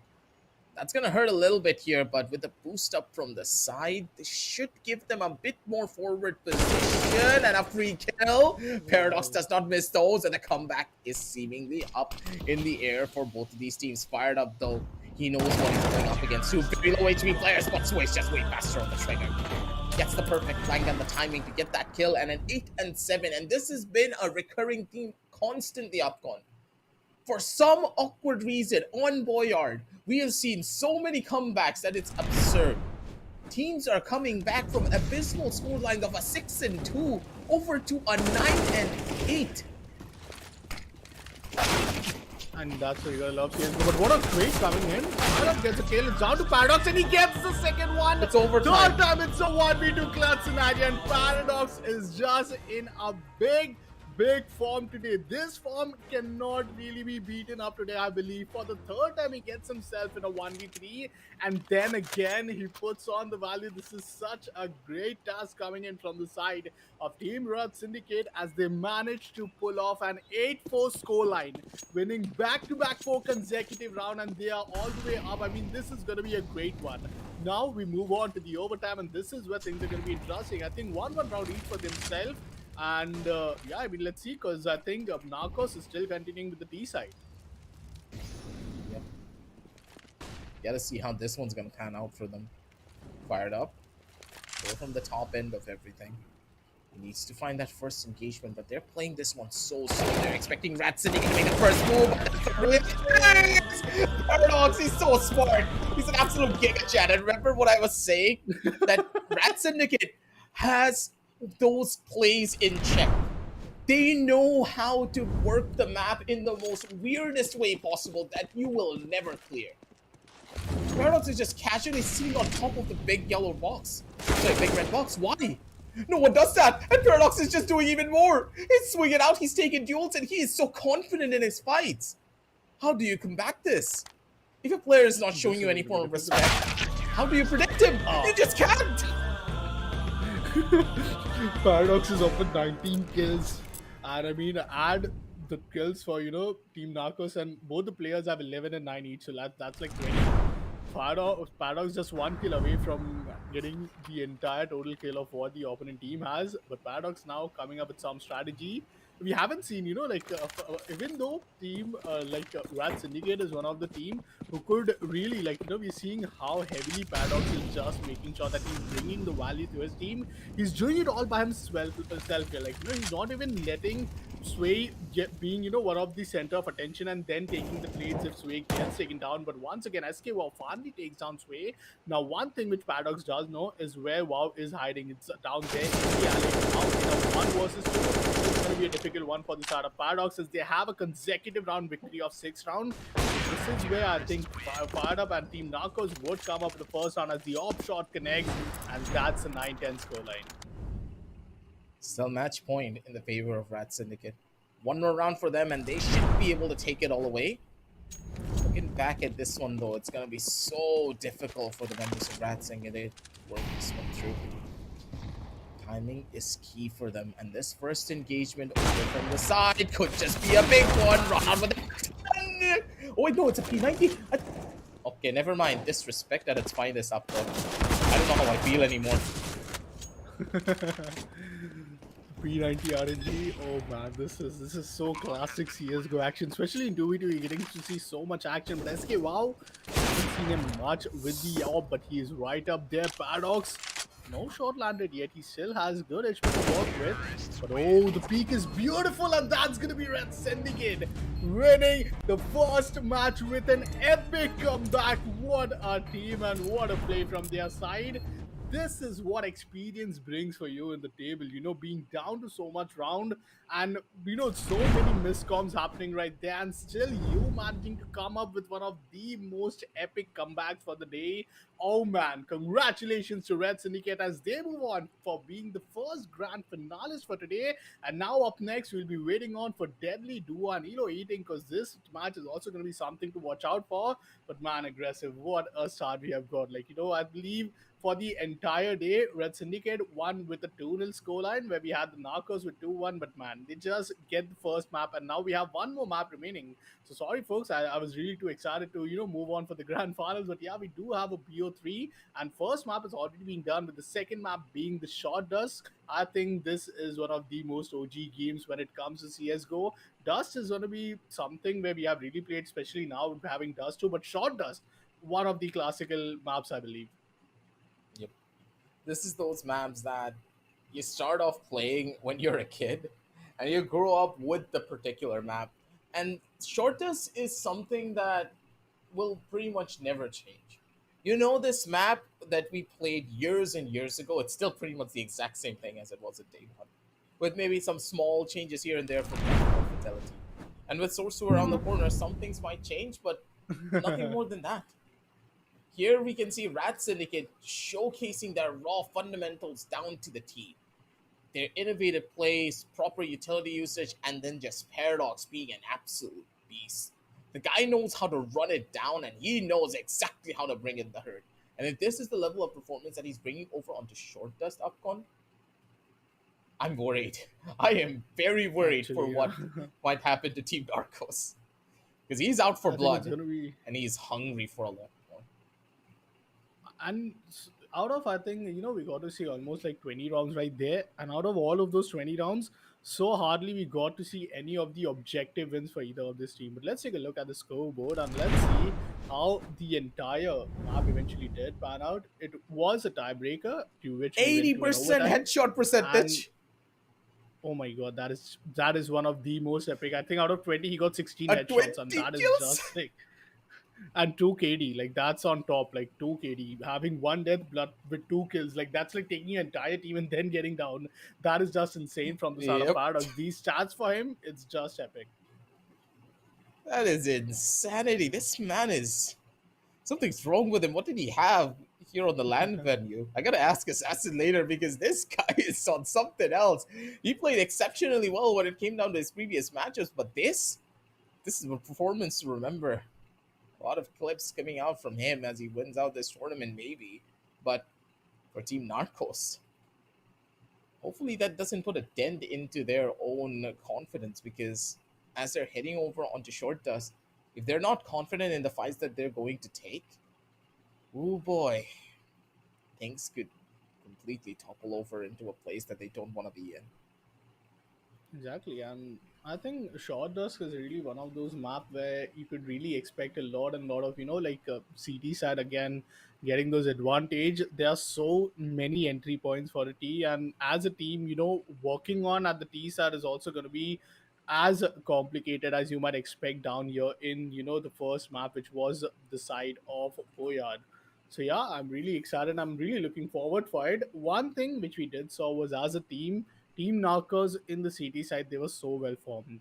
Sway being down to yet 5 kills, she was able to, bring back some of the great as a support player for Paradox in few of those rounds. It was a really great one. But I think at this point, it's really gonna be down to how like aggressive and how great Paradox is in his form. If he gets that, if he gets that entire thing correct in himself, and he goes in, just being a very big demon to the opponent player. I think it's yet again going to be a nightmare for Narcos, especially when you're on the match point, when you're almost on the map point and winning, on the verge of winning it all, and then being taken to overtime and losing it. But Short does being the up next map. I'm really excited for this one, but yeah, I mean, if we go to decider, that is something which would really depend and come down to the second team, which is going to be Narcos. And like, yeah, fired up and SK Wow, both of them having 12 and 11 frags respectively. But still, as a team, I believe they really performed too great. It was just Paradox who, in the end, just completely thought to take matters into his own hand, and he completely owned the entire map right there. You know what I don't understand? Why are all the map picks exactly the same? It's Boyard, Chalice, and Short Dust. What happened to Cobblestone? Does no one like that I story love map Lake. anymore, or did everyone just go into a silent agreement before the games even started that we're just gonna ban Cobblestone? We don't care. Oh wow, that's a good one. What? Good USP headshot coming in, and also the double pistols out, and I mean you gotta love these ones because that was such a great round coming in the double Veritas. Not much do we get to see these action, but Paradox, he's really cooking something, isn't it? From the first round itself, he's been having those strats build it up, and then he's at the T side with the Deagle. He is just as dangerous as a man in his hand, but he gets the he gets the good damage though. The trade not yet there, and Sway is also going to be taking down. The M4's been out from the side of Team Narcos, and they get the second round. Wasn't a force buy from Red Syndicate, so they have the buy for themselves. But yeah, as I was talking, the map, Peter, you were saying if you have some of the most, common maps right now, I'd love to see Lake, to be honest, because, Lake has been one of my favorite and one of the most unique map, but it just fades away with time. Ooh, SK, wow. Great damage first inflicted with the nade, and then Sway being taken down. Now it's down to Paradox, who's coming up through the ladder. SK, wow, might really find him, and yes, he does. It's the third round, and Team Narcos, they get the ideal start that they were looking for. Feels as though history is repeating itself for Upcut. Didn't we see this before? Seems like deja vu the way that this is panning out to the first map, and if this is another reverse sweep, ooh boy, I don't know what to expect and I don't know what to feel. Narcos, this one round does carry a lot of weight into what we're going to do from now on. Paradox already pushed up pretty far forward, but he doesn't really find the shot. And Sway's nowhere there to find the trade. They need to start playing together as a squad a little bit more because the trades that you would expect to come out, especially on eco rounds like this, is just not present. Oh wow, this is beautiful hole. I think team, Narcos, they really are doing so well on the entire CD side so far.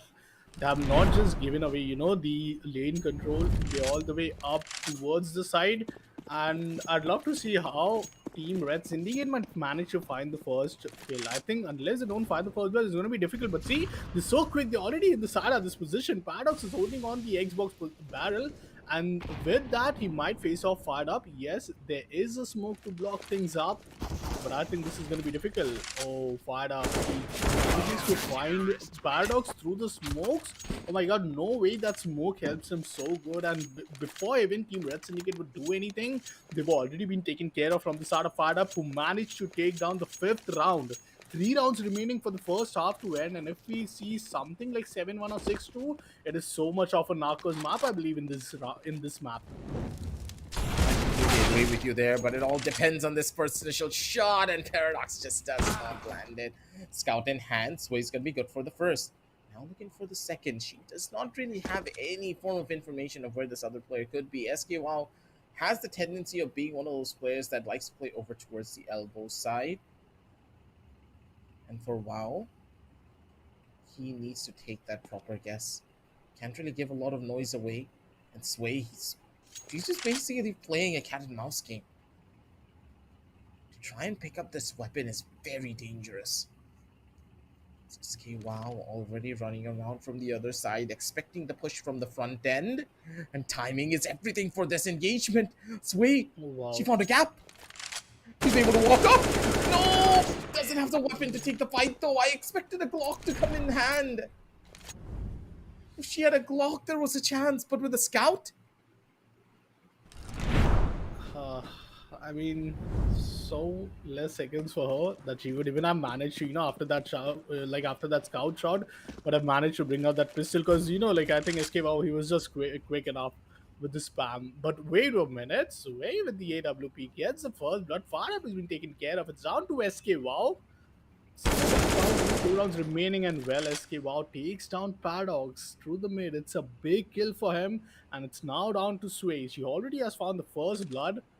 One more kill to get the first round for the start of Red Syndicate, but also she has to worry about the bomb, and now the flank. But SKWow, just beautiful. The moment she scoped out, the sound was already being audible for the side of Team Narcos, and SKWow with a 1v2 clutch managed to close the entire 7 rounds down to themselves. 7-0 start, and the Narcos, they look to be unstoppable at this moment.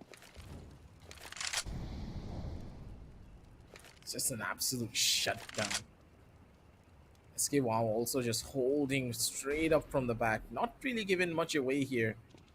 As like this, the fact that Narcos, they're playing so smart, even though they're winning so badly, even though they're able to just completely shut down Rat Syndicate without even giving them a chance. They're not taking over aggressive duels. They're giving them the respect that they deserve. And now Paradox, he's gonna get dinked straight to the face. The free fires are beautiful coming in from Fired Up. And now he's looking for the final frag. The spray's not gonna be good enough to get the extinguish kill, but Paradox is able to get himself a better weapon to try and take this fight with. 4 bullets left in the magazine. Needs to go in for a reload either from both sides.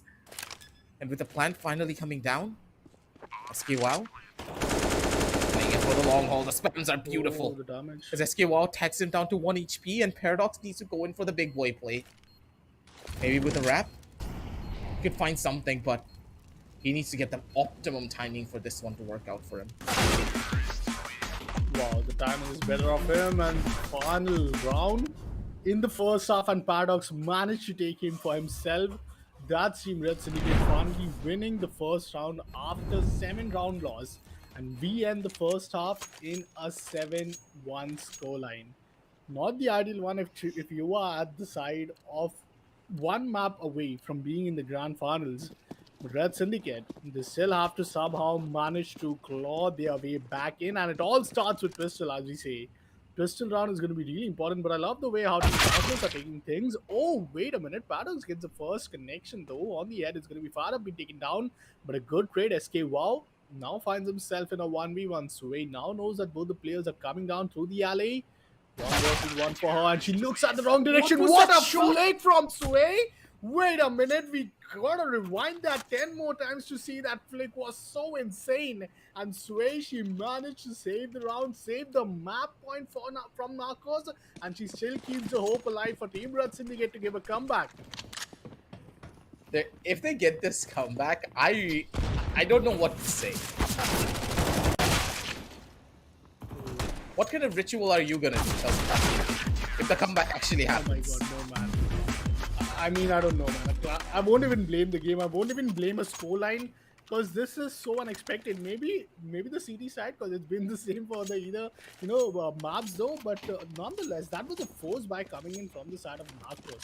Now this gives Team Red Syndicate so much advantage. Yet they're going in with the Tech Nines. So Tech Nines is one of the weapon which really gives a very big They damage, bought especially if you're in armor. the close range.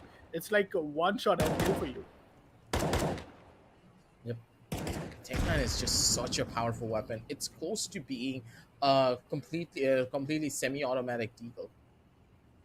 A lot more accurate when it comes down to those spams as well. You just gotta be careful and you have to show that level of respect. Sway on the back, maybe. Oh wow. Just gets a hold as Paradox.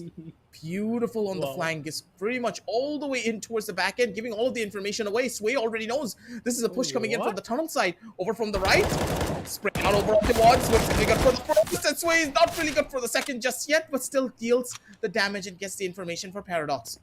Gonna hold down the fort, a couple of jumps and a couple of taps as Paradox just finishes him off. 7-4 as they are making their way back and clawing their way out of this pit. Man, this is. Three more What do you rounds, mean? Upcon. This. 3 more. Oh man. Finally around. But wait a minute. Am I really seeing an AK playing up with one of the most unexpected rifles, which is the MP5 SD? Oh yeah, it is, and that's They're not the desperate. best weapon to be honest.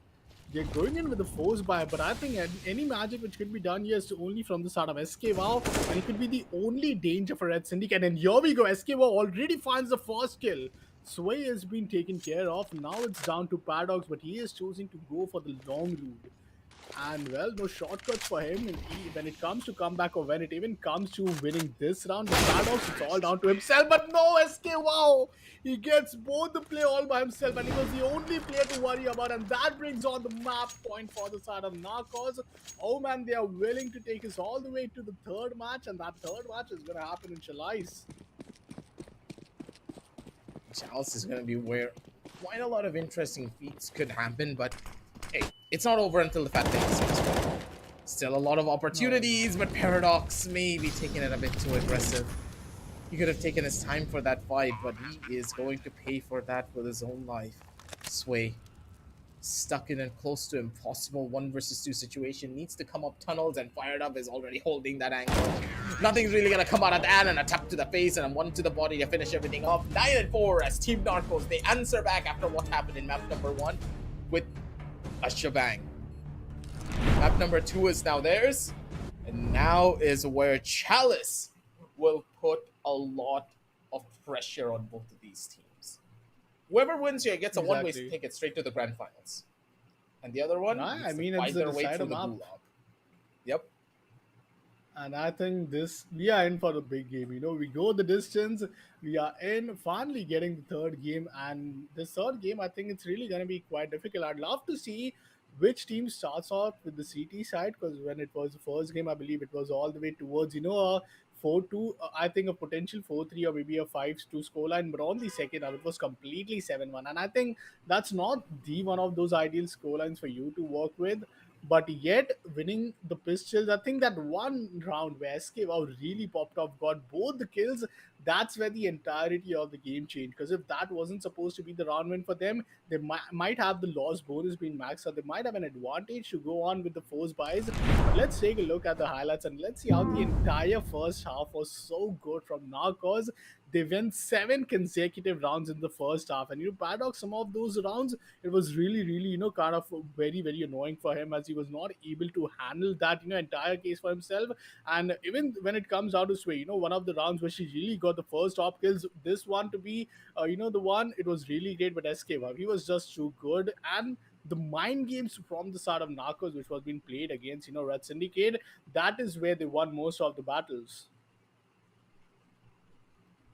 That was just complete and utter demolition from their team. Narcos played it together as a squad, read the members of Rat Syndicate like an open book, and they were ready to shut down Paradox for his over aggressive plays. The thing is, Paradox, he had a tendency of just running out of corners without getting any help from Sway. And when you have a read on their positions and when you have a read on the playstyle, it's a very easy to try and put up a counter strategy up against it. And Paradox got heavily countered because everyone just focused him out. SK WoW going 14 and 4 with a 57% headshot percentage. Paradox trying his hardest with the 5 and 10, with Sway following suit on the 5 and 11. They tried their best, but that individualistic playstyle just hurt them a lot on short dust.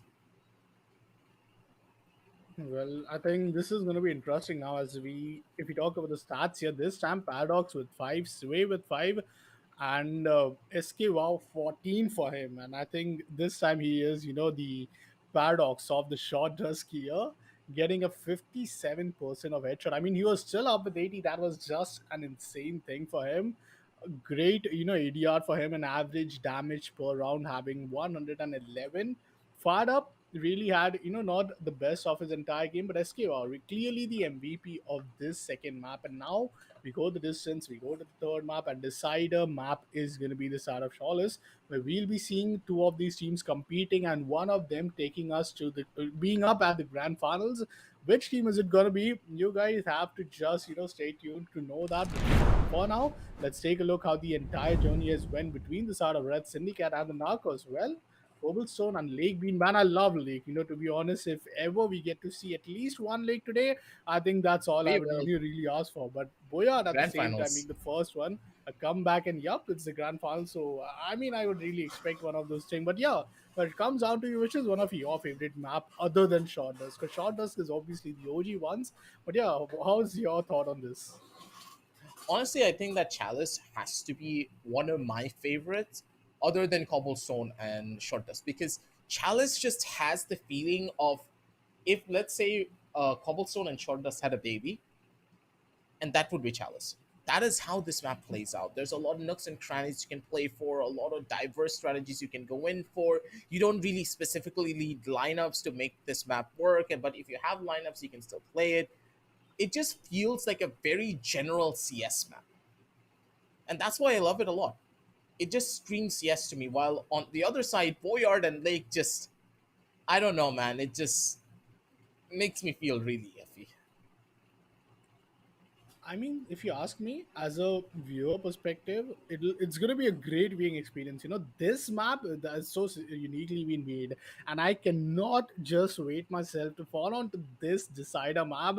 As once we head over to the map, it's such a difficult one. It's one of those classical CT sided map where you would really expect so many difficulties, especially if you are the T side. And we will see that. The post plant scenario here, you have to worry about not just a short or maybe a long position, but also towards the bridges. Like the bridges in this map is one of the most epic things we could have ever expected. But a great game is looking towards more of a deathmatch at this position. Fadab gets the first one, but Sway with the trade, she's down to 4 HP.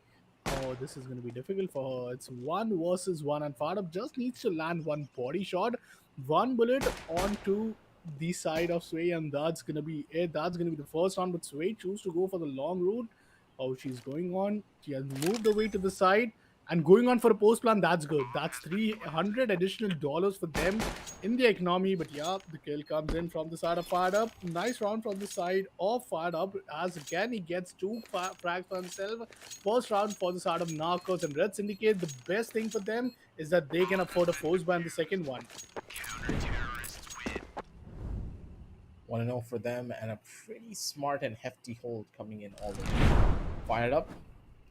He's going to be happy about that one, but what he will not be happy about is the fact that the plant was given away. That's a good chunk of cash, and that cash allows them to go in for these buys regardless of their loss. And Sway is just so dangerous when it comes down to those. PSG just holding it strong, and these one plant, man. Just the plant alone gave them enough money to buy Kriegs. What?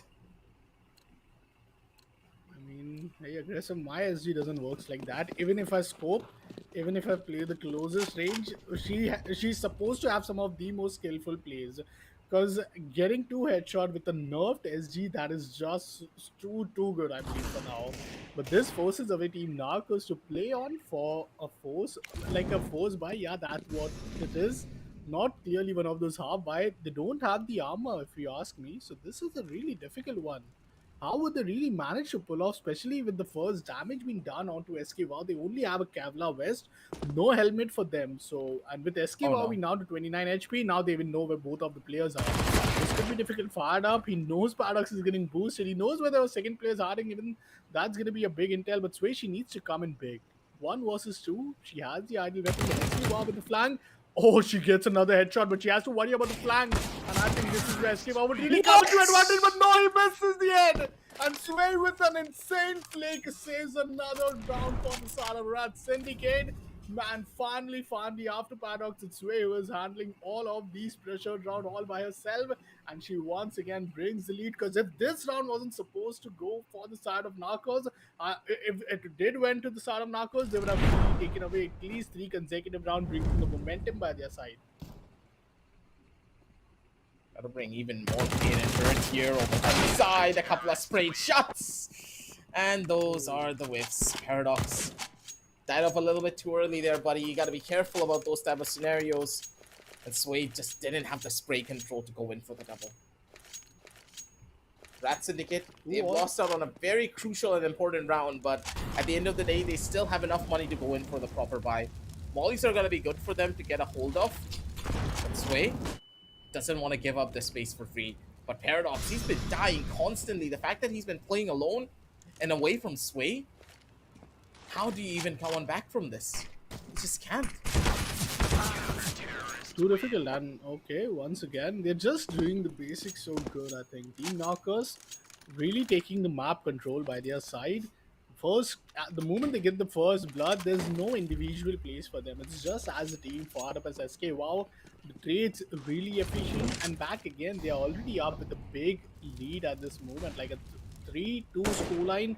They do have the lead, and that could really come down to a 4-2 as we see an eco round coming in for Red Syndicate, but not before Sway. A big headshot kill for her. She retrieves the SG, which she really started things off, and now it's SK. Wow. She's pushing on to the side. Paradox coming in from the CT side, and he flanks all the way up from their own spawn. But Sway once again with the 2 massive kill. 7 kill for her. It's almost like Paradox doesn't have a 2.33 single KD. kill. Oh wow! And Sway is doing so many hard lifting by herself. This is what you want to see from Red Syndicate, I think, at this moment. Yep. The way that all of this is going down, Sway, she's the one who's taken up the mantle to just lead the charge for the team. It's Paradox. He's looking to get that first kill to get himself up on the board. And you know how important getting that 1 kill is. As soon as you're on the board, life just becomes so much more easier to play with. Fired up. It's close by, and he still finds the frag regardless. Poor old Paradox just doesn't know. He's so frustrated. Just look at the frustration in this man. He's like, I walked up this far. You didn't peek at all. You were not watching any angles. And then suddenly, as soon as I peek out of the corner, you have to come out and kill me? Come on. Oh man. Oh wow, main hall controlled from the side of Sway. This could be big. She would be at least good for the first one. Unless she doesn't goes with the long route though. Fire up is really expecting him. He has the orb, but he misses it. Oh, now it's down to Sway. She knows where one of the players are hiding. No local use, which is something unfortunate, but wait a minute. Double up? Both the oppers are missing shots. That's like the rarest moment, especially if you're down to the upper bracket party. It looks promising. The damage has been inflicted. 28 HP for Fire Up. 1 bullet of SD is what he needs. Oh no, 1 bullet to each body at this movement, but only 7 seconds remaining. The bomb has to go down. 1 versus 1, and SK, wow, he moves in. Oh, 1 second, and he finally gets the kill in the final second. Nah, That's dude. no way No. possible. 1 final second left in the clock, and that's where Sway comes up.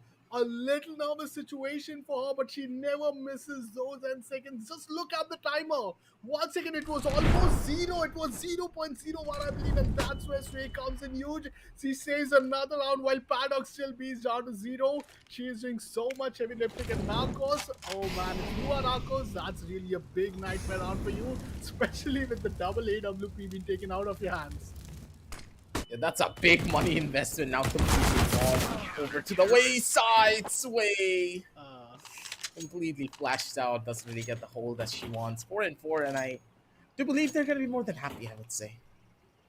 It's a pretty close half, 4-4. Paradox still needs to get himself on the board, but I think he used up everything that he had on game number 1. He just can't bring himself to do anything in game number 2 and 3. You can see that he's absolutely frustrated. But come on, take a deep breath. You got this, man. You're Paradox after all. Exactly. I mean, big names, but though you gotta give that big man at least one kill, at least that first kill for him to start off to him, open up his entire thing. But There no, we go. finally we go. First kill for the start of Paradox, and now I think we're just gonna see an unstoppable player right there, but no way. Let's get off first, looking for another one, looking for the clutch, but the dink is right there, and Paradox gets 2K for himself. It's the 5th round for Reem Red Syndicate, and they are 4 more rounds away from taking, from taking themselves in the grand finals. Though, oh, this is going to be interesting. First time we see a very competitive game between both of these teams. Talking in terms of the numbers, like each and every game has been really close, but a 4 all half is something which we were really asking for. But SK, wow, a good kill with this SMG, takes down Sway with the Mac 10. Now it's down to only Paradox and an SG. So even if a body shots get landed, it's like a 91 damage if you have a Kevlar West, but they do have a teammate as well. So now both of the players are spotted, and that's gonna be the 5th round. Full force buy, and Team Knuckles they managed to win the force buy for themselves, forcing Team Red Syndicate to play on an eco. I'll just run this one down as quickly as they possibly can. Narcos being smart when it comes down to these engagements. Needs to take an even more aggressive duel over from the sides, away with only a USP. Not pretty much to play around with. Needs to just bob and weave from left to right to see if she can find something here. They're chasing her down as quickly as they can, and with the Spencer, there's absolutely nothing you can do to survive that one. It's all up to Paradox with only a USP in hand and a big boy's dream. They're gonna clear him. It's a guarantee. He's just going in for the walk around, not gonna be expected. Over from the side, looking for the taps, doesn't really find anything. Gets a ding, but that's pretty much it. If he had a Deagle in his hand, maybe it could have been a different story. But for Team Narcos, the story is now being told by them. 6-5 is the scoreline. It's now theirs to control. 6-5 score, and I think still they haven't yet lost their train though. Just to catch it, they have to be a pretty, need to catch up the pace at this moment. Sweet Paradox with an M4. No A, it's an M4 A4, though no A1 for them. 40 bullets. I think in the wingmans, like especially in a 2v2 duel fights, I really prefer, the A1, especially being suppressed, having the accuracy. But yeah, with only 20 bullets, if you're down to a clutch, reload at times could be really difficult. But Paradox, oh, nice shot from us. I did expected him to clear it off quite early as possible, but it was a real difficult situation if you escape out there. But Farab takes the trade, 1 versus 1 Sway. If there's ever a chance to equalize, it has to be right now, right here. But Sway, what? Okay, that's She just just a little fun randomly that shot she's it. having. And now it's far up getting the intel for by himself. But I think the shot really puts him down in a paranoid position as the bomb goes down, and Sway is already in the greatest position possible to take him down. He's going for the bait and switch strategy at this point. This way, looking to find the first Oh, initial tap. She already no. has the angle and pretty much gave away a lot of noise. Fired up. He knows the position, so he knows it even better. The headshots galore. And with that catch, she walks away with this victory. 6-6. Oh man. And it's just getting closer and closer every second here, Upcon. Exactly. I mean, this we never expected this to come down to be this entertaining, especially if you're down to a wingman play. But wow, man! I mean, those I think the environment currently for Red Syndicate is really healthy enough for them. Sway chooses to play from a good Xbox position. No, not an ideal one, but Paradox, he does adopt, gets the first blood for himself. Just a replica of what we saw in the previous one. Blade is not right here. Fired up. Oh, he gets taken down from Sway, and that was a big angle. A big round win, and this round win yet again forced them in a scenario where Fired Up cannot afford a Kevlar West alongside an AK. So that's the Galil which he's coming out of. See, Galil is not one of those bad rounds. I mean, this is really one of the most underrated rifles, if you ask me, because the accuracy is way better than what you have from an AK. 3 bullets. If you're lucky enough to get at least one head, that's all you need. But I'd love to see how Galil is going to be, used up from the start of Fire Up. At this time, Team Red City get up with a good momentum. And Sway once again manages to take down Fire Up with no damage onto her. Paradox with off angle. He gets taken down. Paradox, he needs a trade. And man, he did whiff some so a little mad at Paradox for baiting him. But man, that's just fun around for Red Syndicate as they find themselves in the series point. It's just quick, clean, and simple. Absolutely nothing can give this away. Paradox is back on the server. Sway's popping the hell off each and every time. She was having such a rough start on game number 1 and game number 2, but Paradox, he's out here to play as well. God damn it! Wow. Give it up for the side of the Rat Syndicate. How do you do this? They are always the comeback kings. Good lord. They started off where? Map number 1 was what? 7-2, and then Yeah. they won.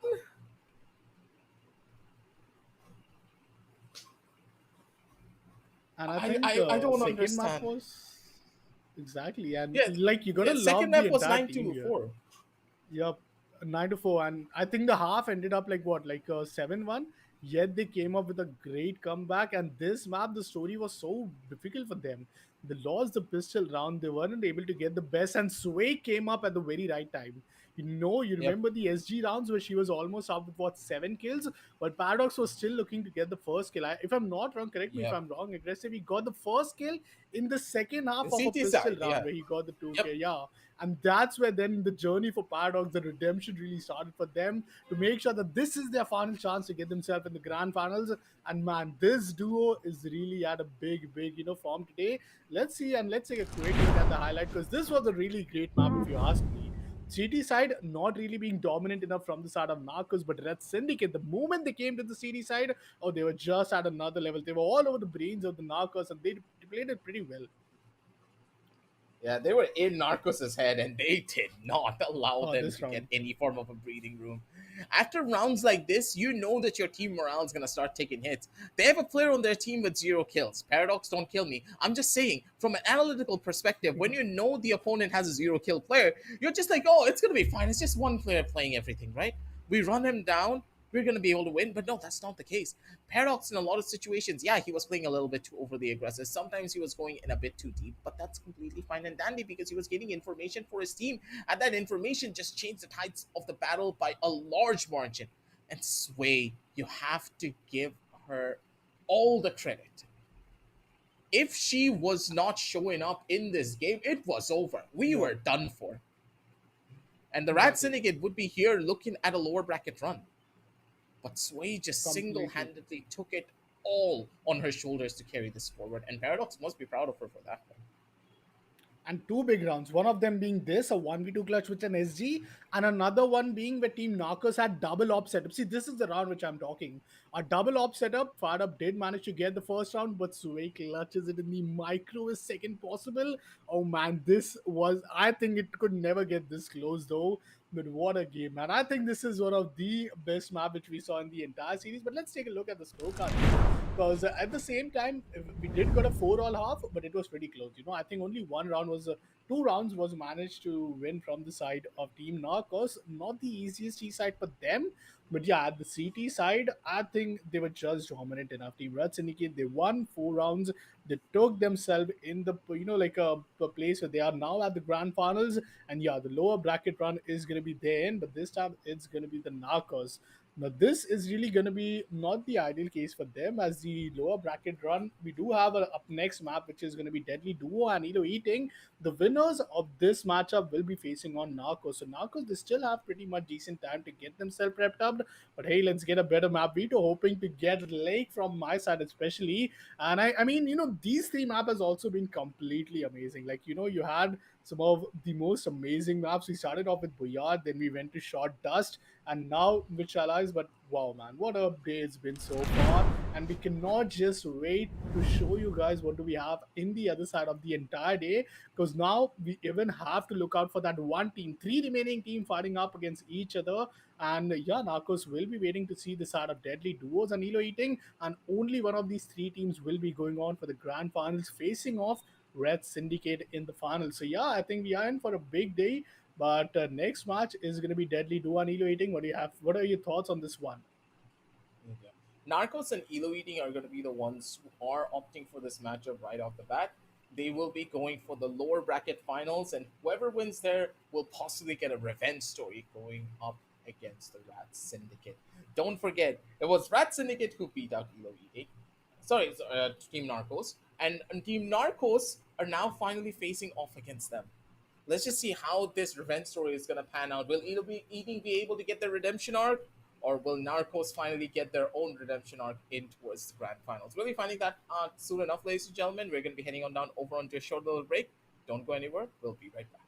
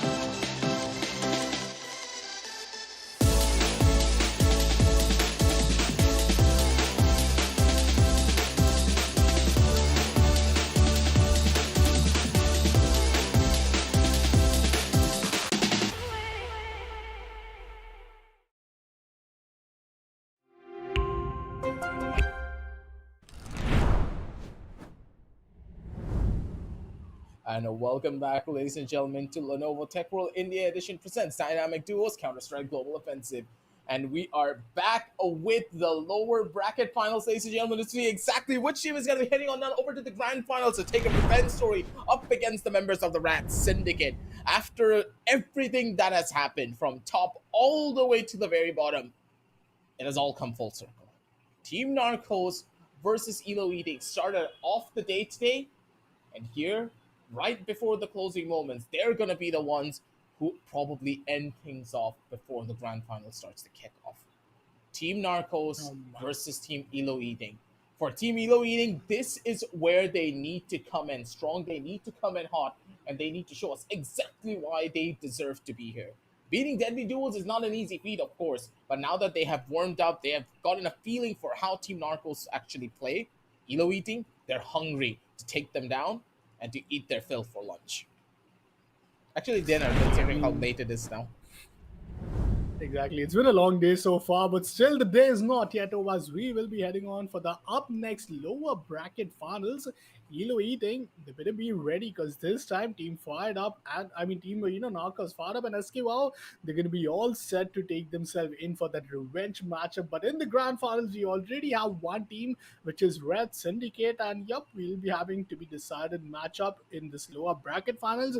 The winner of lower bracket finals, which is gonna happen in a BO3 series, is gonna move their way into the grand final, which will again not be a BO3 but a BO5. So no matter if we get to see Lake or no, we'll definitely know for a fact that in the grand finals it has to be Ed.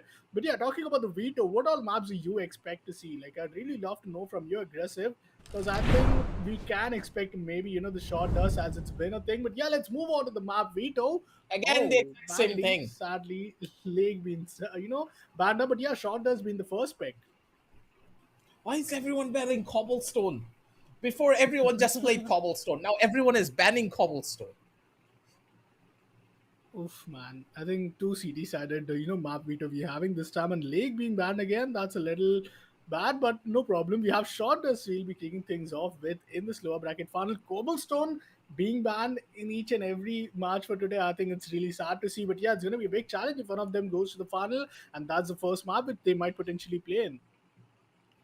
They're taking the exact same maps over and over again. I'm just so surprised.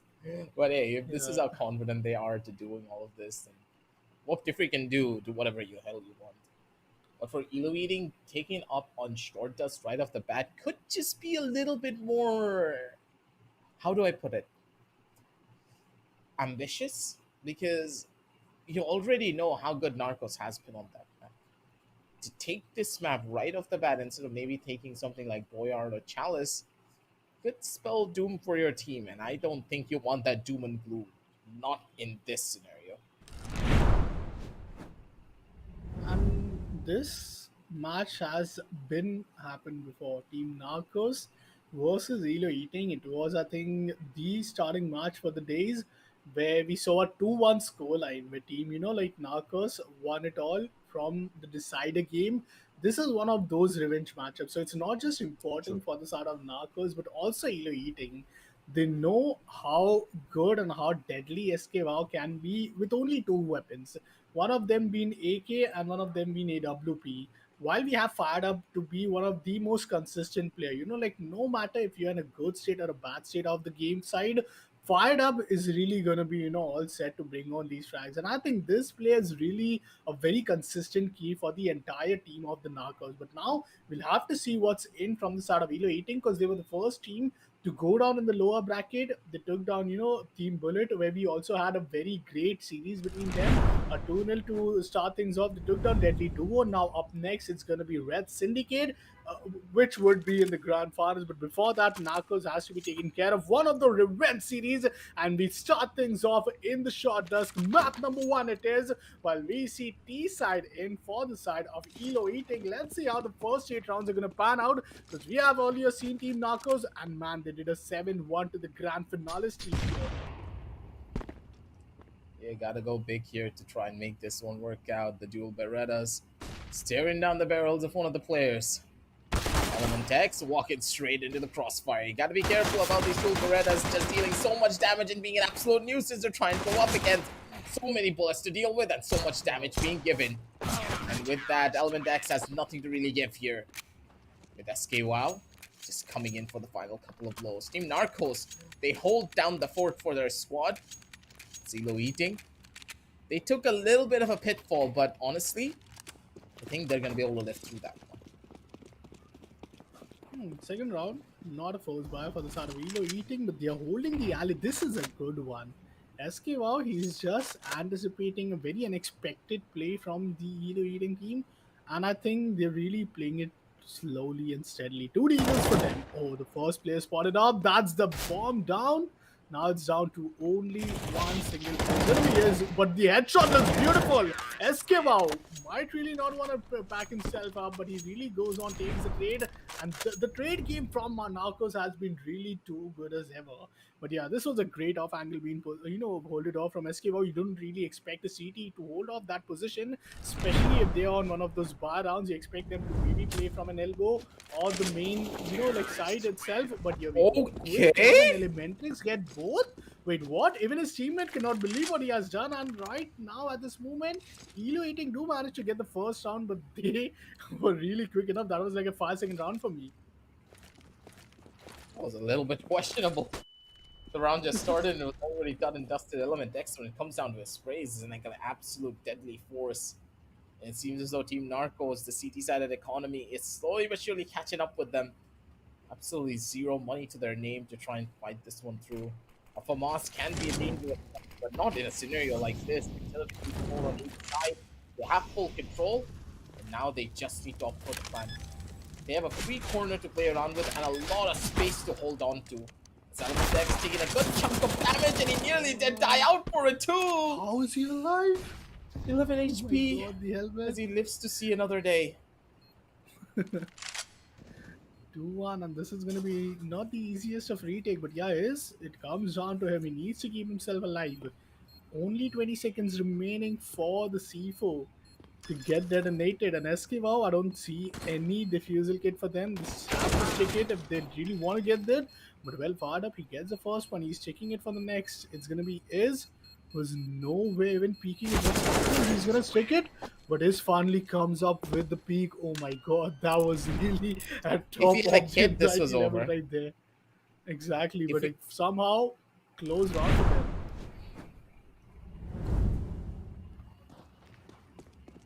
would have been a completely different story if a kit was present. For this, a 2-2, both of these teams so equally matched when it comes down to fights like this, and they are ready and up at each other's throats to try and get this one down. Couple of good fights and fired up, good positioning from his end, but the corner clear does not happen. Izzy just waiting around the corner, catches out fired up. Team Narcos, they're dropping like flies. They don't have the weaponry for this. And with SKY being the last one alive, this Deagle can do a lot of magic.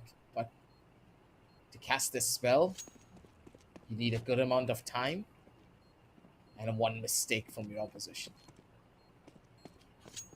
I mean, already in the starting 4 rounds, it's pretty much clear that this is going to be one of those games for us. But oh, what SK manages to get a kill. There's a smoke, so smoke defuse not really coming, but he has no defusal kit, and is just right there to wait himself up. On the other side, takes down the side of SK and that's 3 rounds in a row. Elo eating. There's no turning back for them, and Narcos all of a sudden it does now starts to hit the economical condition. Now once again, no refusal kit yet being invested, and they have the Kevlar vest with an helmet. They have the M4A1, so which is one of the most I'll say anticipated weapon if you're playing at the short dusk. SKW on an A4 though. 2 AKs from the side of Elo eating as they still move on to get the side control, but SKW is a big dent, and here we go. That dent gets himself the first one, but is with the smoke spam. Manages to get the trade. It's down to a 1 versus 1 for Fired Up and Is. He's going to go the full-on wrap all the way from the other side to hopefully find a catch onto one Oh of the players. wow, this is beautiful. Timing is everything here. They're pretty much Wow. staring at each other. Whoever sees that first is going to be the one to win, and it's going to be easy getting that catch. We could see them exactly as they were walking up. They were both taking the exact same direction, and they were thinking the exact same thing. Someone has to be on towards the side of Elbow. And Izzy That was such a great just want to get caught off. walking toe to toe.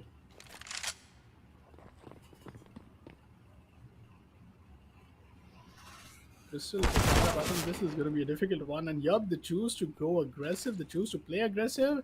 And Elementrix, he punishes him. But wait a minute. What? A P250 headshot? That's insane. Oh, what? A P250 1v2 club? That is way insane than what we would have expected there. 2 AKs and he beats both the AKs. No way. Even a round Team Narcos, they win a big eco, but not like this. That's supposed to be hurting for Elo eating here. It's a 5-7. What do you expect? The CTs just have a pocket AK in their hands because of that 5-7. It's that powerful as a pistol. If you can hit that first initial headshot, you are guaranteed a kill pretty much. You just hit a consecutive body. Dangerous to deal up with. SK Wow already being shut down, and Elo Eating just casually got the double kill that they needed. Nicely done. Great round and a great half. 5-3. Team Knockers, they started off with a pistol, then they won an eco, and that's all. 5 rounds for Elo Eating, and Elo Eating, they really, like as you can see in the players' reaction itself, that they know that they have it. They know that map one is in their pocket now that they are down at the CT side. So it's really going to be interesting. Is an Elementrix, elements both looking too good. Element goes on to take a quick tunnel control, but SK Wow was really quick enough to get towards the side, and now it's down to Is in a 1 versus 2. The Kevlar vest has been invested as Is has no vest, so this is yet going to be difficult. Gets the first headshot though. No util for him. Just a smoke to smoke off the entire okay side. Here we go. The smoke looks promising enough, but no tap on the bomb. So Esquivel knows for a fact that he's at the back default position. This 1v1 couldn't have been trickier, but he has a diffusal kit, and the headshot comes in the very final 2 seconds remaining, and that's going to be the round 4. The side of Narcos, a big round win for Narcos, and they managed to pull up all the way in for an equalizer potentially, as this round has to be a desperate eco for Elo Eaten. That was a very close. Smart all around, but for SK Wow, he's just making this one around over from the side. The AK dealing a good chunk of damage, and with the information already being given, they have to worry about a lot. The P250s can do work, but they need to get a slight bit closer before it can get that potency that you would have wanted. Is he? On the other side of it, though. Wants to go in for the pincer with his buddy. Shots are already being missed, and the 5-7, yeah, just doesn't get the catch that they would have wanted. Wow, big kill I think from SK Wow, but it's down to only Is at this moment, who's already down to 34 HP, no sound. He's moving away, but he could at least get with the first kill. Both of the to line up for him. But fired up with the Galil. Quick enough to get himself the second kill and get his team the equalizer. They were looking for 5-all scoreline, and this is where Elo Eating bring up their first buy round. You would have hoped for the best there. That 5-7 could have gotten a double one-tap straight to the face to finish everything off, but the panic and the spray just costed everything there. The pressure of a LAN is getting to them. That pressure is just causing even more damage to both sides. The spray commitment was a little bit too off. And with the flank, they get the final frag out. Elo Eating, they're back on towards the top. They get another round finally, and they're able to stabilize their economy too in the process. 5-6. That kill. As they're looking for even more. An Element getting that kill, that was so unexpected. Like, how many sprays? You have only 20 bullets in your entire, even, weapon though, but still, this right position. Fardam gets the first one, but looks at the wrong direction. Is going to be trading him, but only good for one. It's going to be SK Wow to take the final kill, and that's an equalizer once again. Team Narcos, they're not really willing to give any, they're not really, giving any space. Only 2 strategies which we have seen for them is heading straight to the entire side and either walking down in the mid. And that's the last position where we are seeing the blind is good, but that's a team flash right there, I think. That wasn't a flash which came out, because I think Team Narcos have all the flashes available for themselves. But now Element is down all by himself in a 1-versus-2. Well, through the stairs, Team Narcos are making their way in through the tunnels to the side. But Element, he might be getting the first kill here, but no, before he does, Fardam anticipates him to walk up, and that's going to be a big kill. The 7th round is up, and slowly, steadily, as we can see, Team Narcos, they're all good to take away the map of short dust for themselves, which is a pick from Elo Eating, though. It's massive. Narcos. They're looking for one more round to make everything and to close things out. Too much for an over-aggressive peak there, Elementex. You gotta give those fights up. Oof, And now Izzy. He's looking for a run. Also be getting a catch over onto one player. Doesn't really find much here. Fired up low on HP, but that low HP player, yeah, he's on the other side of the planet. He gotta go through the big boss first. And his name is SK1.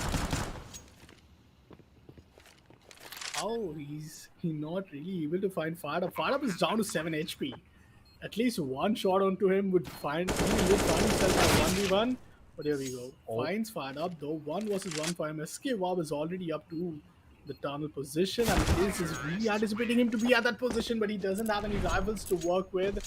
And SK Wow does takes him down. It was a eco, but an expensive one from Narcos though, as they do manage to save only one of those AK. But the win bonus and T-side economy is as good as ever.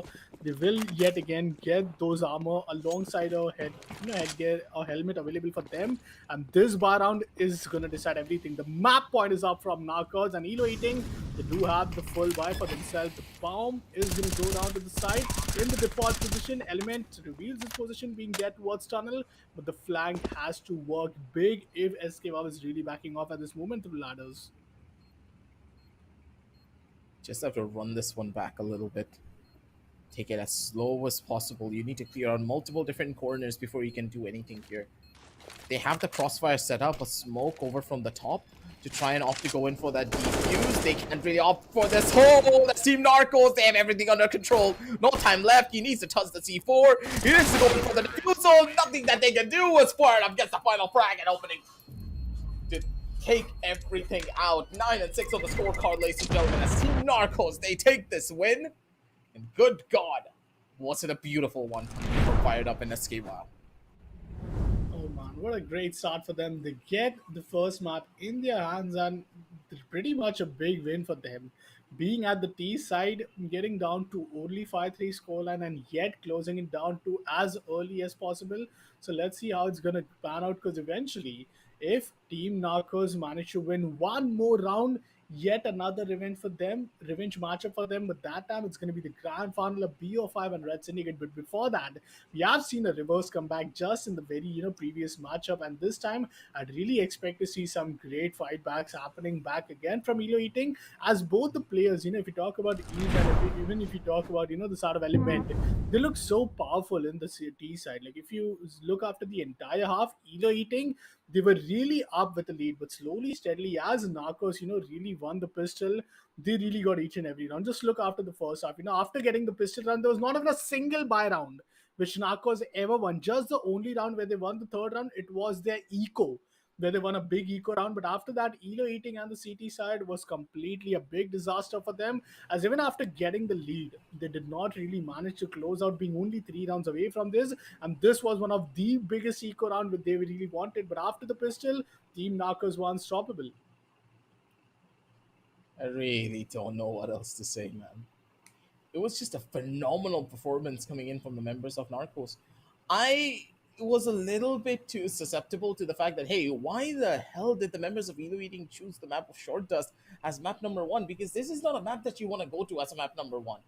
You know how good Team Narcos is on this particular map. You've lost to them on this map. You need to show them respect as you're moving forward and to not take the map that you know that they're this powerful on. And that one misplay, the fact that their judgment just lapsed like that. Comfort is one thing, but respecting your opposition is also an important fact. And hopefully, now that they have been humbled, as they head over onto Boyard, they'll have a strategy in mind to work up against the members of Narcos, because there's no other safety net left. Either you take this win and go to the grand finals to get a shot at taking the 50,000 prize pool all for yourself, or you go back home with nothing. And it ain't an easy one though, if you ask me, like especially being at the lower bracket finals. Both of these teams have potentially played the maximum matches for today. Red Syndicate being at the grand finals played 2-1-2. Team Elo Eating, they lost their first matchup, played the lower bracket matchup round one, now find themselves in the second matchup, which is the third match for the day. Same goes for the side of Narcos, who won the first one, lost to Red, Syndicate, and now in the third game, this is the match which decide which one of these three teams will progress. But let's take a look at the scorecard though, because I think after a great first half, it wasn't easy for Elo Eating to just end up a five, I think potentially 5-3 scoreline, and after that they only managed to win one round. And while it was a five consecutive round victory, almost not in five, almost 6 round victory for the side of Narcos, and the stars look pretty even as ever for either side. SK Wow still being all consistent alongside Fire Up is was looking really good, but Element after this first half, eventually in the second half, I don't know, it just felt as if Elo Eating were just getting, very anticipated from the side of Narcos, and they didn't have much strategies, especially if you are the CT side. There are many angles to worry about, but even winning the 1v1 duels, that looked pretty difficult for Element.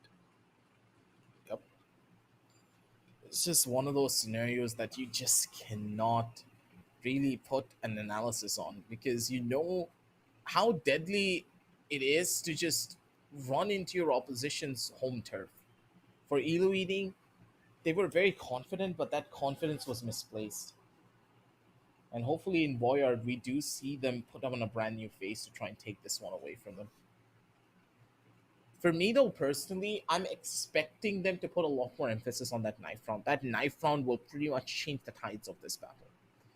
If they win out on the knife round, Elo Eating, they take away CT, they're going to be happy.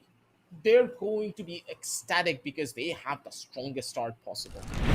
But knowing Team Narcos and how they played up against the Rat Syndicate over on towards Boyard, they're already prepped and ready on this map. They know how to play this, and they will pull off strategies that they have learned from their calls. And Boyard being the next matchup, I'd really love to see. It's a pick from Narcos. They won the first map. This could close it down right here, right now, if you are Narcos. But yup, Elo Eating, not that easily. They are just one more match or series win away from being the grand finale. So I'm really, counting on them at this moment that they might potentially take us to Chalice. But let's see, Boyar is also one of those matchup where any match which we have seen today, the comebacks have been really written in this maps. No matter what your first half scoreline looks like, it does come down to the second half. It comes down to the second half pistols, and if you are the team down at just 2 or 3 map wins or round wins, this could be the map which you could really count yourself, and especially if you are the CT side for the second half. But let's see when the game is going to be started soon. As Narcos, they are all prepped up. They have been playing what like past few hours at this moment moment, and with that, having Boyard to be played for the third time in their day, I think it's going to be an interesting one. But yeah, what's in for this Arvilo Eating is that they might really get themselves in towards the T side. So yeah, I think the map pick is done from the side of Narcos. Side pick will be up for Elo Eating. Let's see how they are going to put themselves in for the very first half. Team Elo Eating. This is a very big do or die match for them at this moment.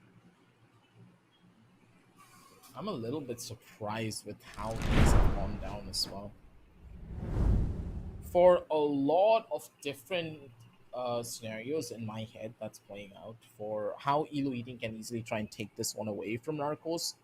But I feel as though keeping things simple would be a lot more important.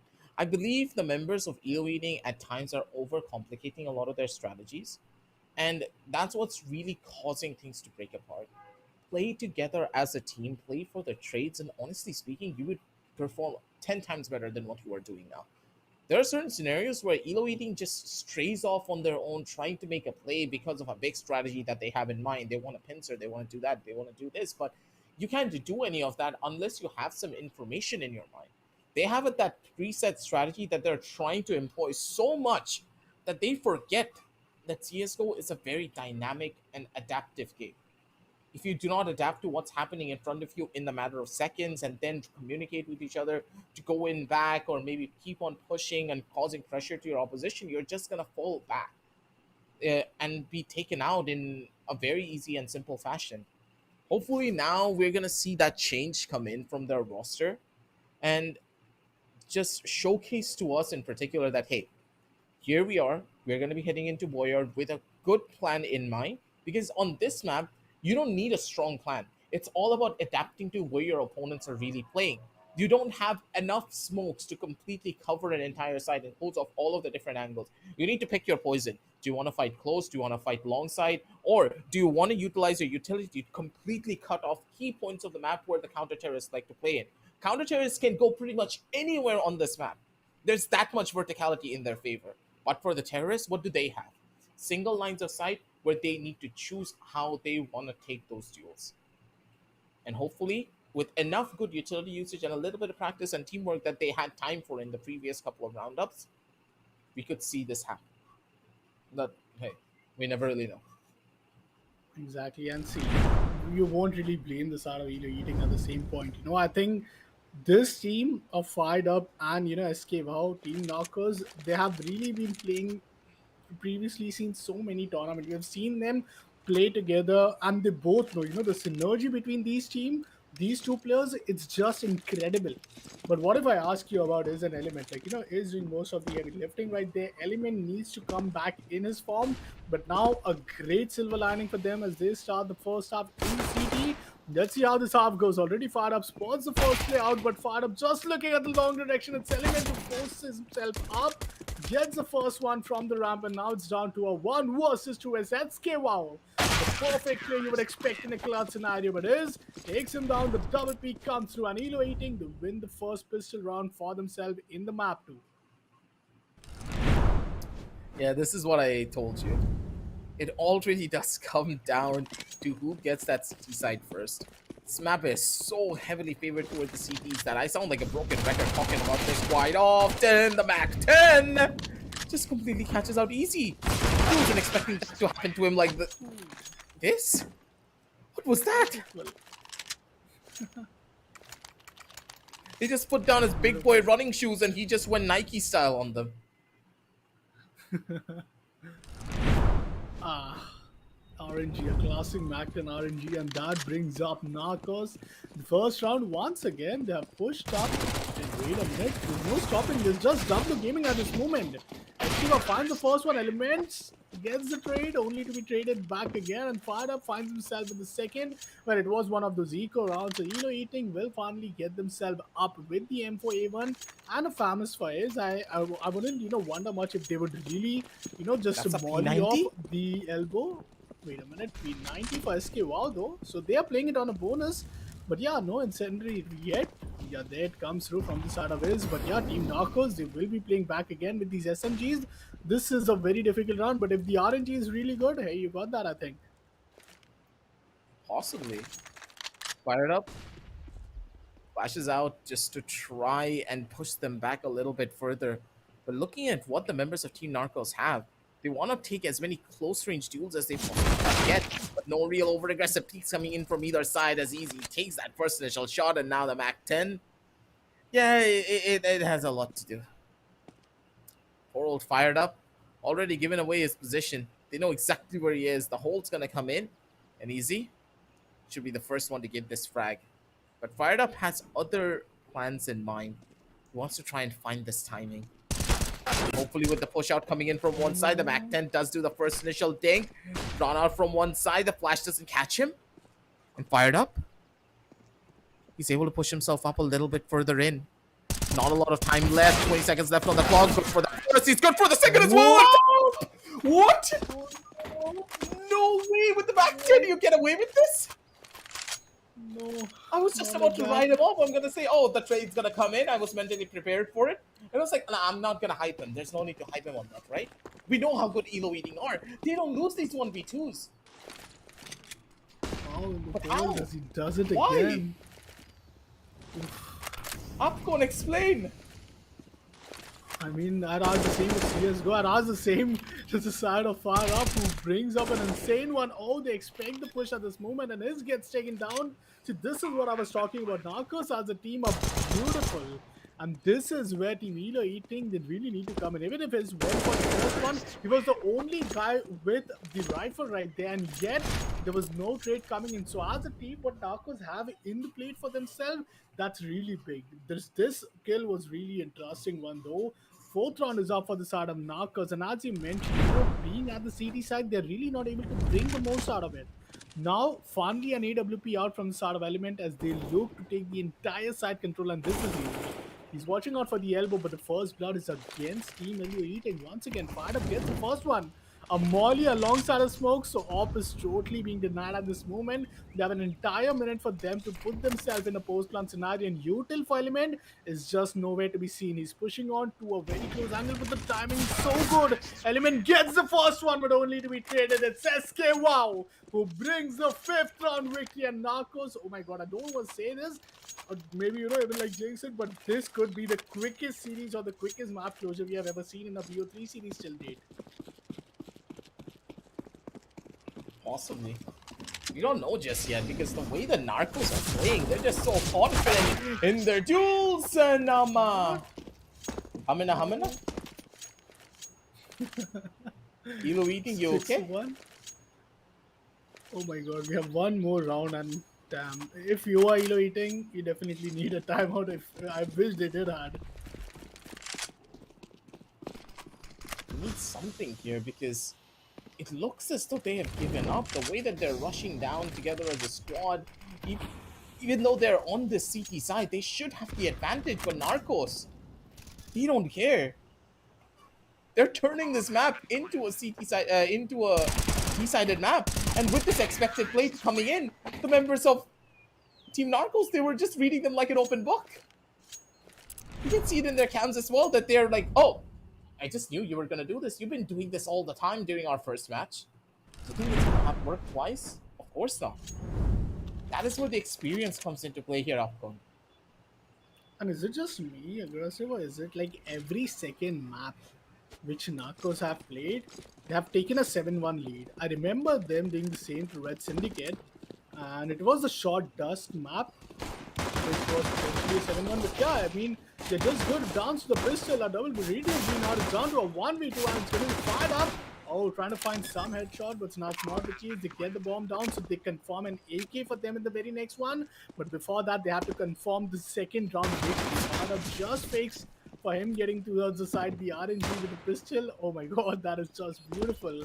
They're playing the time at the same time at this moment. Like they need to make sure that they get the bomb down, and also they get the player too, and his finds fired up. That's the second round. Finally, eating a much needed pistol round, because if it was the side of Narcos, I mean, it would have already been the series point, this lower bracket final point, which would put themselves in a spot to win one more round to get in the top. But now there's still some hopes alive.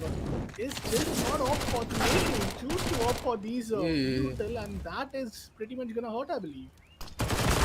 Yep. For Narcos, though, they already have the buys to make this one work. Take One this from the down. side and one from the front. What? Yep, that's the catch. Bruh. And they were able to put them in the back. 2-8 as Team Narcos. They are now on map point and series point, mind you. As Narcos, 2-8. If you told me this map was gonna go 2-8 after what we witnessed in map number 1, I would not have believed you. Team Elo eating, this was supposed to be a revenge story, but instead Narcos, they're just bodying them harder than what happened in in series number 1 when we started off the day. What's going on here? Big damage from the card up. Elements down to just 2 HP, gets taken down, one final kill, and that's pretty much the final one that they are looking for. Not with the nade, not with the nade. Is only one damage being inflicted to his body, but he's down to 23 HP at this moment. Oh, he wanted to What are they dive. looking or waiting for SK? Wow, exactly. I was like, really, what are they really waiting for? They have the finest chance for them to be at the grand finals, but I can't just wait to see the stat screen at this moment. I'm just waiting to see what the stat is going to look like, because there's something surprising which I saw right there. 100% headshot ratio. Top 3 for today has been 83 from Paradox in the map 3 of the upper bracket finals. Then we had the 80% once again with Paradox in this very game. But 100% headshot ratio. That is going to be insane. But man, this Narcos is a very, I'll say a confident Narcos, is a pretty deadly Narcos, especially if you're playing on the other side of the server. And now the revenge matchup is still alive, because Red Syndicate are going to face off the very own team whom they faced off to get themselves in the grand finals. It's going to be the Narcos, and this time the story is going to be different. It's going to be a little long as if we move on to open up 2 of those most slots for the map pool. It's going to be a BO5, but talking about this entire map, I mean, wasn't even a highlight. Like entire game seems to be a very quick game. And as I was saying in the start that this map more of a sudden looks like to be a speed run for the start of Narcos. As how good or how early could they finish it? That's what's gonna happen unless you switch out a couple of your strategies. The way that Narcos play, they just read into whatever the members of Elo Eating did previously, and they just built strategies upon that. Elo Eating had a very linear, one-dimensional approach that just did not work out in their favor whatsoever. Team Narcos, when they got that read, when they got that understanding of how these plays are happening, they were able to adapt. They were able to learn. They switched out their strats. They started pushing corners that the members of Elo Eating were not really holding, and that's when things just started to fall apart. You can't make this up. Just look at this. Map number one, this one part alone should just give you an idea of what was really going on. They know that Elo Eating just love to take very aggressive control over onto mid and try to push people onto tunnel on map number one. What happens if we push from the bottom side of catwalk? And the members Pretty of Elo toughest Eating just did not positions. adapt. Yeah, and they did not adapt. I don't understand why. Did they give up hope? What went wrong for them? Because this is not the Elo Eating we saw on the start of the day. They had a lot more energy. They wanted to win. But their drive to win when it came down to this set, it felt as though it completely disappeared. And even the start from pistols was so good. I think starting off winning the pistol, and yet I was really, kind of surprised a bit there as we saw is going on for a Mac 10. He went in for a util investment and ended up, like getting the round over in just 10 seconds. Like the MP9s, it's beautiful, especially if you're CD, but not when you did not win the pistol round. You have only the West or maybe not even an armor and you go on for an SMG, but nonetheless, a big win.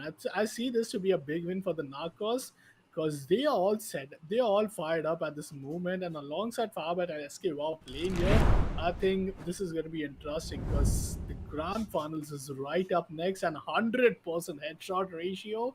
Well, 100% headshot percentage is there in for the start of Is, who gets 4 kill, all of them with a headshot though. 70% for fired up, 7 out of his 10 kills and 4 out of 8 kills for SK. Wow, so that was pretty much of a great win. But Narcos, I'm just waiting to see how will they prep themselves up in two of the more maps. Like we have been talking long this time at this entire game that are we going to see Cobblestone, are we going to see Lake, and finally aggressive. I could not really express how happy I feel when I'll see both of these teams playing up in Lake. But I hope that it doesn't ends up at a 3-0 or maybe 3-1 while Lake is the decider or maybe the fourth map to be played. You never really know what to expect now, do you, here, Upcon?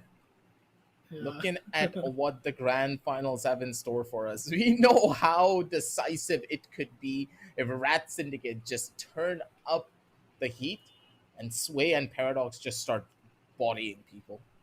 If they start off in a good note, Team Narcos, they're in for a world of hurt. But then again, it's all about that momentum. When one of the players from Rat Syndicate have momentum in their favor, it's very difficult to try and stop them. And this is one of those scenarios.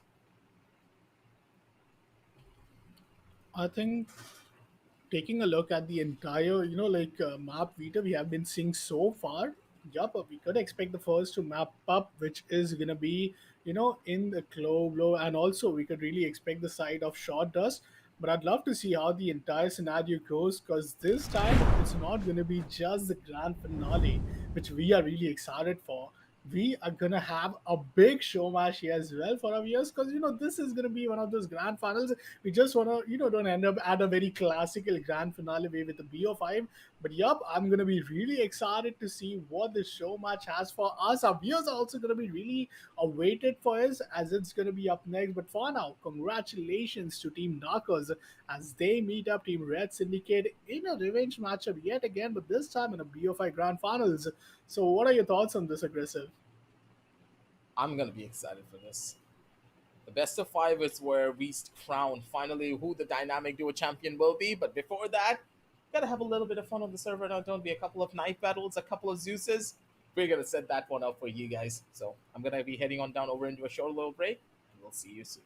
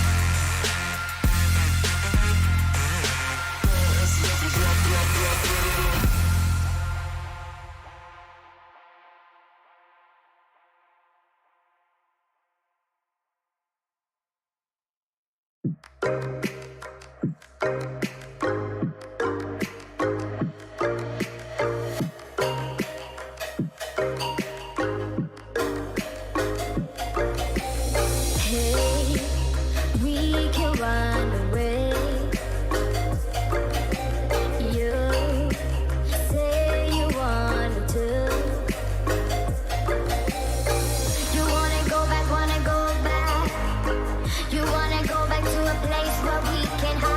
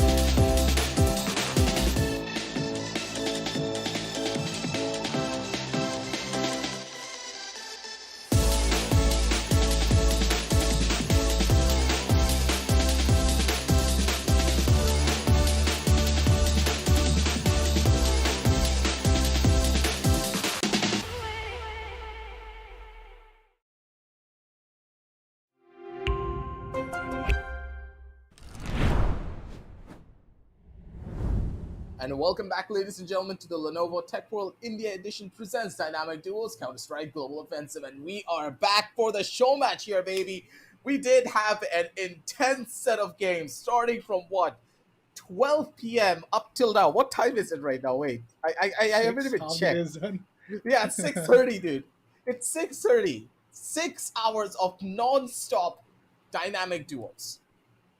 It's been a heated journey, and the grand finals is right around the corner. You just gotta swerve that car a little bit, you gotta park it, and then you will witness something incredible. But before that can happen, we have a little bit of a show match for you, a couple of knives, a couple of Zeuses, and possibly the teams just going a little bit head to head before the final matchup. Team Raka versus Team Shakshi. Oh Now, wow. this is where the real fun will happen. Because don't forget that the way that this matchup can go will not only allow Team Raka and Team Sharkshi to just have a little bit of an opportunity to duke it out against one another, but also warm up the players. From what I heard, Team Raka is going to have Sway, while Team Sharkshi is going to have Paradox. So both of the players from either one of these teams have a massive opportunity to just build up their muscle memory and just get into the zone before the grand finals. Oof, perfect. Perfect, like ending how we could have really expected. Starting things off with the show match and then going on for the big BO5 series. So this series is going to be interesting. But before that, wait, did you just told that we're going to just see Raka Zone, the content king, going up against the CSGO king in the entire region, which is going to be Paradoxally. That's going to be insane if Paradox is playing up in Team Sakshi alongside Sway being up with Raka Zone. What a way to pair up. I think you got to give it up to the entire team behind it. But yeah, first matchup it's gonna be at the short dusk. Two bans once again, Cobblestone and Boyard. Boyard is out of the equation, and wait a minute, Lake is all in, but it's the decider one. So I hope teams do take us to the decider one because this could be anyone's game at this moment. But yeah, it's a show match for you guys here. Tune in with us at the entire channel. Do make sure that you enjoy yourself because this is just the beginning. We have the grand finale quite up right next, but for now, Sway alongside Raka Zone in Team Raka Zone, and we have Sakshi alongside Paradox in the T side. So this is going to be an interesting, and when we hit things up at the short dust, where T side is going to be the most unanticipated side for Raka Zone to really worry about because they have Paradox in their team for this moment. Whoa, whoa, whoa, whoa, Raka. What? I mean, the man just casually ran out from left to right. He had his knife out the entire duration, didn't even know what just happened, and just casually got a tap onto Paradox's face. Hello? I mean, just cowabunga laws of nature jump in, right? Well, first round is done, and here we go. Second round, Paradox gets a big kill. With the Deagle, he is completely at another level. But at this point, let's see how Sway is going to really come up. It's down to a one I think she's having versus two issues with for her her. mouse. Oh, yeah, and I think this gives her a big advantage, isn't it? But I think she'll be right back in no time. Yep, Oh, she's her right mouse ran back. out of charge, I think. Oh, that's unfortunate. But it's okay. It's one of those barons. So it's actually an important one, though. Bomb goes down. Sway finds the first one. Doesn't manage to take it down, though. But yet, okay. Burning down in flames. Down to 75. One versus one. Paradox just runs through the molly. He knows how her teammate is really going to be reacting at Sway. Really not at the happiest position there. It's just a wireless mouse thing. It's okay. We've all been there. We have all done that. And then there's Paradox just running through his own molly, just going for kills. Hey, even I would have done that. I love scenarios like this. You're like, oh, I molly off this corner, and I'm not going to be the one to push. They can't push either. But what if I run through the Molotov and catch them off guard, huh? Smart. I do this way too often, and it catches people off guard. Spam to the Oh! Barons. Oh, Sway with a big headshot. That's Paradox being deleted right there. And it's down to Sakshi. She has an M4 A1. I think this is going to be interesting. There comes the first headshot. Wow, that was a good shot. But now it's Sway who is on the flank, comes down to the T spawn, and now they have to put the bomb down though. Sakshi Oh, she's really anticipating to go and take that 1v1 duel, but Sway has repositioned herself in such a great Coach spot. Paradox given the Paradox. call that Way can be the potential angle, but Sway's just smiling, looking at her face. She knows that she could really get it, but the bomb has to go down. Now, this is just me playing, at least a week or two after, the game, but here we go. The bomb has to go down. 5 and the left click is what I tend to miss. I think same is the case for Sakshi. Finally, the bomb goes down. Sway and Sakshi are gonna be up against each other in a post plant scenario. Sway with the deagle. Let's see if she could find any connection to the head. That's an AK to play around with the bare minimum. Good Oh, shot wow. coming out from her. The flick and a half is gonna be perfect. And they're just looking at them and being like, "Oh, hello there. Yeah, you said that I couldn't get the clutch. Just wait and see how I find it out."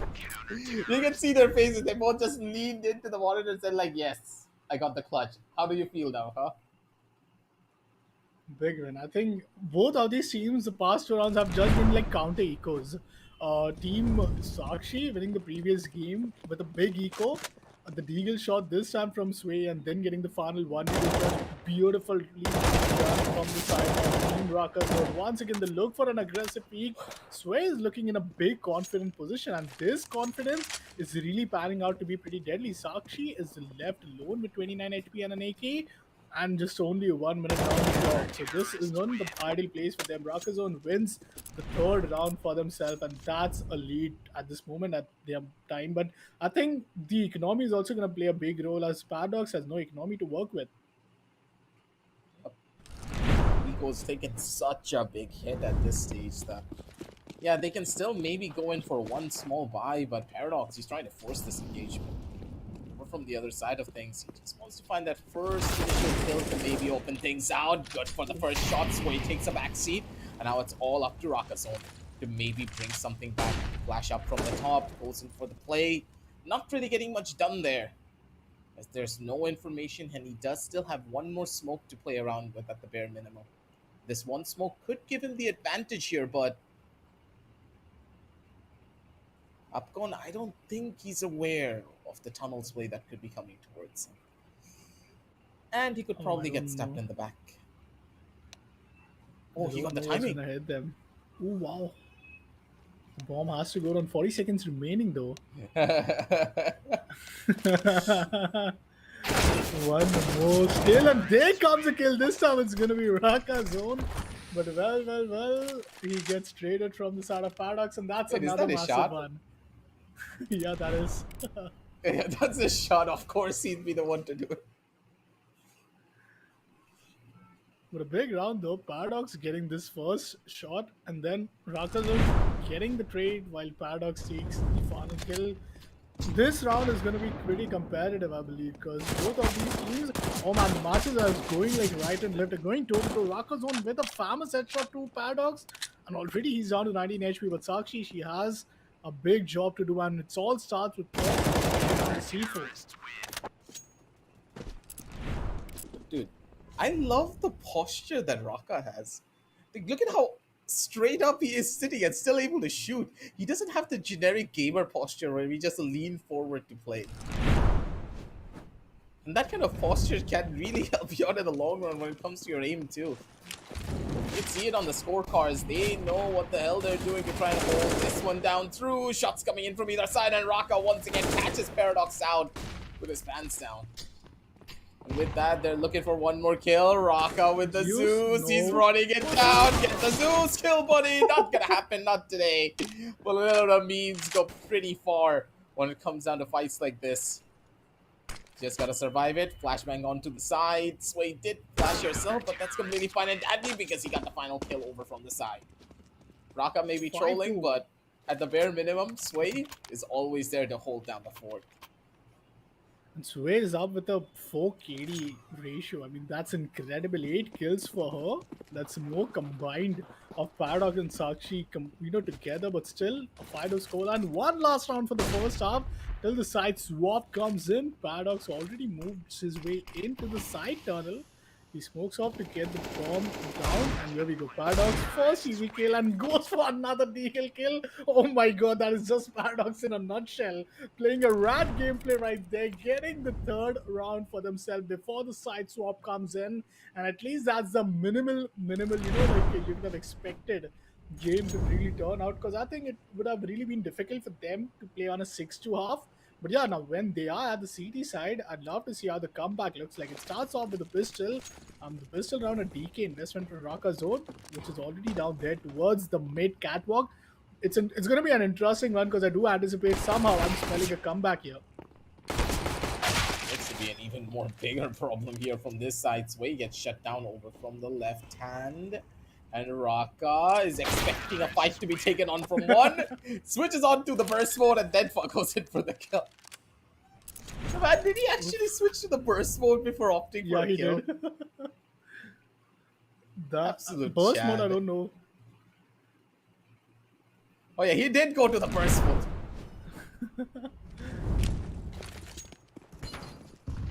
Sixth, any which ways they do get, but a Nova. Wait a minute, no way he gets a kill out of a Nova. I mean, it gives you almost a 600 kill bonus, if you get a kill through that. But it's not that easy to get a kill through Nova. But okay, sorry, Rakazone gets him for himself. Doesn't even upgrades to an MP7 there.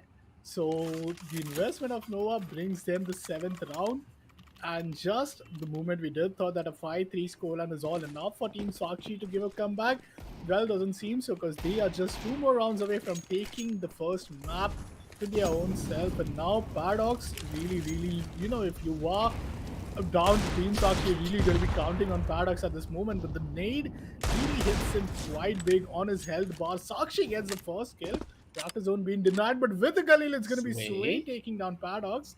That's down to Sakshi, on to Sway, and this is where the map point could come in if Sway wins this 1v1. Just gotta push it up slow and steady because Sway is Mhm. she's looking to be No a knife, little bit please, no more of a knife. nuisance. Oh no, the timing! That was big. 7-4 Could to have gone keep the either hopes way there. alive. that was a close one though. Yep.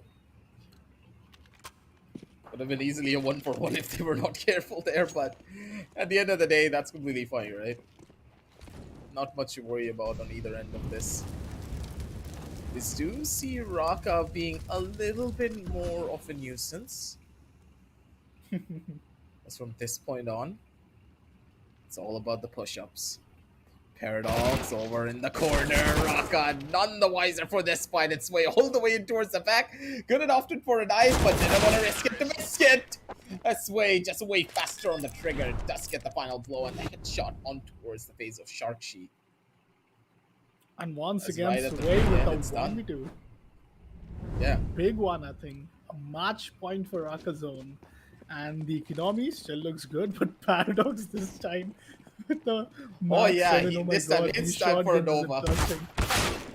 Oh, Oh, no problem. punishment. Oh, it's a quick round though. Big punishment right there. I mean, they just had the guns already out before they even entered the side, which really slowed down their momentum. 7 MVPs. Oh my god, that's big, but nonetheless a big matchup which we have on the way in. But this show matchup was really interesting. Plus, seeing Sway in this current form, it really shows us that how interesting the entire grand finale is going to be. Let me remind you guys, Sway alongside Paradox are at Rat Syndicate, which is the grand finales. But before that, having some good little pieces of content right there, and especially that would have been a close GS. Plus, we did miss a knife kill, but yeah, the GS kill would have been really nasty, which was almost about to come in when we had Sway, going up against Raka. That could have been a big difference maker when it came down to what the highlight reels will look like. But as we're jumping on down over onto that, nothing to really worry about, right? Because this was just very unexpected. The way that Raka was playing through without any form of regard to his own personal well-being, he just knew that Sway is going to be there no matter what happens. She'll be the one to go in for these clutches after the performances that she was having throughout the last couple of matches in her own run in dynamic duels. Would you really be surprised if Sway got a bunch of clutches? No. And Sway is even more conditioned now. She's playing even better than ever. Now that she's used to the LAN environment, now that she had a chance to finally get to know her equipment and her surrounding a little bit more, she's feeling comfortable. And that comfort can go a long way. Plus, with the extra little bit of practice that they're putting in through the show match, oh yeah, they're getting closer and closer to an even bigger victory. But as this was just match number one, I do believe that Paradox was giving them a little bit of a chance. He was being a gentleman, but now he could be turned up, or he could also be bodied by Sway. We never really know. I mean, with the up next match being, Clive, I think this is not one of those match where we have really seen Paradox pop off, like especially having zero kills in the entire T side, which what we saw in the previous game, and it was Sway who did a big, heavy lifting in the previous game though. So I really think that Rocker's own team have a big advantage, especially when we move on to the next map. But yeah, like taking this map into the consideration, there were many of those there were many of these 1v2 clutch, and yeah, paradox, not the classical paradox which we usually get to see, especially when it comes down to the second half. But the fight up between Brakazon and Sakshi was also somewhat really interesting to be watched out for. Meanwhile, the second matchup is going to be, I think it was Kalais, where we're going to just hop in quite soon, and then we have the decider one, which is going to be Lake, which I do doubt you haven't yet seen for the day. And I mean, like we have a grand finale on the way, so having these show matches is really going to give a big warm up. But let's take a look at the scoreboard right now, and let's see how the stats really work on. I'd love to see what's eventually the percentage coming in from the side of Paradox and Sway though. Sway, I think, with 14 total kills, I mean 12 for Team Sakshi combining Paradox and Sakshi herself. But yeah, I think Sway, big advantage for her, big form which she is currently in, followed by Rakazone on 7 with 100% headshot ratio. Now that is something you want to talk about. Yeah, Raka was just doming people all around. He has the aim for it, so are you really surprised now? He's the content king for a reason when it comes to our region, and he is doing numbers on everyone. Outside of the server and also inside of the server, seemingly. And with this first initial show match going in their favor, Team Raka, they're going to be feeling a little bit more confident now, aren't they? And as we head on to Chalice, oh boy, I do believe that we are going to be going for the long haul, right? Because on Chalice, there's a lot more opportunities to go in for Zeus kills. And you know that Sway and Raka, they're gonna opt to go in for the entire thing. Exactly. And I think with that, soon or later, this is going to be something which would really be, I'll say that we talk about the shotguns which were really coming in, especially from Raka Zone. He did manage to get two of those, Nova shotgun kills. It was like really something you would not expect, especially while playing up against the rifle. But Team Raka, they win the very first match in a 9-4 scoreline. Half was pretty much decent at a 5-3, but a 9-4. Just one round from Team Sakshi that they won, but now it comes down to the second game, and the second game is right around the clock, guys, as we'll be heading in quite soon. I'd love to see if they do take us to the decider one, but don't you think, like, as you mentioned, that the players have been playing since the mid noon, and since the noon, seeing, the side of Sway, Paradox alongside Fired Up and SK, wow, they really have a big matchup tonight. So, having that energy being consistent all throughout the game is something which is going to be very important at this moment. But yeah, taking a look at the map, we took Cobblestone and Bouillard for the first time. Bouillard, not the first or the second game, but rather at the place where it's going to be banned up. The second pick is going to be from Raka Zone, who already have the lead in the series at this moment. So yeah, I think this is going to be a very big map, especially knowing the fact that Sway has been really outperforming in this map, specifically if you consider her previous match histories. Yep, that's for certain. The all-around playstyles that we have witnessed coming in from Rakazone's team will be quite interesting to say the very least, but Paradox might just turn up. That's the thing. You never really know what that guy is capable of. Once he starts taking things a lot more seriously and just running it down and getting headshots, there is absolutely nothing that can stop him.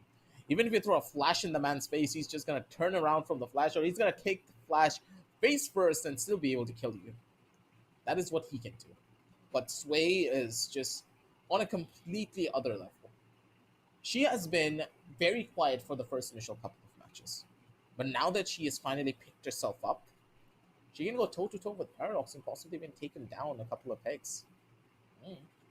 You never really know what this streamer matchup has in store for us. Because the way that the show match is going, it could go either way. And you gotta remember that in this show match, they're just fighting for the glory at this point and some bragging rights. There's Exactly. nothing on the line. They could just do whatever they want. If they wanted, they could play the entire matchup with knives only. And imagine, I mean, imagine that being a thing. I still remember, starting the entire game off with the knife rounds just to get yourself a good half. But on the side though, but yeah, I think Chalice is going to be one of those maps which really is going to be a very challenging one. If you are Team Sakshi and if you are Paradox as well, who will this time play against Raka Zone alongside Sway. Can't wait to see how the entire map goes. So far, we have seen, good stats, good play, and Shalais, whenever we hopped into this one map, it's been like really, one of those balanced map. I still remember we had like a 4-all half in the first half, so I do expect like, not much of those CT action being played.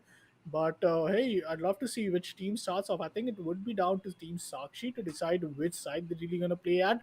And if they really go on with the T side, the second half advantage is yet going to be for them. But if they really take us to the map of League, I think I'm going to be, like I couldn't have asked more from their side. Mm-hmm. Lake is gonna be an absolute fiasco, though. I'm sorry, as much as you would like Lake here, Popcorn, I cannot agree with you. I feel as though Lake is just such a clown map and it doesn't deserve to be on CS. I'll be very honest, like, come on. The last time I played Lake was almost 3 years ago. And when I did play this map, I just wanted to leave instantly. I was Yeah. standing on one portion of the map, and for some reason, some guy wrapped all the way from the T spawn up to the CT spawn to just kill me. And I had no idea where he was. It feels like I'm playing a danger zone map instead of an actual Yeah. 5v5 competitive map. It's supposed to be at the competitive pool. Why? And one of the biggest things stating, as you mentioned, it is more of a danger zone. There's so many potential angles and executions to work with. Once you Oh, have the entire house control, there's so many flows to entirely work with. But the first round itself, Paradox no, getting no, no, two no, no. kills. No Oh, runs, no okay. runs. That was just warm up. All right. The kill feed was really something where we saw that, oh my god, that is not the expectations we have, especially if we start things off with a pistol. But here we go. Team Sakshi down in the CT side, and already the first headshot comes in. This is going to be Paradox taking out Draka zone, and it's only one player who is remaining. It's going to be Sway. While he is going to be, like taken care of from the side of Paradox, and that's the first round. Team Sakshi, they walk away with the pistols. Standard one for 10 minutes. Casually letting people walk into its crosser and just tapping them out of existence. Soraka just did not really know what hit him there. Soraka now looking for a couple of pop shots with this Deagle to maybe deal some damage. Paradox good for the first, he's looking for the second, but Sway's not gonna give that one away. Good for the first initial kill. Now she's looking for even more. High, doesn't really find the shot that she wants. As this Deagle can still do a lot of work. But Sway wants to get that Famas in the middle.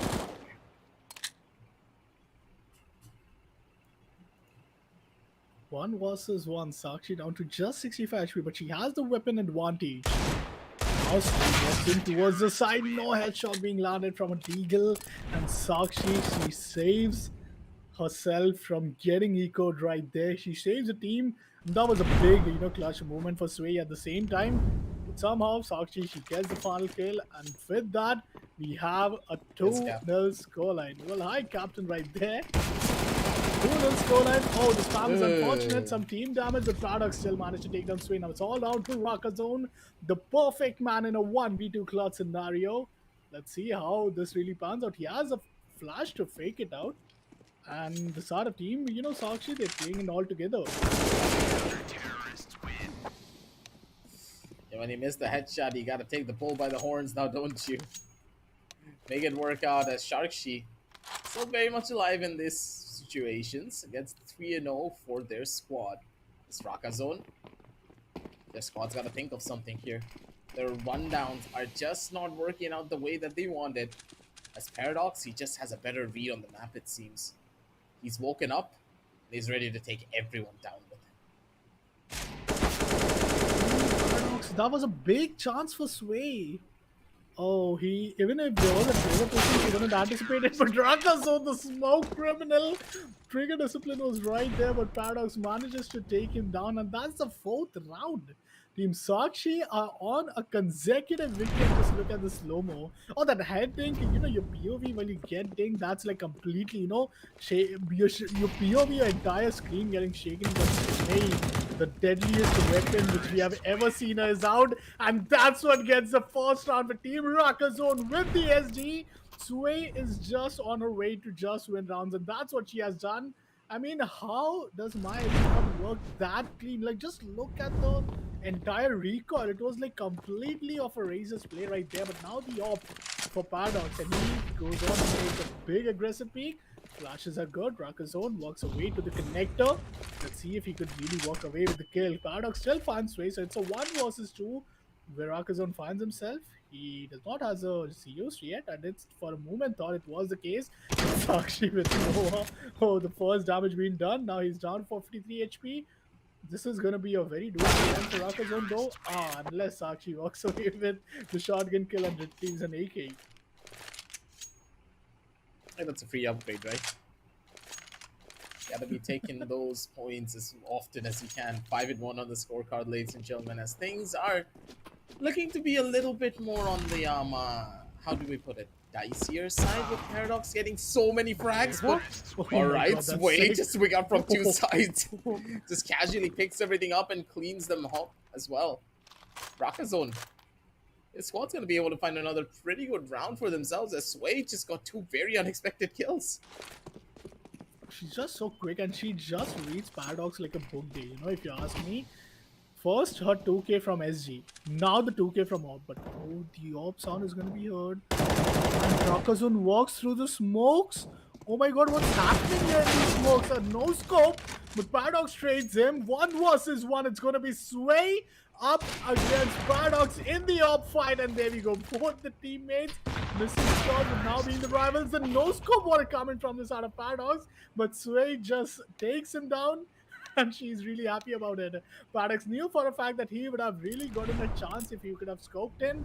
But man, what a big half it was. The half going all the way in with the 5-3 scoreline, and with this 5-3 scoreline, it's totally a replica of what we saw the previous shot does. But now it's the CT side for Rakazone, so we can expect some a comeback here. It's gonna be a rush out over from one side. Paradox, he's looking for a lot here, but Sway's not gonna give that one away. A good one tap straight to the face to close things out of there. One from the side as Rakazone just gets the secondary. Good shots coming in from Raka to open things up with the shebang. And with this, a 5-4 scoreline. So Raka is gonna be happy about the frag that he got, but at the same time, Sharkshi, maybe taking things a little bit slower would be better, but when you're on Paradox's team, imagine taking things slow, right? Exactly. They win the pistol, which might potentially, be a very big silver lining for the comeback right here. Paradox with the deagle. Sakshi, she has a shotgun, but they are really not able to get any control towards the side.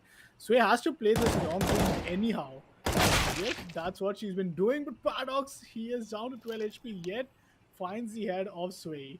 Now his position is revealed. Rakazone with a good trigger patience finds the first one, but it's just good for one. Oh, that's not even a flash. That's a DK. Oh, that's big brain play coming in from the side of Rakazone. And he gets a 1v2 clutch to equalize things in the scoreline. And man, that was a big play from him, especially if he didn't have the defusal kit though. Still takes down the 1v2, takes himself the 5th round, and now it's all down in an equalizer. Just absolutely clean. The way that they do this is just incredible. Trigger discipline coming into play. Positionally, they're absolutely beautiful as well. On it comes down to these fights. Paradox good for the flick over on one, but a 1G moment just came in from the other side. Sharkshi wasn't even aware of the volley, but that's completely fine and dandy. Like, come on. You just gotta have to get roasted a little bit before you can get toasty here. And I don't know what the weather is like in Delhi, but hey, if it's cold there, I think Sharkshi did the right thing, right? True that. But here we go. Round number 12 it is. Both the player playing through the ace side. And we have Okay, an op out. Raka. Oh, Raka Zone with a big kill. Takes on Paradox. Now, Galil from the side of Sakshi. I mean, I do doubt how promising could that really be in, especially if you are up against a famous alongside an AWP. But here we go, Rakazone with another kill, 2K for himself, and he is slowly, steadily building him the momentum. Now, let me remind you guys, if this 2 rounds goes in the favor of Rakazone, my potential for going to map of lake won't be the thing. While this would be a 2-0 victory for Team Rakazon, but this has been a great matchup. Paradox has to come up big, but if he gets taken down first and unfortunately gets a trade, Sakshi is going to be taken down from Rakazon, but Paradox with a quick trade, and now it's down to once again the two finalists. It's way up against Paradox. Khalil versus AWP. Oh my god, Paradox had one last chance to take or find the head, but he misses it. Now he's turning down the boost and he gets the headshot. Sway is going to be taken down and an AWP been received. I hope it's AWP and not SG though. Yep, that's an op. But the 6th round for Team Sakshi has to live for another round. It's a really tough one that you have to consider too. Sharkshy. They do have that little bit of a leeway and that advantage to play around with here though. But for Sharkshy, they're pretty much deep into the other side. That's gonna be good for the first, and it's gonna be good for the second. Paradox nearly turned around and no scoped there. Yowza, if that hit. That would have been the shot of the century. He was almost scoped in, thrown down, just a left click away. But hey, Sway manages to bring back her up. That's something we really expect. What? Oh, Paradox with a quick peek takes down Rakazon. It's all down to Sway. 1 versus 2 for her. She has all the util she could possibly imagine. A flash, a grenade, an incendiary, and a smoke. But with an op, she might be good for one. But she managed to find another one. Misses the first shot. Another one is going to be missed out. The third one as well. But how is she managing to stay alive? The spam from Paradox will take it down. But oh man, that was completely some survival, there from the side of Sway. As this is the final round. Either we go the distance OT, or this is where we might expect Rocket Zone to close it out. The economy, not ideal enough. Both the players just with the farmers, but they are playing a quick connector player. They're looking to be as aggro as possible, but with the flash coming in from the side, that's probably going to be a catch over onto one player. But Raka, this is so smart. He's already made the crossover to the other side. Flash coming in from one more end. Already spotted out another one of the players. He needs to find the shot and he's going to be able to get it. Sharkshies takes a back seat. And Raka, he's so confident in the way that he's playing this one through. Oh! Catches out so out the angle. And he still needs to find one more shot. Paradox has only 1 HP. Run and gun, do whatever you want. You just got to find this kill. Don't give him the engagement. Don't isolate the 1v1. The timing is everything. And Paradox still gets the frag regardless. That will be overtime coming into play, ladies and gentlemen. As Paradox, ice cold even when he's at 7 HP. He knows what to expect, and he knows how to find these shots. Oh my god, that was a big kill out of Sway, man. That was a classical opening shot, man. And the Paradox, oh, he's up with 17 kills at this point. Paradox is really coming in huge at this moment, and I think that's what keeping the hopes alive for this of Sakshi. But a miss shot once again from Sway. And that's gonna hurt as they find themselves in a 1v2. Rakazone is left alone to do all the job being on site. Oh, he finds both players, both lined up for him. Paradox has been taken down. It's down to Sakshi. The nade might inflict some damage, but no, that's not the case. A 1 versus 1. Both are content creators up against each other. While the bomb is going to be down, so not just that she has to retrieve it, but also somehow has only 50 seconds to deal with everything. Oh, Raka Zone just one head away, but still manages to inflict big damage. And Sakshi gets a big headshot. Oh wow, that's a big kill for her. Yep. That's what happens when you tend to disrespect your opposition and play from the same angle twice, but Raka, he was just so confident that he wasn't mentally prepared for a shot like that to happen to him.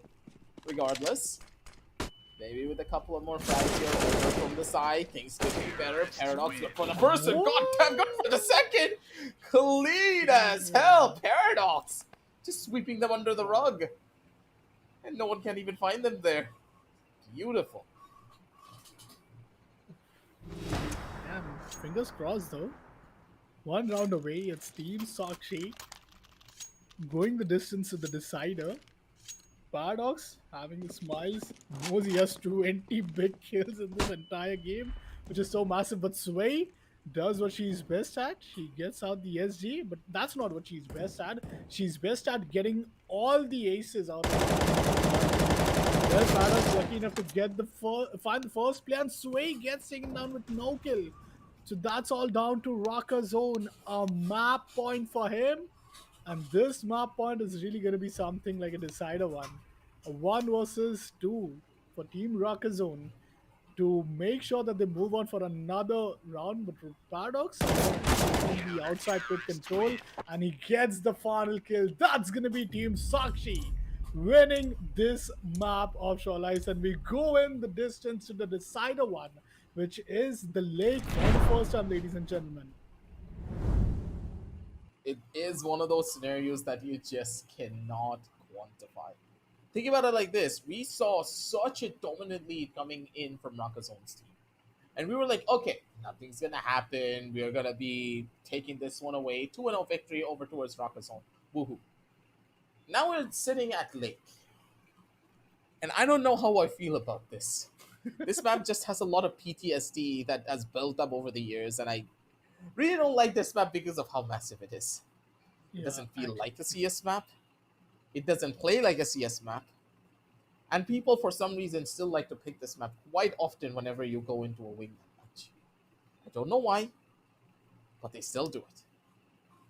And somehow I think as a viewer, I think it's gonna be the best, treat for us to watch these play, all of our players playing these maps because map of Lake is just incredibly broken if you ask me. You can just get spawned in two different ends of the map.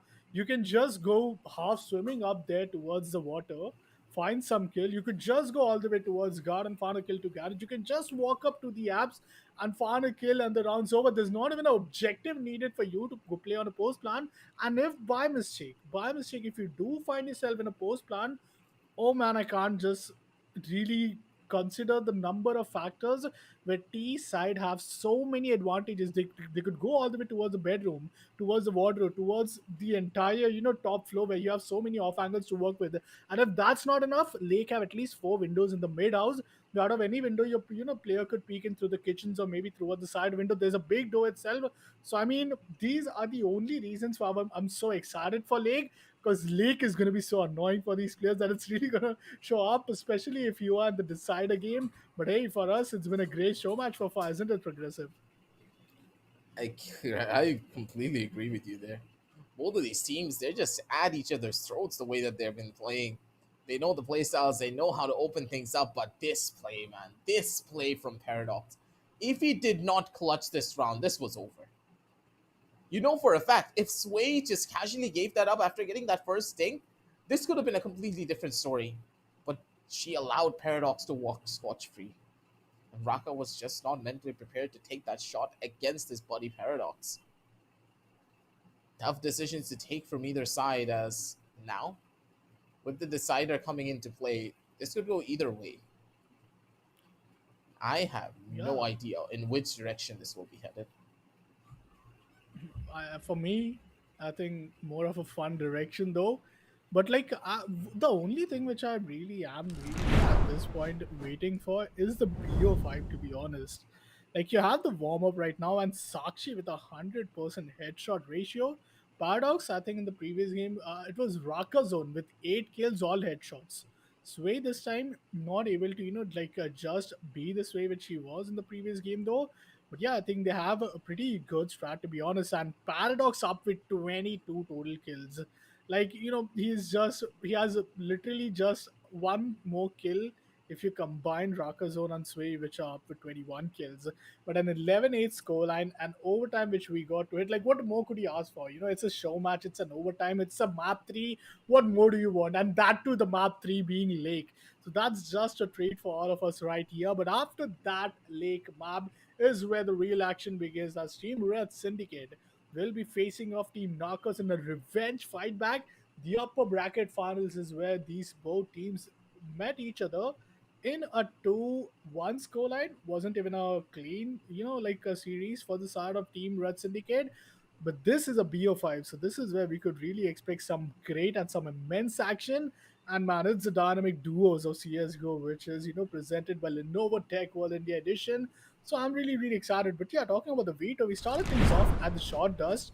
Then now we went all the way in towards the Chalais, but now is where the things are going to be interesting. It's the lake, and see, this is the entire map which I was completely waiting for, and going on through the waters, going on through the garage, going on directly to the house. No matter how you go, it's just going to be complete chaos unless you have any intel. It's just gonna be an interesting map to cast. Considering how many different strategies Lake has, you can't really put a finger on what could be happening next. And just as you stated, there's a lot of chaotic angles that you have to deal with. There are certain strategies on this map where you make a lot of noise over to the side of the house while one of your players are just running across the entire lake into the CT spawn and then kill them from their back. It can happen. And it does depend on who starts. And I don't think it really depends on who starts where. None of the sides have an advantage on this map. They're both really far away from wherever they want to be.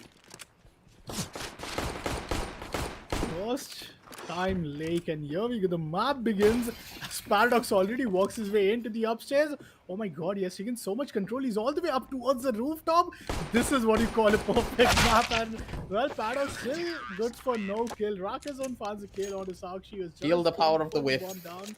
Oh yeah, I'm pretty sure that Sway just said a couple of choice words over the Paradox. Just look into his eyes. Just look at the man's eyes. He's like, all right, I'm gonna get you. Just wait. Just you wait. Oh wow. It's gonna be interesting. Sway this time brings out the scout, but Paradox, he walks his way in towards the water. Now this is the big flank which I was talking about. With this flank, they have so much intel already, and Team Rakazon are left clueless as to where the players are. They could be potentially on the side. They could be potentially on their very own spawn, but before they realize it, they have just exchanged their own spawns, I believe. Oh my god, this is Pretty big much. if you look after the minimap.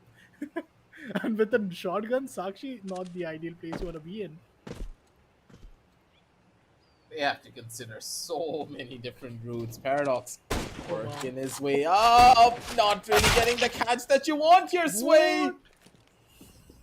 You can't hit shots like that. It's gonna be a tough one to try and break into. Rakazon, good for the first, is now looking for another one. A shotgun. Sharkshi, both of the content creators once again looking to go in for a little bit of a meme strategy on either end of it.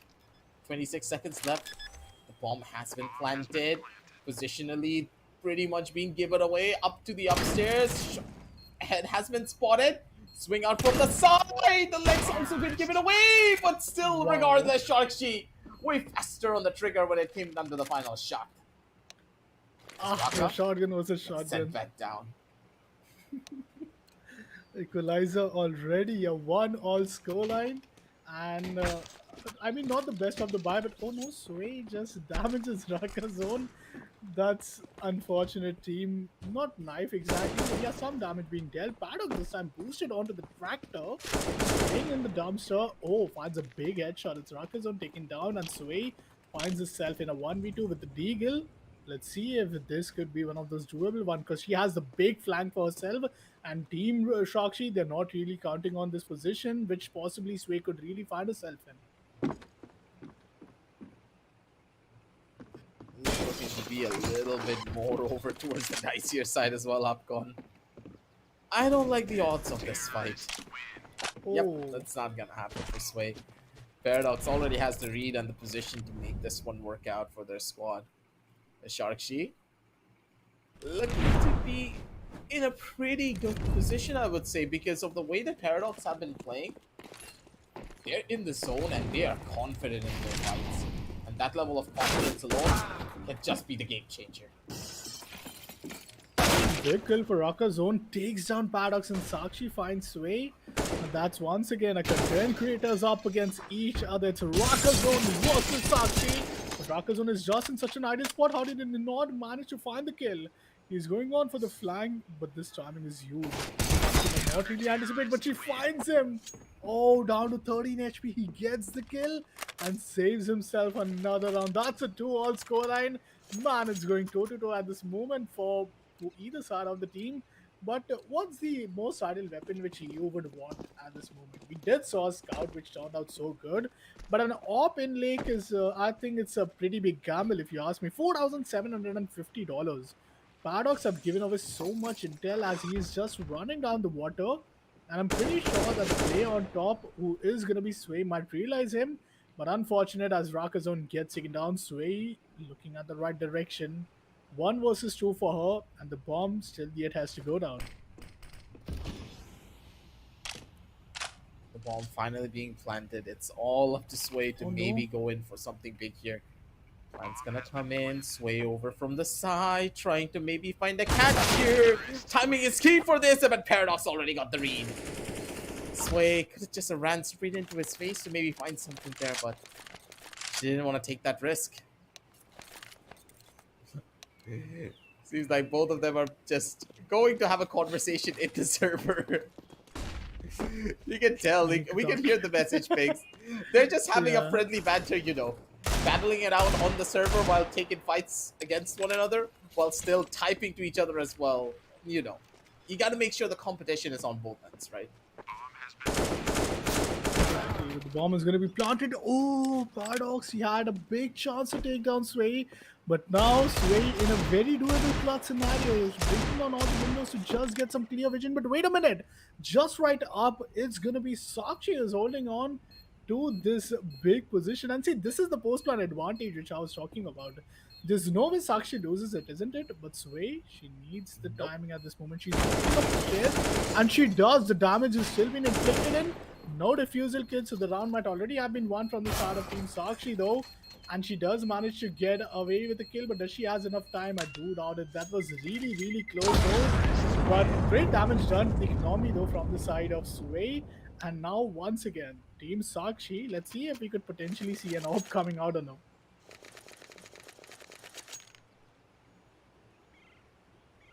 Do see maybe a technical difficulty coming in from the side of Sway.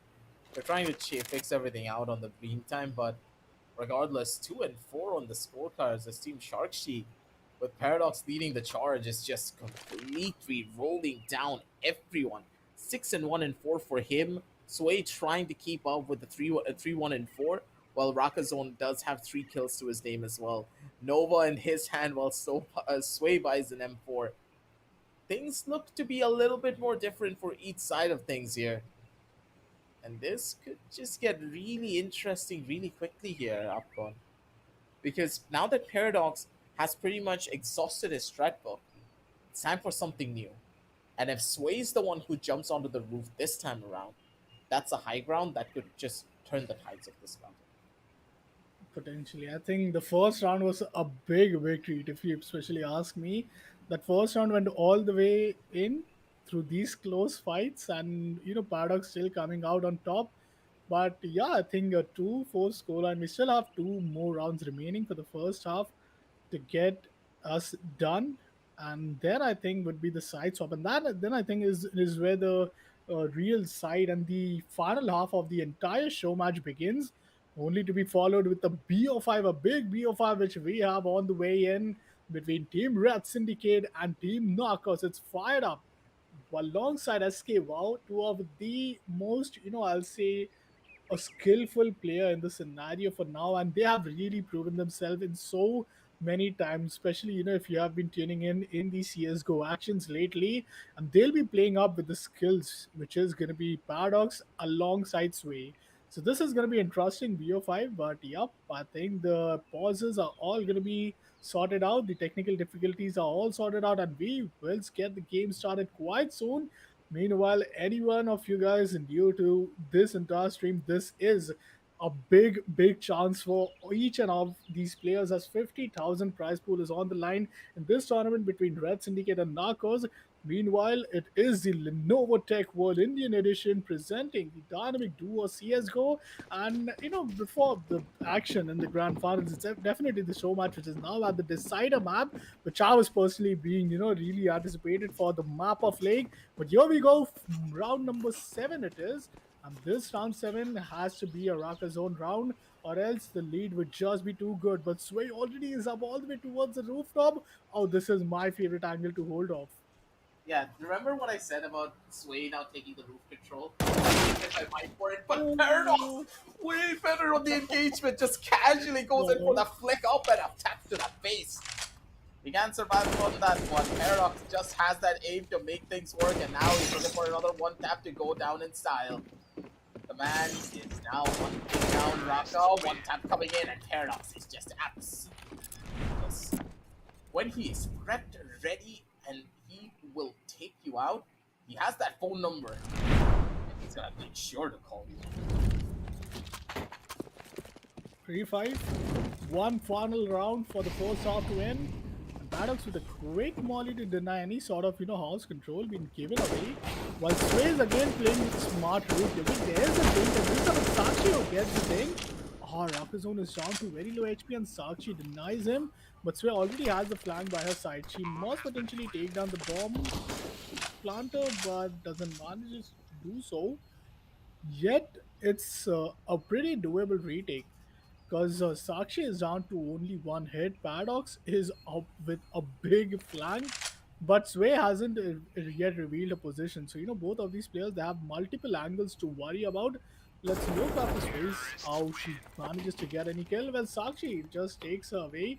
That's a 6-2 score, and that's a big lead for Team Sakshi. Let me remind you guys, Team Rakazone won the first map at Short Dusk, and after that, it just seems to be a big reverse sweep Downhill. just coming in as Sakshi. They came up with the previous game win, and now in the decider one, they already have a 6-2 lead. It's a tough one, especially with Paradox hitting shots like that, man. You cannot quantify this into any of your strategies, but Paradox is looking for something a little bit more. Sharkshi following her body pretty much everywhere for this type of fights. So it looked to be a little bit more further forward in these engagements, while Paradox spotted out the first initial player, already knowing that hey, both of them could just be playing inside. As Sharkshi acting as the shark bait. He's a little bit too far in, and our buddy's not even that close. Rakazone gets the first initial frag. Paradox, Oh, beautiful one tap over towards the face of Sway. The man is ruthless. Give him a chance. no Give them way. something to play with here. Not really a lot of time. Needs to stick this one through, possibly. Needs to get DP. Find the fight. The fakes don't work. Not against Rakazone. And the pros don't fake. Does not work on him. Rakazone, they are Big able to round. lift this one through, but goddamn Paradox, what was Face this? shot. A flick of Oh, the wrist, man. and just Give her a one break. bullet. Didn't even waste the knee. And then finds himself up in a 1v1, but a great one for Paradox. He's a very A eco-friendly force bar? person. But a shotgun, wait a minute. Sakshi with a shotgun. Paradox finds one. It's a buy round for Team Rakazone. 1 versus 1. It's Sway versus Sakshi. On Sakshi already up with Nova. She could just hold on the bomb at this moment. The C4 is just right next to her. And that's where, just right on her crosshair, Sway might potentially be heading on. That is so bad. She gets the first hit. She's out of 5 HP. And Sway takes on the first buy for herself. It's Rockazone winning the fourth round, and man, this game is now getting started to be fun. As the first buy for the start of Team Sakshi didn't work quite well enough, but yet they force on for another round. Slightly questionable when it came down to the utility usage, but that's completely fine. Paradox. I'm pretty sure you heard all the footsteps, right? You should know that one of the players are already in towards the building. Things are not looking that good for them. Sharks trying to make even more noise over the side to allow Paradox to pretty much get away with everything there. Sway, good for the shots as Sharkshy. Just had no idea what to expect there. Paradox still very much alive in towards the side. Wants to go in for that aggressive play. He is playing the mind games. What Sway is just way faster on the trigger and better when it comes down to the stabs in the face. 5-6 is Team Rakazone. They're slowly but surely making that climb back onto the driver's seat. I mean, somehow in this entire game, you'd expect a big comeback. I mean, that's the last thing which I could have expected. It's a 6-2 scoreline, and that 6-2 comes in all the way up to a 5-6, almost an equalizer. We here now see Team Sakshi in an eco. Oh, the headshot has to be pretty much it, I think. Paradox, he misses most of his shots, just one body shot landed, and Rocket Zone down to 38 HP. Yet they have the entire side control, and this is smartly being played. They are playing the objective game right here. They know for a fact that no matter how they stay alive, eventually Team Rakuzan have to come in and either kill both of the CTs to win the round, or at least get the bomb planted and detonated. And here comes the smoke, so that's a big victory. Oh, the spam is beautiful, but doesn't stop the bomb planter. But Sway has lost almost most of her health bar right there. And being down to 19 and 38 HP, it's gonna be so much undoable, as Raka Zone is the only player with the potential position where he hasn't yet revealed himself, and he has some HP to work with. But Sway, on the other hand, she's down to 19 HP. Tan is of Asins, and that's where Paradox has to not hold his nerve, rather has to go for the kill. But Sway finds Paradox, and that's an equalizer all the way from 6-2. We are down to a 6-all scoreline. Just have to get even more, a little bit closer when it comes down to these type of fights. Team Rakazon, what is the game plan here? You've gotten in the heads of your opposition. Because of it, they are slowly but surely making a bunch of mistakes. Sway heard out the reload, so already knows the exact positions to expect. It's Paradox. He's now paranoid. Where could they be coming from? Which angles do I need to worry about? And already with a couple of pop shots being taken, Sway takes a back seat. And that's going to hurt quite a bit. What? Oh, how lucky you would be there just to get yourself behind the sledge. And yet, I mean, this was an incredible one, if you ask me. I think there were like two players were shooting Sakshi at the same time. That's what got her in that position, but she was just caught at the very wrong position though. But a big lead now as Rakazone 1 point away from being at the CT's point. Let's see how this goes. Both the CT once again opting to go for the upstep position just to make sure that if the post plant comes in, they have an advantage. But Paradox with two good headshots. That's how you do it. And Paradox manages to put himself up with the numbers advantage. Sakshi still has a famous, and Rakazone has to put the bomb down. He has 58 seconds. But that damage has put Paradox down to 257 HP. Oh, big kill onto Sakshi. It's all doable at this moment. A smoke and a potential fake, but Paradox gets him out of nowhere, and that's an equalizer. The first round victory coming in from the side of Team Sakshi, as we had already 5 rounds being done in the second half. He just jumped out of the window from the other side and casually got that kill. An absolute Chad when it comes down to his movement. Paradox knows what he needs to do to get fights like this done, as Paradox is now hungry for even more. A couple of pop shots being taken from either side of things. As Paradox, he's waiting this one through. Where are these duels and how do you want to take them? Sway. Oh no. First over to the side. Good for the first initial shot. Paradox has been taken down. And finally, it's the two ladies going up against each other. The final tango, one could call it. As the smoke does cover her ascent. But the thing is, what about the information? They need to try and find something here. Oh, she gives away the Sway sound. already gave away a lot of the sound. That should give them the edge that they need. The plan's gonna go through. 25 seconds left, and she comes in for the spray. Sharchi, patience is key, and the patience that she had really paid off. Oof, that's a big one. I think that's a big kill. And with that, the series point is right up for the side of Team Sakshi, as they are one more round away. But hey, it's not the first time we had a 7-hit score, and we have went to an overtime. We are in the decider map. Each and every potential thing you can imagine has been already done with yet.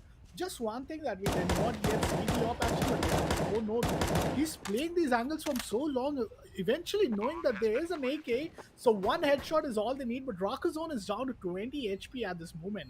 The bomb is down, so they Wait, have 35 more seconds to work. Some retake up, but Sakshi just goes down. Oh, she passes on Paradox, but he takes him down. It's down to one single player who is going to be Sway, and what? she finds the kill, takes us to an overtime. That's a 1 versus 2 clutch coming in from the side of Sway, and that is how you expect a show match to just go never ending. The distance has also been there, but still, we haven't yet found which team are going to be winning over other in this map of Lake as well. Never really know what to expect when it comes down to teams like this. Could go either way, and it's been a long day for each and every one of these players. Today's just gonna get even longer. If this is what the show match is gonna do to you, it's gonna be a little bit of a problem. It's gonna Paradox and Sway once more, the dynamic duo when it comes down to the actual tournament, still going strong on either side. Because of the way that they're playing, slowly but surely into amazing. Sway just catches the timing over onto Paradox over from one side, and Paradox just can't believe it.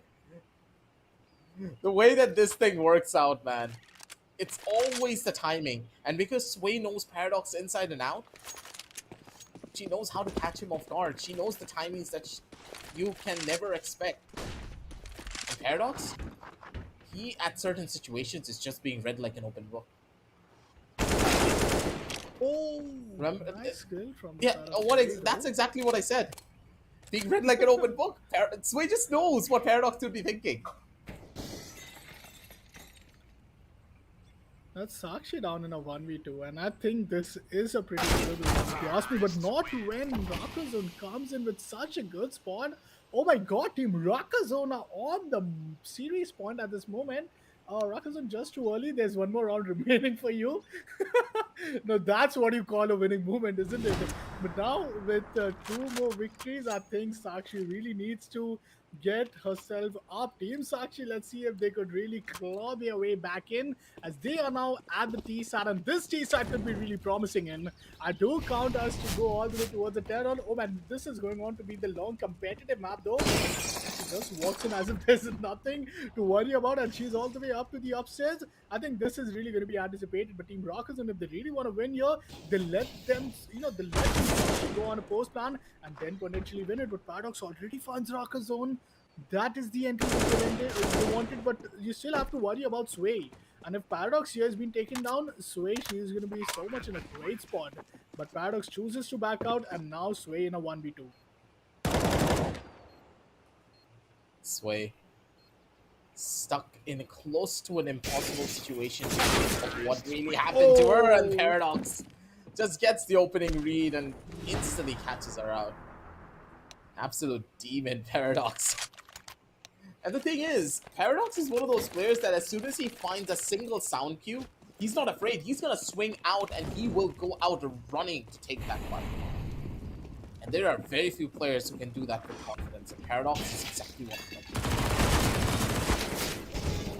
The RNG in a final round of the half, which is potentially an overtime. It's down to a 1v1. Oh, don't say me that this comes down to a shotgun victory, and yes, it does. No way he did that at the start of Team Sakshi, and with that, we get the winners of the show match. It's going to be Rakazone who win it with the Nova weapon in the final kill. And I mean, you wouldn't blame him to just off his headsets in the previous round. After the 10-8 scorer, it seems to be pretty much done. But yeah, he had his headphones just on for a few more rounds.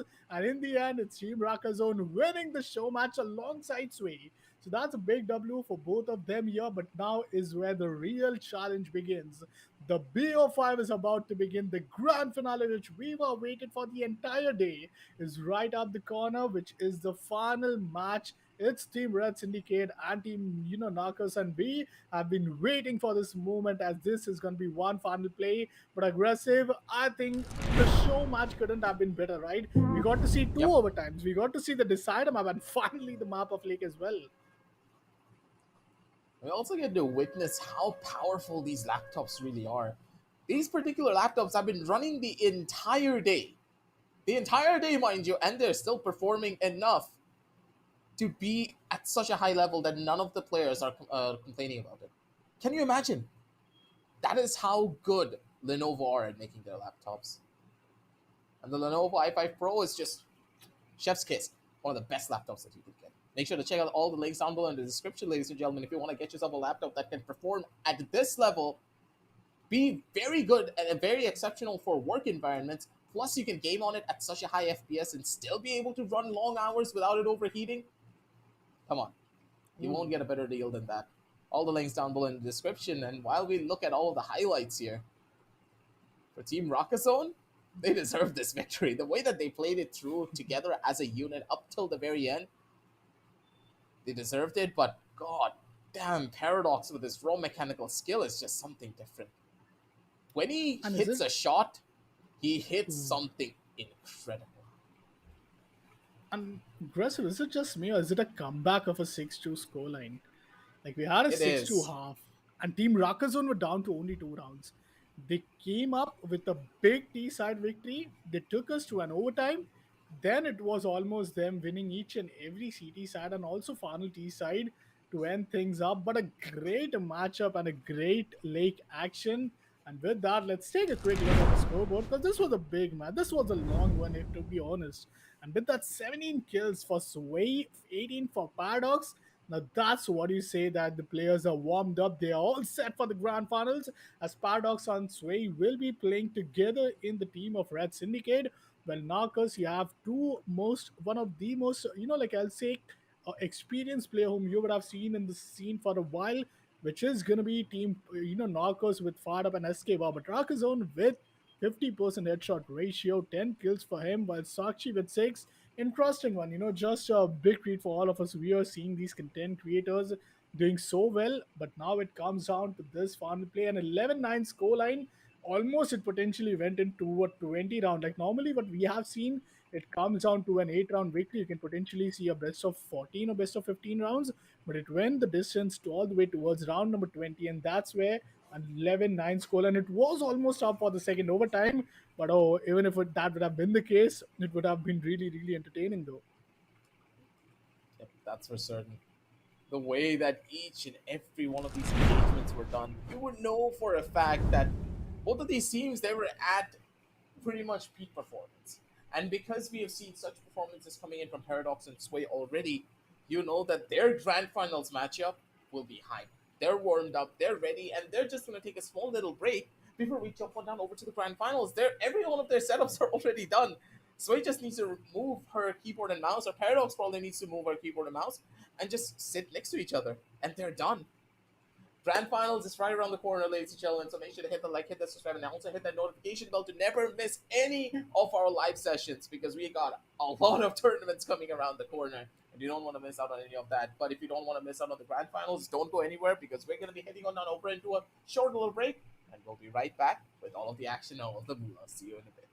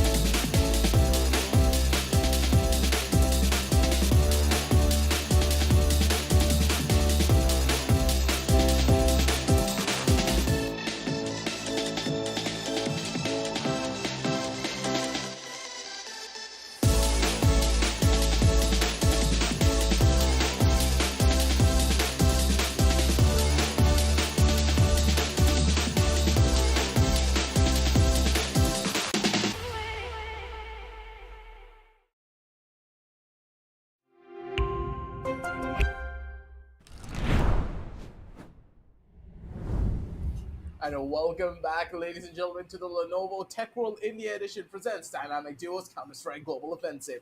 We are now back once more in the hot seat after an intense show match.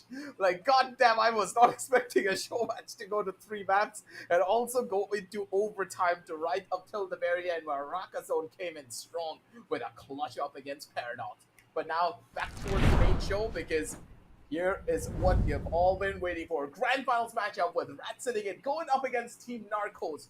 Both of these teams had a journey to reach this spot. And for Team Narcos, this is a revenge story for them. Best of fives, no maps will be excluded. You gotta play through it all. And whoever gets to 3 first are gonna be the ones to win. And Upcon, I really want to ask you, who do you think has the mettle to take it?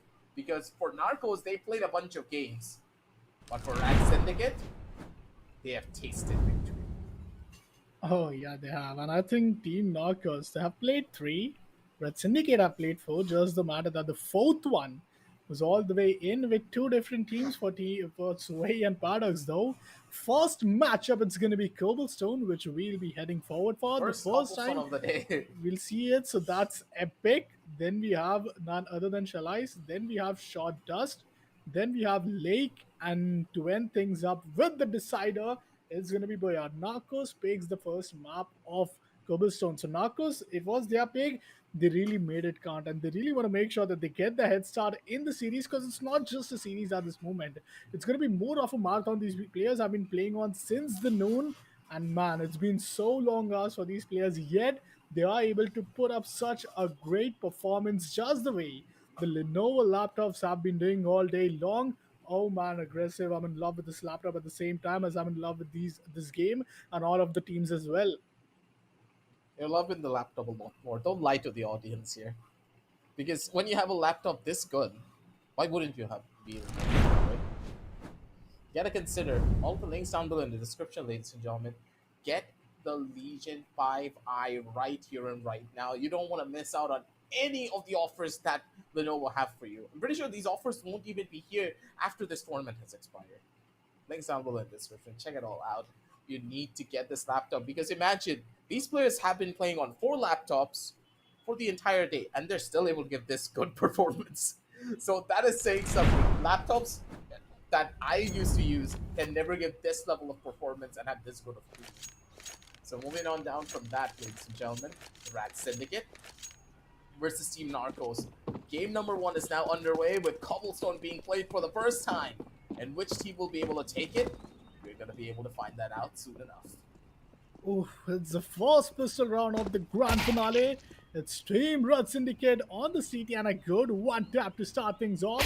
Takes on Escape and takes down Fired Up. Oh my god, don't say me, Assassin, that there was only 2 bullets shot in that entire round. And that's it, the round is over. That's 2K, 1 bullet right here. 11 bullets in his magazine, and that's the second bullet.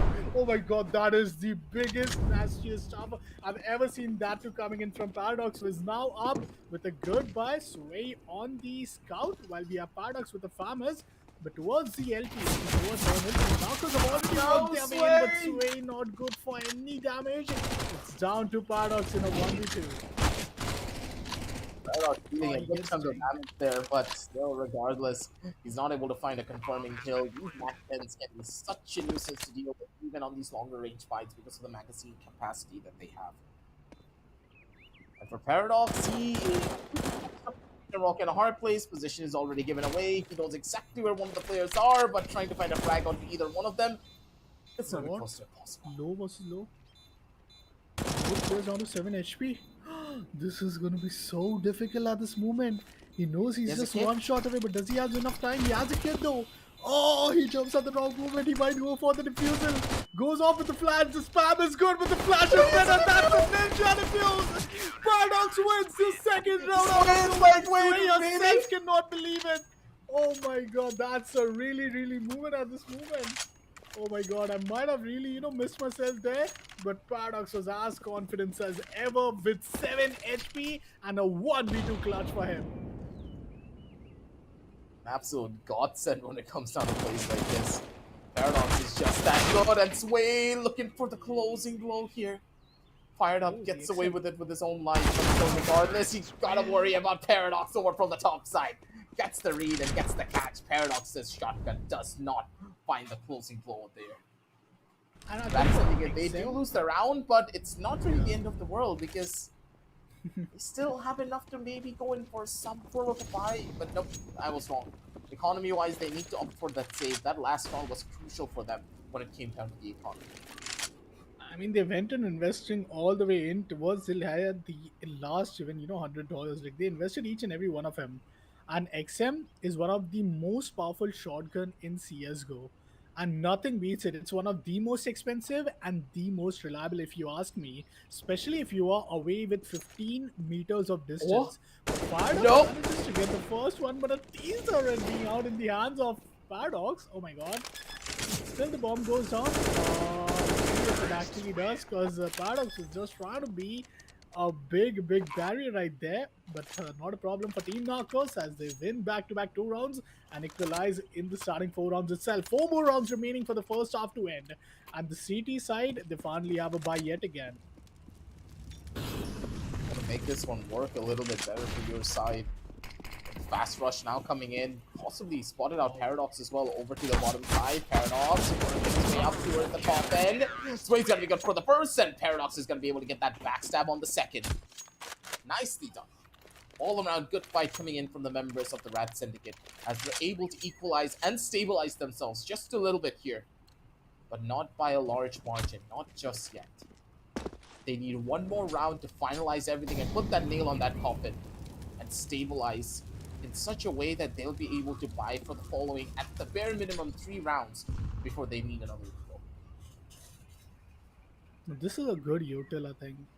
The use of util from Team Narcos have really been, like gotta appraise it to them, as this hit towards the B side has to come through. 1 minute remaining, and already the LT is being such a strong way. Oh, she gets one with the blink right on her face, and Fada managed to take it down at the same time. Now it's down to Paradox once again. He has the defusal kit though, but they are walking in behind him. So this is what really is the concerning part, as Paradox has to worry about 2 different angles. While the bomb hasn't been up yet towards the side, Paradox is already wanting to clear the first side. But this is so well played from Fired as he is not giving any movement at this point. And Paradox, oh man, this is a difficult one. SK is just behind him at the right moment. Paradox is just standing by a good hole, gets the first kill, anticipates the second to come on from the backside itself, but that's what gives SK a big competitive edge, and that gives himself the third round, a 3-all scoreline. And this entire game so far in the grand finals has went all the way toe-to-toe with a 2-0, then a 2-1, 2-all, 3-2, and a 3-all at this moment. But 2 more rounds remaining for the first half, and oh, this can be really close. But I mean, that was a kind of a big advantage for Fire Up to put the early control. But this time, Sway gets taken down. The flash, the team flash, not the ideal one, but now it's again Paradox in a 1v2. Could be that game changer for the team, but it's just not working. The way that Narcos are playing is just on a level where members of the Rat Syndicate are still not able to adapt to. They need a better game plan and a better strategy, maybe possibly an off angle to play around with, because of the amount of space that they're giving away. I don't like how this is going through. Paradox looking for a very hyper-aggressive play over from the side with this eagle, maybe going for one kill. Not really gonna happen here. That's Fired Up, just goes in for that spray and completely changes everything. 3-5. And at the end of the day, Rat Syndicate, they're gonna be decently happy with the choices that they have made, but maybe a couple of more rounds on the CT side will make them feel a little bit better. That was a big kill though with the P250. I mean, the pistols from Team Rat Syndicate have been really powerful, especially the first ever pistol round in the grand finals. 2 bullets from Paradox himself, and that was the end of the round already. Now, with that being said, I'd love to see how Team Red Syndicate are going to prep things up. And will be up, but still Paradox managed to get away. First blood for him. Marcos going on with some denial. Fired Up gets a kill. The close range block, it's really promising. Fired Up in a 1v1 is up against the side of Paradox. Paradox really playing the juggle peek here, but jiggle peek doesn't work always. They're all playing around the entire ground, and Fired Up gets a 1v2. Ah, the pre-fire was beautiful, and Paradox cannot believe it that they just walk away with the 6 round, the Fired Up clutch. Oh, this was so much needed, but all of a sudden now, Team Red Syndicate are in the toughest possible position, and the force buy is their only last hope for survival. Just gotta hit those shots in a way that you can't really expect. And here comes one from the side. Paradox! So good with the UMP. Has the angle, has the timing, and has the positioning to make that one work. Beautifully done. Now is where the game really begins, The force buy doesn't stop Team Narcos from losing and yet not buying it. Sways up with the UMP while Paradox comes up with an AK. Even if they lose this round, they have a pretty good, backup for them. So 1900 loss bonus, not a big problem as they will still have those AK, but some damage being inflicted. And thank God the SMG, the Mac, MP9, it still helps them. But here comes the false blood. Paradox takes him out. Fired up takes an instant trade. It's down to Sway. The UMP for her, and let's see if that could work the magic. The spam is good, but Sway gets the final kill, and that's the 5th round. Team Red Syndicate, they keeps their hopes alive in the cobblestone, and now it is down to the final 5 rounds remaining. Team Narcos just needs to win 3, while Team Red Syndicate needs to consecutively win at least 4 of them to make sure that they be the first team to get towards the 9 point. Gotta look for a little bit more. SKY with this Deagle. He's an absolute legend when it comes down to fights like this, but still, these fights are very difficult to take as well from time to time. Paradox is gonna get shut down, and his weapon is now fodder for the enemies. Fired up, That's an good for the eco. play. Sway doesn't really have enough of an angle or enough of a timing to maybe find something here. And the fact that they spread themselves out this thin, I don't really understand what could have been the game plan coming in from the Rat Syndicate, knowing that Sway just has an op in hand. They needed to play this one together instead.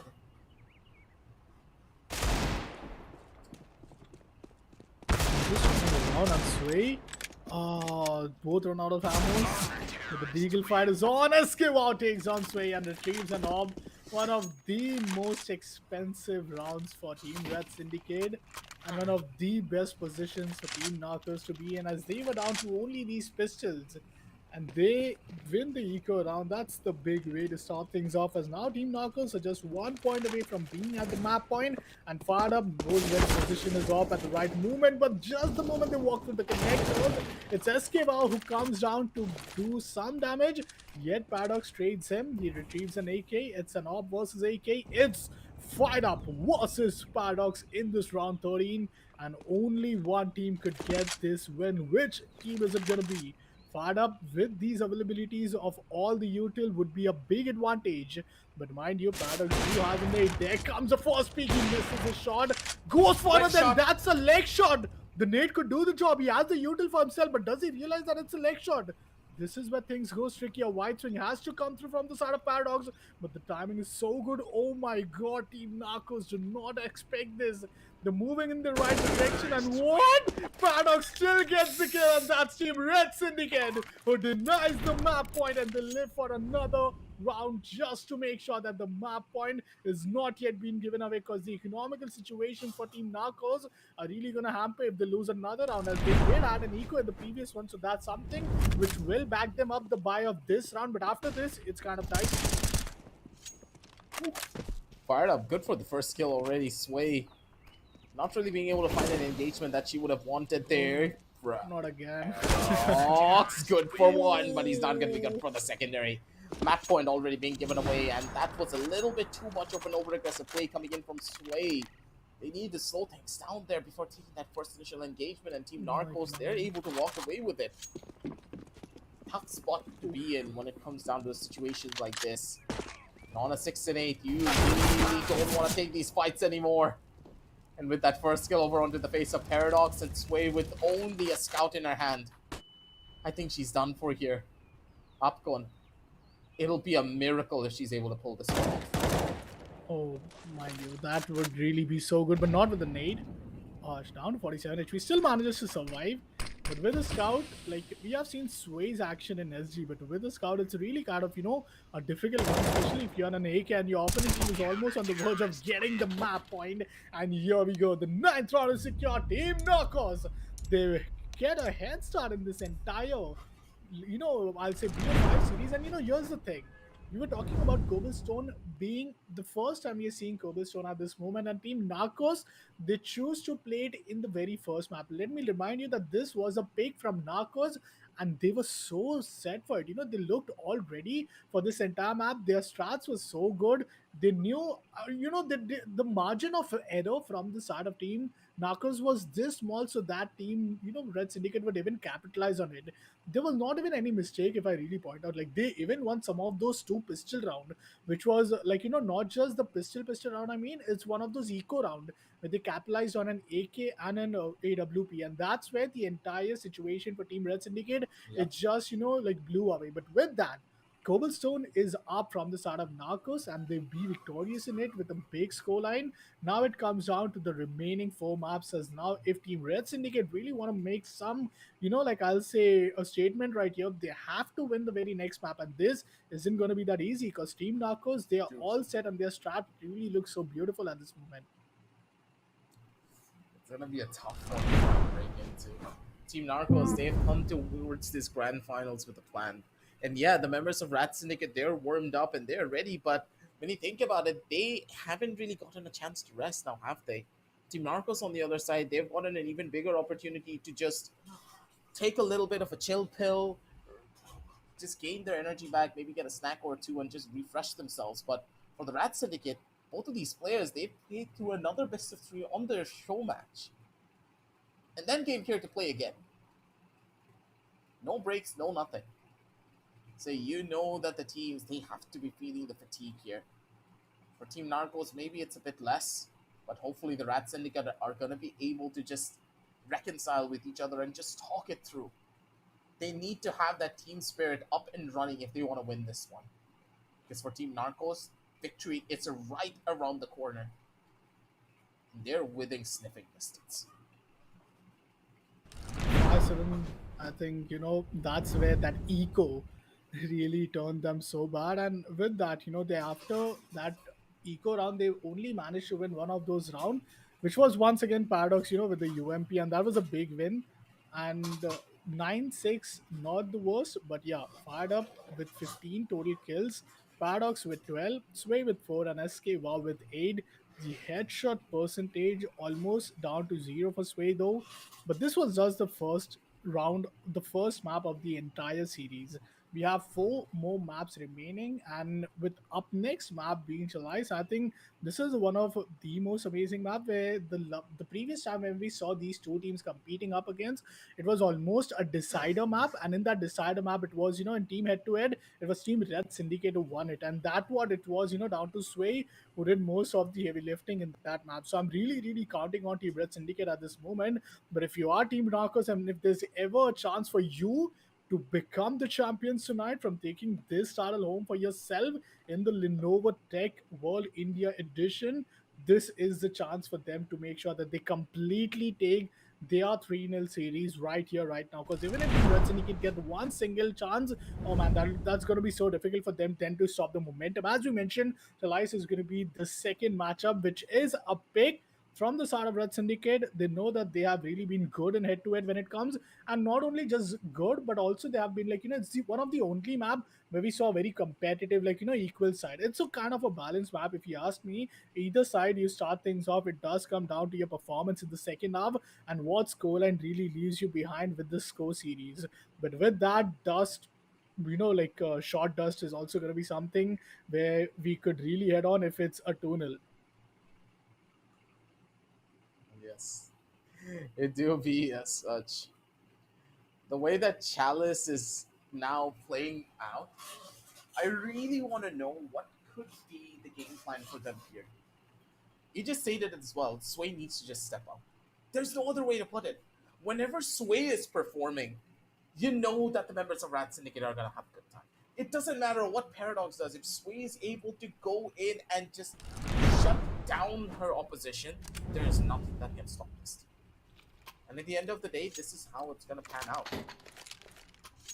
Team Narcos, what do you have in store for us for this map? You did Oh, lose here before, and that loss needs to fuel something inside of you if you want to hold this one down. Maybe good for the first initial kill. That's a wrap for them.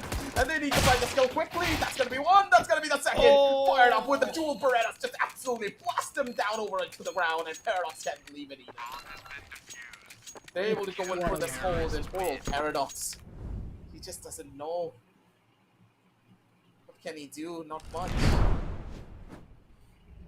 I mean, it's a good round though from either side, but because the bomb plant did went down, they can now afford for a force ban. That's what they're going with. They're going in with these fours, but the double nades of this time at least have done some damage. But Sway with the first kill, it's down to a 1v1 and well, a team kill. Paradox does take down Sway, so that's a P90 being taken away from her hands. But yeah, he needs to give his own drop right there, and that's a good round for Team Red Syndicate. Did miss the pistol, but never miss, the post plant scenario, and then get away with the second force by round. Now it's a bad eco condition for the Narcos, and these double nades onto the, like Church Gate really looks good, but still. I believe Team Red Syndicate they do have a big advantage. They do not want to just miss it. And Paradox, he has an AK at the same time. So losing Paradox means giving away an AK to Team Narcos. The bomb does go down. Escape out with only 2,000, but well, Sway, good to get the kill. Now it's down to Fired Up with the mag. Doesn't able to do much damage, and that's the second round. Team Red Syndicate, they look good in their own mapping so far. You just have to keep the team morale up. For Rat Syndicate, it's about getting these rounds slowly but surely, one step at a time. Keep the ball rolling on your court. Just keep it in position. Look for maybe the first shot and SK Wow. I mean, did he get caught with his pants down? It does look like it. Wow. Good round. A quick, to be honest. And I mean, yeah, we got to look at the replay because I really thought at a moment he did had, his util was in his hand while he was using it to maybe flash off or maybe go on with the smoke towards the under LA, but that did not really work out. Nonetheless, it was an eco. Now it's the bar round. So now we are talking for Team Knockers as they are up with an M4 AS, A1, and an A4. So this could be the potential round, but look at Paradox. There's no way he misses that. Sway finds the kill, but Paradox is in a very good position, and without even inflicting any damage, he manages to get the trade. Now it's down to SK. Wow, he's already walked up the under tunnel position. And oh no, this is such a bad spot for the side of Paradox. The Narcos, they win their first bar round, and this is which was much needed. 2-3 scoreline. Team Red Syndicate being at the T side, you don't have to amp up much at the economy. But yeah, learning from that round, I do believe Team Red Syndicate, they won't go on to boost themselves again. And they this time would really consider the pit push which they are really looking forward for. They're looking to be even quicker on this execute. It's Paradox. Worker from his side with Sway trying to slowly but surely pass on behind him. But maybe a flash. Something needs to be present on this engagement before they can go anywhere. First initial Molly being thrown at a very powerful angle by Paradox. It's the Molly, and that's gonna be a costly one. Fired Up took that engagement for free. And now poor old Sway stuck in an almost impossible situation to try and clutch this one out. Timing is everything. And Fired Up casually just sprays her down. 3-3. Team Narcos. They get another one to equalize, but that's as far as we can go. Good round so far it's been for Team Narcos. With the CT side, a 3-all. 2 more rounds remaining for the first half to get done. This indeed is the second map. Narcos has already walked away with the first map victory. Now it's down to these final 2 rounds. The Paradox with the stairs. Oh, this is beautifully played by him, but just not evenly able to get any value out of it. That would have been really big, if you ask me. But the Paradox! what? Paradox with the wrist flanking flick, and no man, no, he's no way feeling it. Because if he starts to feel it, Team Narcos not in the army. Get the post away with the lurk, gets a kill with an MP5. That's the last gun which I could actually use. The suppressed SMG hasn't been that delightful for me, but man, Sway really gets the final kill, gets the AK off the hands of Narcos, and now it's them again back with a 1-round lead. It's just a constant back and forth between both of these teams. The way that they play is just absolutely phenomenal. Up in the hands of Fired Up again, though. He is looking to be a little bit of a nuisance towards the opposition. First contact already given, and Sway is taking a back seat. Now, they gotta look for one more kill, but I like this play coming in from Narcos. They just ran all the way back. They're like, nope, we're not peeking anymore. I'm gonna let you plant the spike. I will play for a post one. I do not care. And that discipline is what could get Narcos over the finish line. Good nade, but this time no damage being inflicted.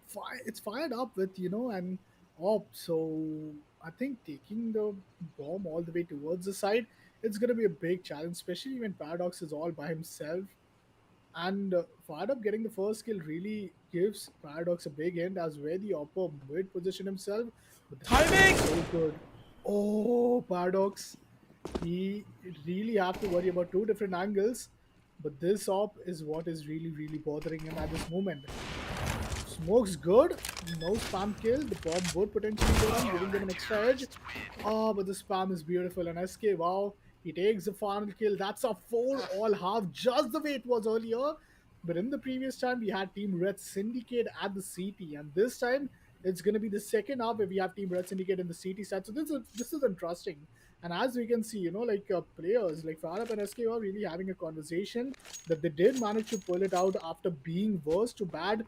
But now, as it's down to the final half, they really need to make a round with some quick pushes. But Paradox already gets first kill. Him with the USP, it's just so smooth. Some smooth headshots coming in from his side. One versus four fired up. Not the first time he's been in this scenario.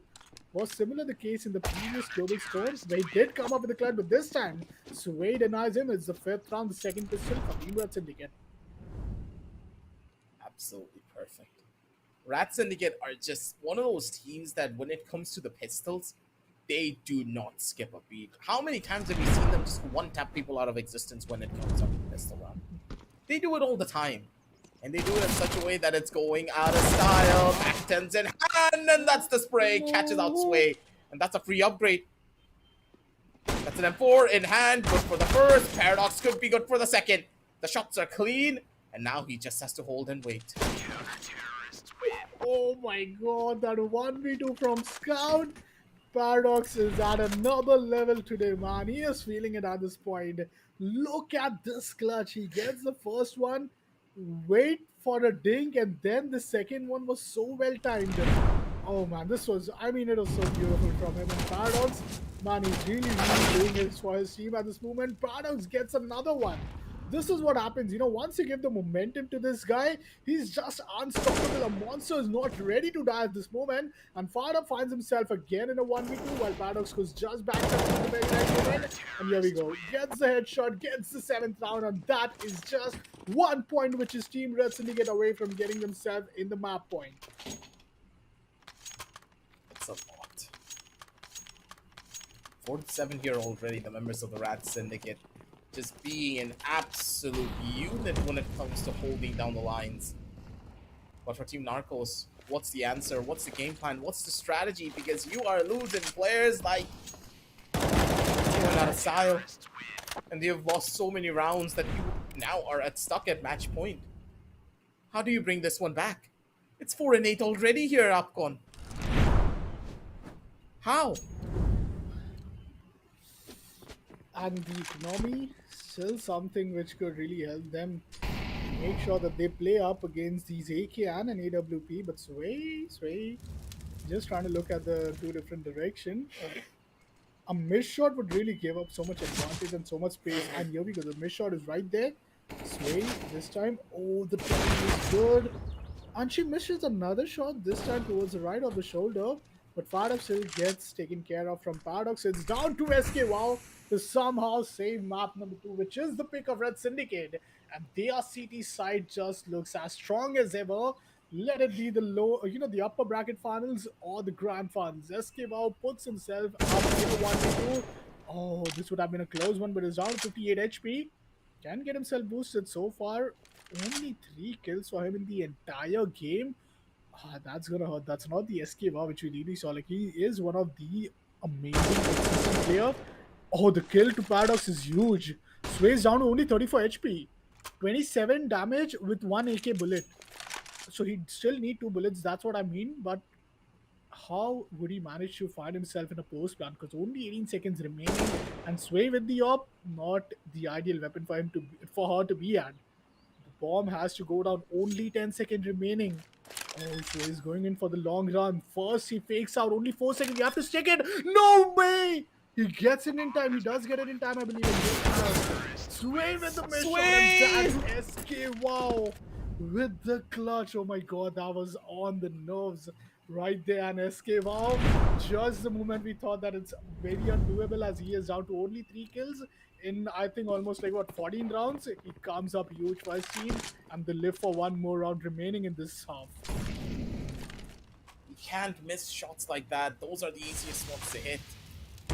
And that will cause a lot of pain and frustration towards the side of Rat Syndicate. But for Team Narcos, that is what they're banking on. That pain, that frustration will cause even more mistakes to happen and compound it into a lead that they are hoping to find. They need something big here. And with this, the 5 and 8 is right around the corner. That could be a 6 and 8 soon enough. But SK, wow, he's not able to find anything. Rat Syndicate, they're playing this one smart and disciplined. And this disciplined play can easily turn everything around. So he's really, really, like Team Red Syndicate as a whole are really shocked by this position. The Team Knockers haven't yet given anything for Team Red Syndicate to work for. All they have is just the A side and maybe the CT for them to just not get flanked.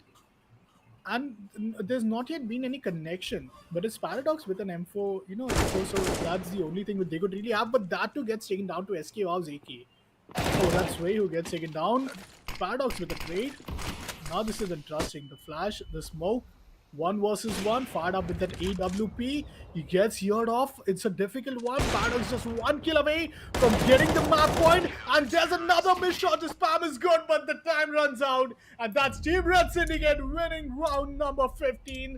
And that's a big win for them. That is the round which will take them at least to map number 4. And with up next map being the map of short dust, we are at least having been given one confirmation that it does goes to the fourth map. Will it go to the decider or no? That is something which we will still be awaited for. But man, what a map it was here at the entire team for Team Red Syndicate, as they do manage to find this map win. If it wasn't the case for them, I think this series would have been long gone towards the side of Narcos. But Narcos, especially SKWA with only 5 kill, I think players like it's not just you can't just blame them. It's just been such a long day for them. That consistency in terms of them having a consistent performance with the firepower just isn't happening that well for either of them.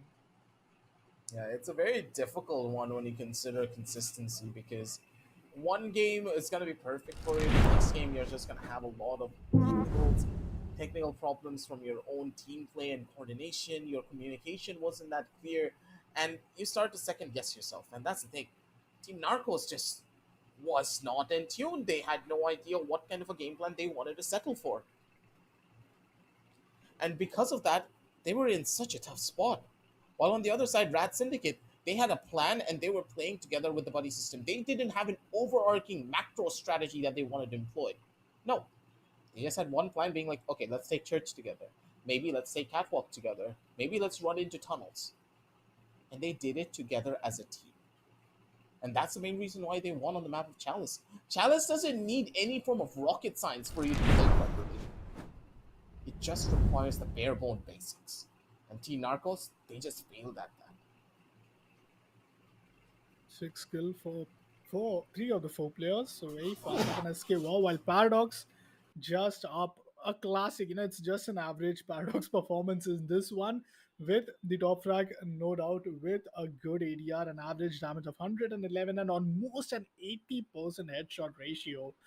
This player is just at another level today, and this is really bringing in it's just bringing in so many like advantages to the entire team itself. While Team Narcos now need to worry about their third map, which is going to be Short Dust. Short Dust being one of those maps where we did previously, see either side of these teams competing up against. It was, if I'm not wrong, the second match, and it came down to Team Narcos, who had like a big advantage in that map. So Narcos and Short Dust has always proven themselves. I still remember aggressive. It was a 7-1 score line, and that was the CT side lead which Team Narcos had in the Short Dust against Team Red Syndicate. So we'll take a look at the video, and we'll just like how long are we going here? Because I think after the 1-all position in the short dust, Narcos has picked it. So they know that they are pretty confident at it. Not just that they have won most of the short dust today, they've also won it against Team Red Syndicate in a 7-1 fashion for the first half, and then closing it down to a 9-4, which was almost a potential comeback. So what do you expect? Like Team Short Dust, do we think that Red Syndicate would have really learned a lot out of their first loss, or is it just an advantage for Narcos?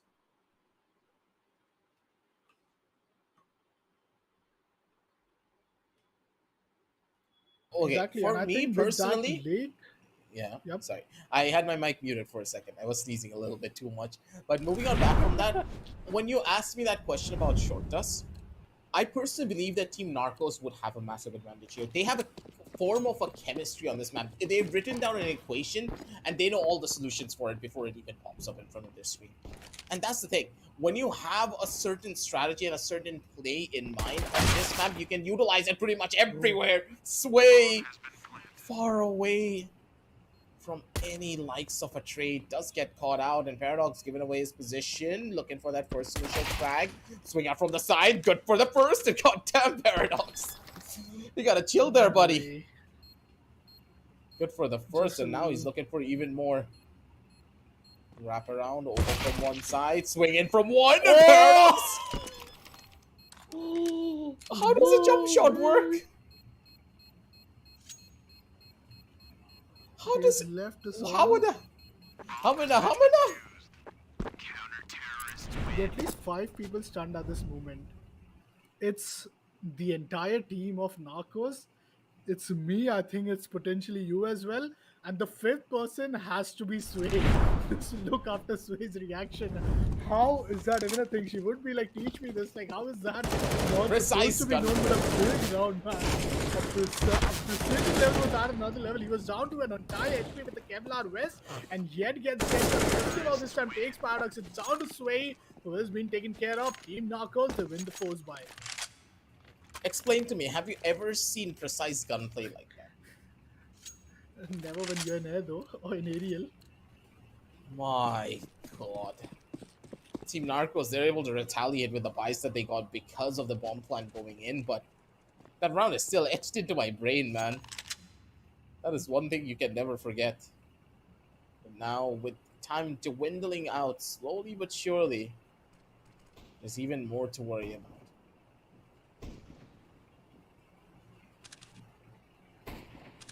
Scout with Paradox. We haven't seen Scout with Paradox much, like if you ask me.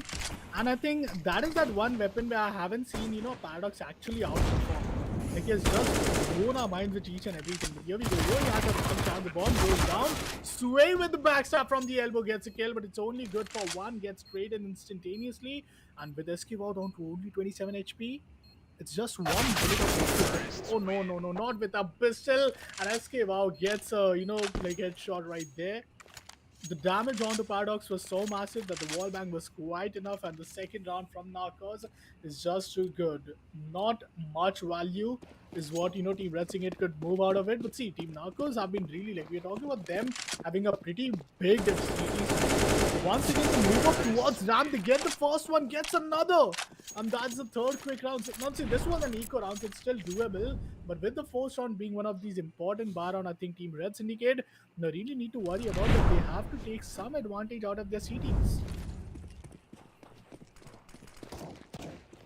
That's the thing. About this map, it's more like the more you play it, you have an understanding of when the timings are going to play through.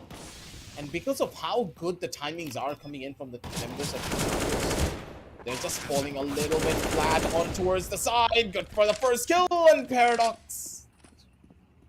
He's not happy about that one. Not at all. And now Team Narcos, they have a crossfire set up on this bomb. Good riddance trying to survive this one because this fight, yeah, it's gonna be a hard one. Even if you have a kit, you have no way of taking this without, at the bare minimum, getting the best isolated 1v2 spray. Oh, nice shot. Still she does it! Sway does a 1v2 clutch! Oh my god, that's big! That is Sway in a nutshell right there. When you really anticipate that it's all down to Team Narcos. And I mean, Team Narcos, they're so mad at, like the entire round. You can entirely see SK Wow was really depending on Fire Up at this moment. The flash was good. They might have not really anticipated, but Sway with two big headshot playing up against these AK. Wow, that's a big clutch for Team Red Syndicate. And that's what would give them the momentum that they were desperately looking forward for. Paradox has already taken the T-spawn control. He's going to walk up to the ladder, but oh, he's already heard. This is unfortunate. Fada would really get the better of him, and now it's down to Sway. Paradox really mad at this position, but Sway once again finds herself in a 1v2. Lucky for her, she does have the defusal kit, but is Team Narcos going to give it that easily? That's the question. Both the players holding the tunnel, and well, the easy head kill for SK Wow. The fourth round is up. Two more rounds remaining. Team Red Syndicate still looking to get some advantage in this half with their CT side.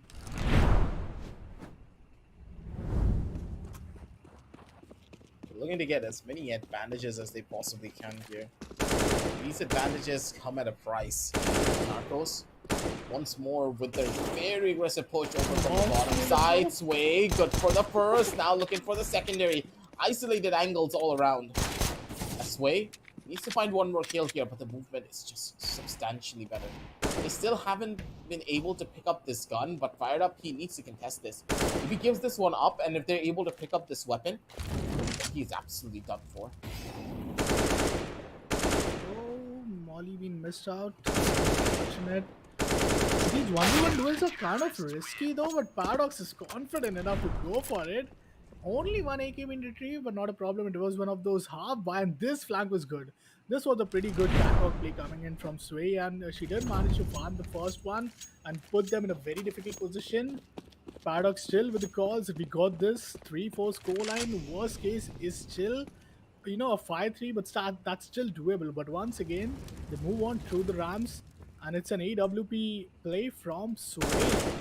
So, Paradox finds the first one, but doesn't manage to take him down quite yet. Now, this is a risky peak if he chooses to go again, because there are two players just line up to him. He might as well. Got the kill with SK Wow having smoke in his hand, but no first bloods yet from either side.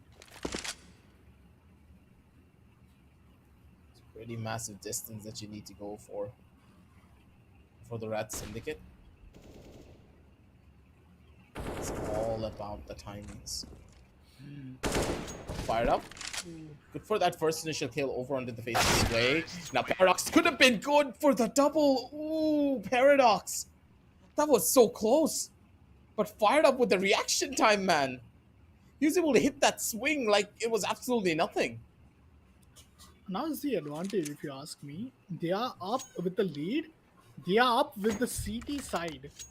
This is what really is concerning if you're Team Red Syndicate, that the executions are really going to be, really, I'll say, expected. Each and everything is so taken care of from Team Narcos that, they have been really good and they've proven themselves. But the first blood looks big, and now it's down to SK. Wow, 1 versus 2. Fired Up realizes that it wasn't the pleasant, of plays that she could have done, but still it's down to SK Wow, and Sway takes the double kill for herself in this round, and the pistols is being taken care of from Sway, and Team Red Syndicate, they get the 4th round victory. But will it stop Team Rockers from going on for the foes? But that's the question, because if you're CT, you at least need 1,000 more creds than the entire creds that Team T side might require, especially knowing that your rifles are 200 to 400 way more expensive, plus your incendiary being $200 more. But Sway finds the first one, but Doomsday anticipates there's a double kill there. Fire Up gets the first one. The hammer position has been holding off from the side of Fire Up. It's a 1v1, but Sway takes a 2k once again. 2 back-to-back rounds. Sway with 4 kills in previous 2 rounds. And I think Team Red Syndicate, they get the RG beginning that they were looking for. Narcos, I did not really anticipated them going on for this force buy, but this force buy did hurt them, as now the lead might totally go away in the hands of Red Syndicate after this round. Both of these teams, they're just neck and neck. No one really has a significant advantage over the other when it comes down to any of their plays, but maybe SK Wow. He's gonna put a wrench in those plans. Beautiful when it came down to the shots there, Sway. Looking to find a proper off angle over onto one. Needs to try and pick up the bomb here. This bomb It's pretty much sitting right at the edge of the Sahara Desert, fired up with the flank. Does get a couple of pop shots and a warning play that someone is towards the flank. And because of that, they need to run this one back.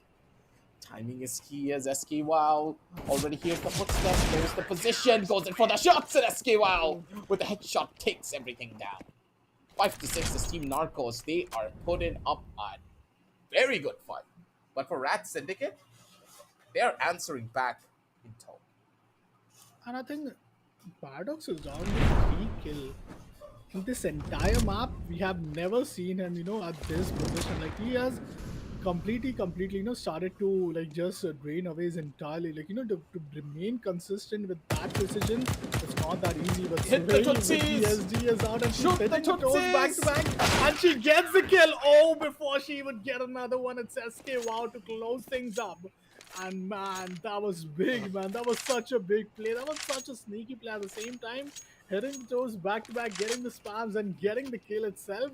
But now it's down to one more round as Team Red Syndicate. They go on for an eco, and this eco could be a potential map point, a second map point for Marcos. Now the push is really good enough towards the tunnel, but from the CT itself, Esquivo gets a kill, Paddock trades it and retrieves an AK. So this is an AK versus M4AS, and this is where the bomb also goes down, but the spam comes through and Fadab is gonna take him down. That's the map on a Team Narcos. They are looking so pretty decent in their entire map pick. Alongside that, the CT in short dust for Narcos is just unbeatable. Absolutely. The way that their plays are going down, it's incredible to watch. And Paradox, Oh, wow. he's looking to be a little bit more of a game changer here, though. Going on for the wrap. SK Wild's gonna be good for the first straight through the box. Well played from his part.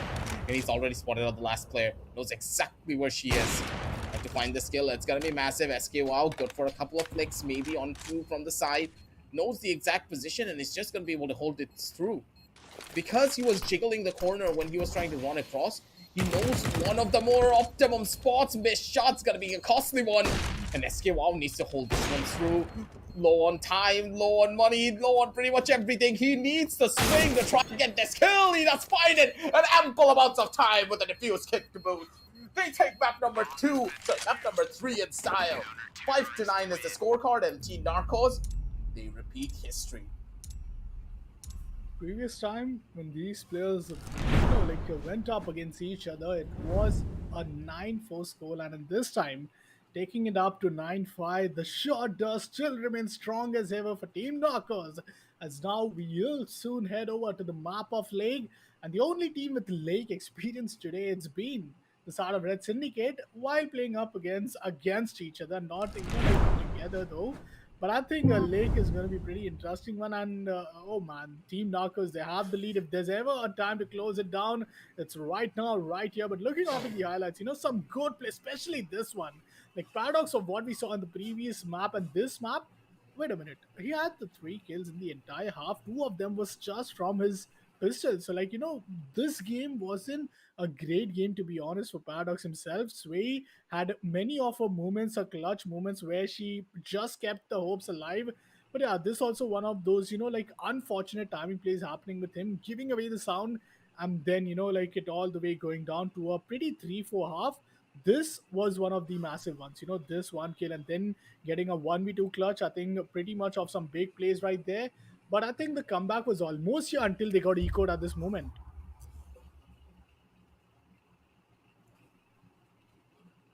It's just insanity when you think about it, right? How the members of Team Narcos were just building up round after round, even when they were on such a deficit. They have such a good control of the economy when you think about it, right? We haven't seen any team properly utilize the economy of Wingman the same way. Not really opting for full-on saves. They're still gonna go in for buys regardless because they know in Wingman the economy plays a lot more differently than what actual CS has in store. And if you're able to win that round by going in for a couple of force buys on the SMGs, you're still gonna have enough to go in for a rifle buy through that fourth round. So you're completely fine with it.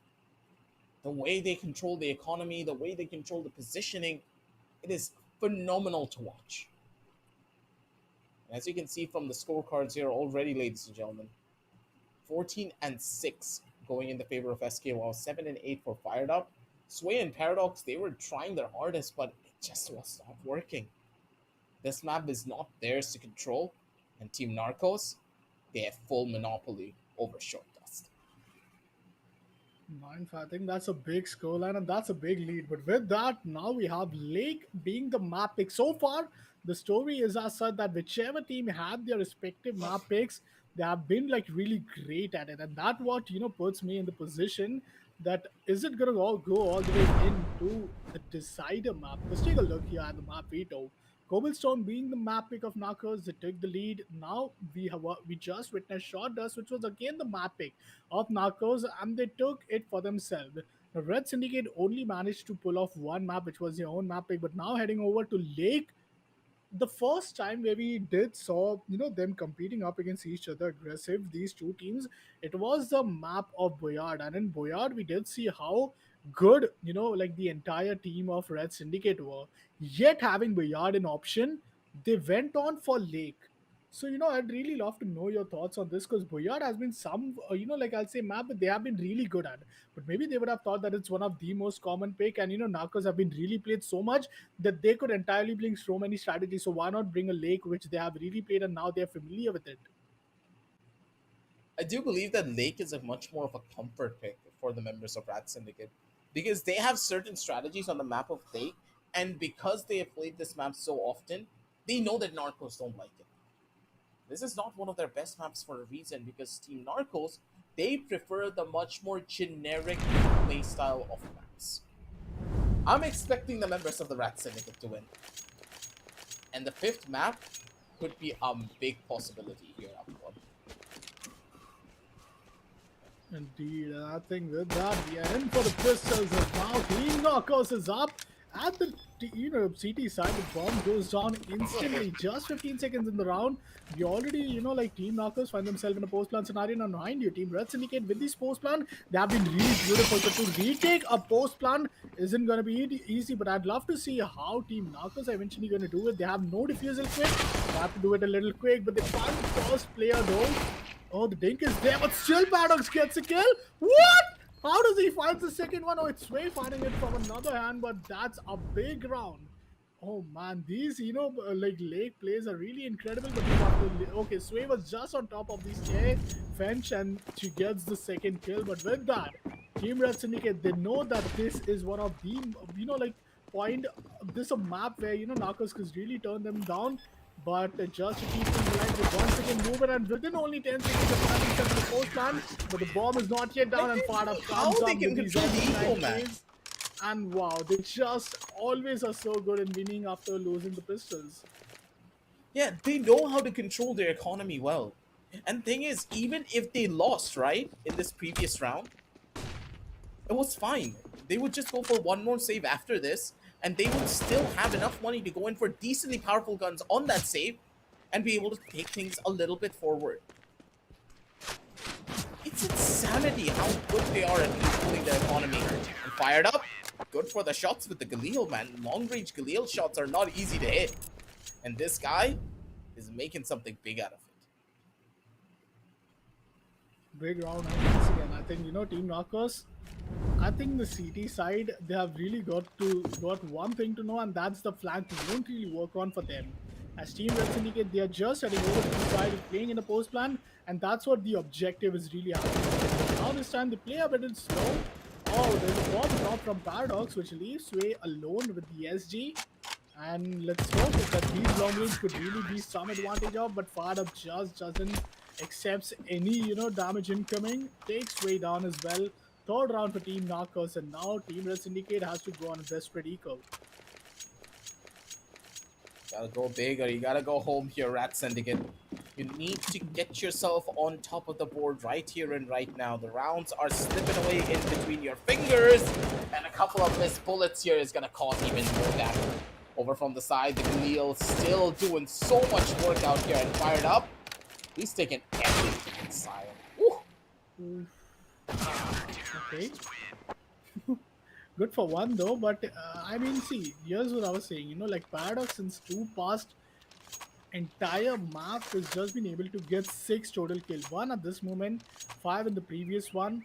And this is what starts to really worry if you're at Syndicate. Like he has been someone who has been a big X factor to this entire team. But now the op action and he misses that one headshot, which he really had when was being flashed out. But this skill is huge from Paradox. Now there's another player who's pretty close.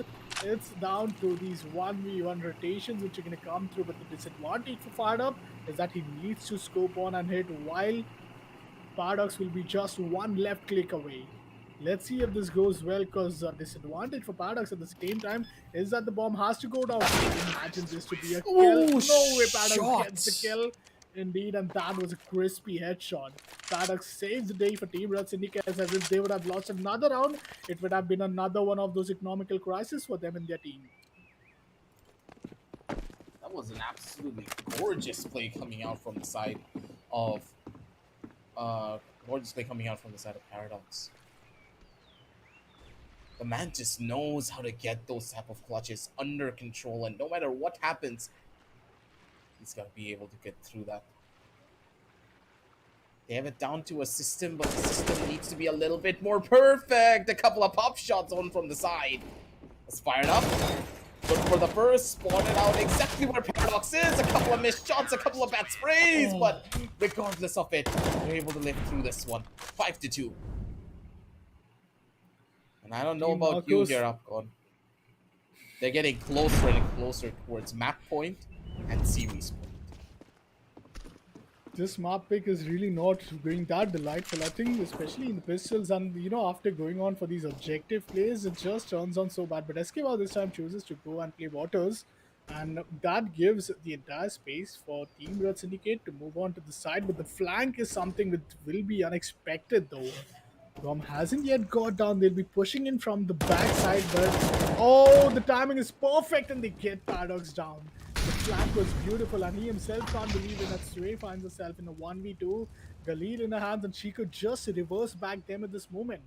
But the bomb hasn't yet gone down, so this is where the problem really occurs. And with that, the first half down in a 6-2 scoreline, and with that, rotations being called off, but that's of no use as Narcos are up with a 6-2 scoreline, just the pistol away. And if they win the pistol, I think that should be most of a sudden a big disaster for Team Red Syndicate, as they could not really have much, rounds for them to be, like as a safety margin. The margin of error for them is really down to almost zero. They can't afford any errors at this point. While Paradox gets spotted, gets the first kill, looking for another, but getting down to 27, but doesn't stop him from getting the peaks. Sways up on the upstep position. A 1 versus 2 with Paradox is all of a sudden down, and well, Ooh, that that headshot shot is what he needed, and a big kill. Paradox is going to be denied. The bomb is still down, and Sway playing the time here. Sway is such a good position as well to play around with here. Thompson gotten picked up, and because of the position that she is playing, she pretty much covered every single corner of this map.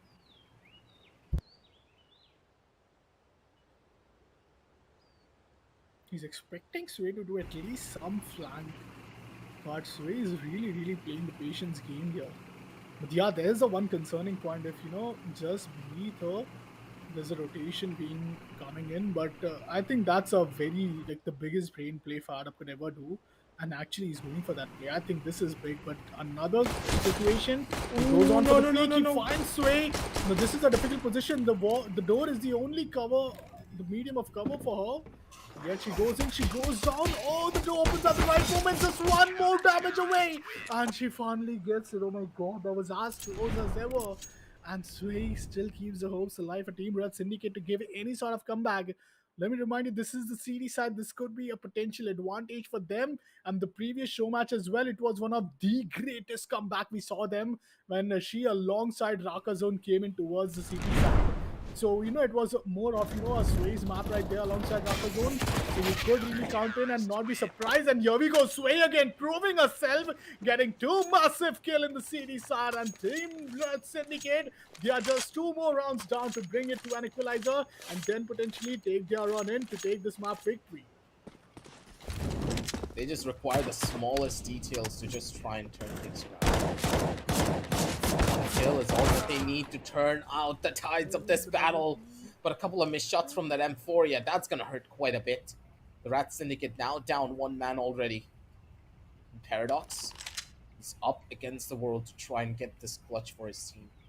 To keep them alive in this tournament, he needs to come out big. And if the members of Team Narcos lose this round, that's almost a guarantee over towards Rat Syndicate that they will be able to take one more away to equalize. And that equalization will be key for their victory. Not really the strongest weapon in the hands of Paradox, but this is something that he can make work. They're both in the one tap range according to the weapons damage. He finds that first frag. He's gonna be more than happy about it. Position's already given. Good for the first, but he's not good for the second. Fired up. How? How do you hit that shot? Oh my god. It's so bad. Through the so floor. sad. Fired up, hit him through the floor. Ooh. And a wall bang headshot. Paradox. It's so hard for him to overcome the previous round, but now they have the decent bat. It was more of a bonus for them, and this time it's 2 AK playing up against a P90. The Sway, she did had a pretty big beginning in the previous round. Dealt with some good damage, but look after the position. Oh, just the moment Esquiva opens this door down the garage, it's gonna be, just Paradox waving him. But well, Paradox is gonna be instantly denied through the flank in the waters, and now it's down to Sway. It's the series point which would all come down to it, and Esquiva already choosing to play the long game. Just wants to get intel. He knows he's the only player with the maximum HP to could afford to play these 1v1. But Sway with a P90, not the most ideal weapon unless you're in a close range and with some util in your hands. So the run and gun P90, the best thing to really work on for, but this is a very wrong position, and Sway not yet spotted. She's waiting in the corner. Even if some players go up towards the say, they might not really look at her, and that's the thing. Sway is still playing the patience game, and wow, this is going huge right now.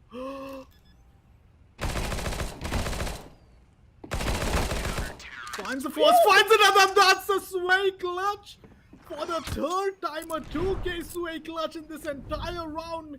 They waited all along this way, and finally Sway with this anonymous position.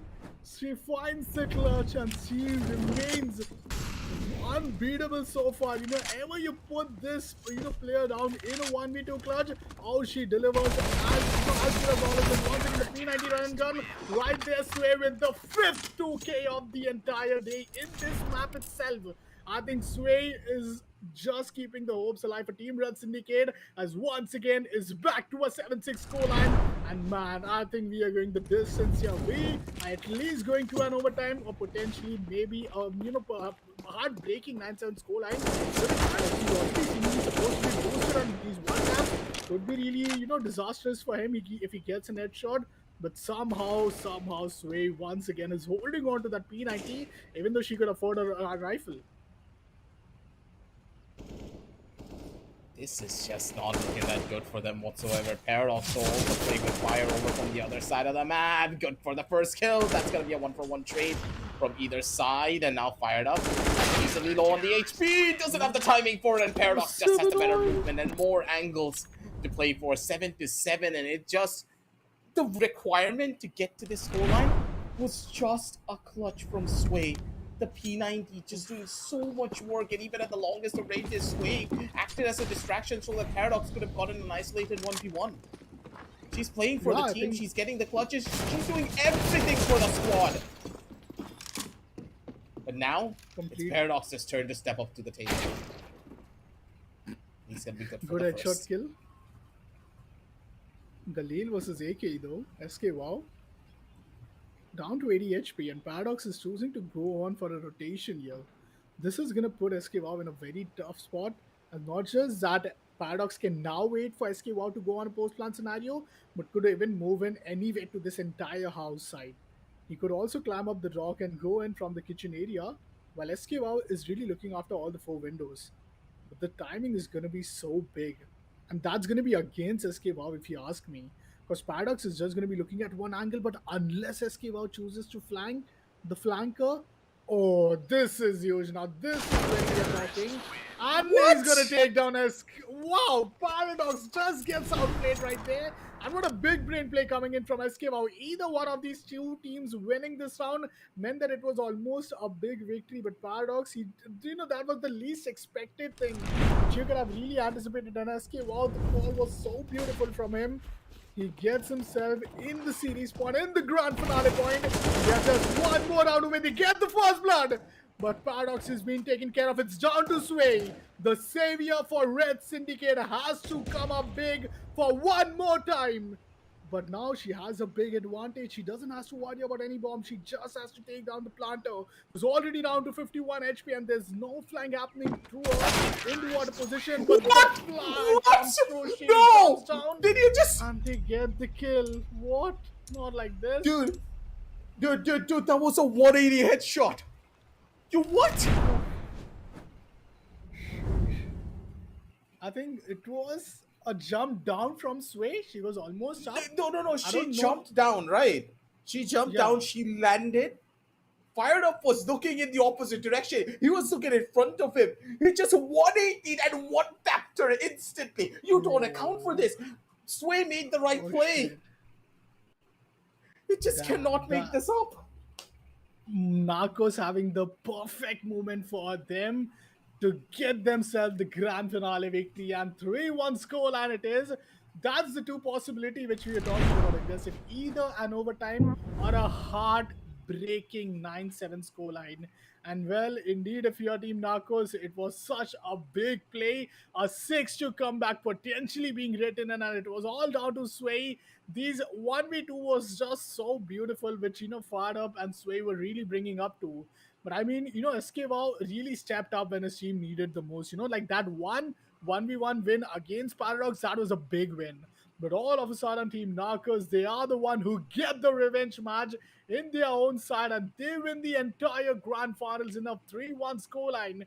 What a big delight it is to watch these players still keeping this entire, CS culture alive, and especially when it's a completely LAN environment for them. But man, it was a great day, to be honest. And this headshot from Farab, oh, this was completely a denial. And this is where Sway really started to build up a 6-2, and then it was all down to her in each and every round. This was also one of the most heartbreaking, plays, and especially this 2K. Man, I believe, there were so many moments right here. 2K in the previous, 2K in another, and after this, I'm very sure there was another one of these, instincts. So Paradox came in with the 2K, but this is what brought themselves to a 7-all. But after that, it was just Team Red Syndicate who decided to end things into their own matter. And SK, wow, this was a big round for them. Yep. The way that the game sense kicked in. It was like, okay, what would I do in Paradox's situation? If I'm not inside of the building, if I'm not on that second floor, I will go outside. He just walked into him. He went to the exact same route, the exact same positions, and played it like Paradox. He expected this fight to come in. And there is a reason why they deserve this victory. Team Narcos, they put themselves into the positions of Rat Syndicate and played them like a fiddle. Reading your opposition is just as important as out aiming them. And the way that Fired Up and SKY played here was phenomenal. Fired Up right up till the very end, used his mechanical skill to just absolutely demolish his opposition. And Sway just didn't have an answer. What could she do? She got 180 headshot, and there was a chance that she could have clutched that round and sent us over onto an overtime. But you can I never mean, any which quantify a ways. player's mechanical skill. And Fired Up And if you make sure that ask, we can never quantify it. the wait, I think, for the Lake map aggressive was in the end actually worth it. Either side, the show match of Lake went to a double OT. I think so, and not double OT, but at least a single OT. Single And OT. when we saw this, going in for the like almost the fourth map, it came down to Team Red Syndicate actually taking the win in this very own map. Like this was a very difficult map, and just the way you mentioned, like it just has so many sides to worry about. It has so many of these disadvantages if you are just playing this entire game.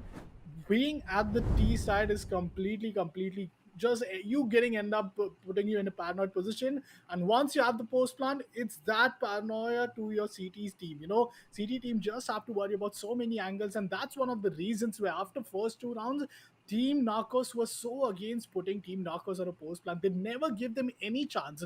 Even if they just ran in going on for a quick 15 seconds post plan scenario, just in the start of the round, they were totally being denied from Team, Narcos. They were not letting themselves, or at least putting themselves in a post plan, because that would have been the worst case scenario, especially if you're the CT side. You're going to afford that $400 more for your diffusal kit. And there was even a chance where they did got that diffusal kit eventually bought up to be the savior. But there were so many rounds, so many things to talk about. But in the end, SK Wow and Fired Up, these experienced players, this commitment from these two players, we have not just seen it in other tournaments, but even in this tournament. Like that commitment of them just keep themselves grounded and just, showing the presence here. The revenge game was completely great. But Team Narcos and especially SK Wow and Fired Up, they come out to be the winners and once again takes their title in for themselves. You gotta love it when you see it, man. All around, this is how you have to play it through. Keep it smart, keep it tactical, and never ever give up. The way that the players communicated, the way that both of these teams just were inside of the server and how they played it out through. It was incredible. And this is the type of incredible plays that only happens when players have played together for years upon years. The chemistry, the synergy that Fired Up and SKWOW had. They deserve this victory purely based upon that. Don't forget, there's a reason why it's called Wingman. There's a reason why it's called Dynamic Duo. You need to have trust in your partner. And there's a reason why you need to always have a wingman in real life and also inside of the game. And for Fired Up, it's SK1. For SK1, it's Fired Up. They both deserve the prize. We'll split it up, do whatever you want with it. 50K is inside of your bank. And you can go crazy with it. Go on a trip. Go do something big. Because honestly, you guys deserve a break. This was a phenomenal tournament coming out from your side.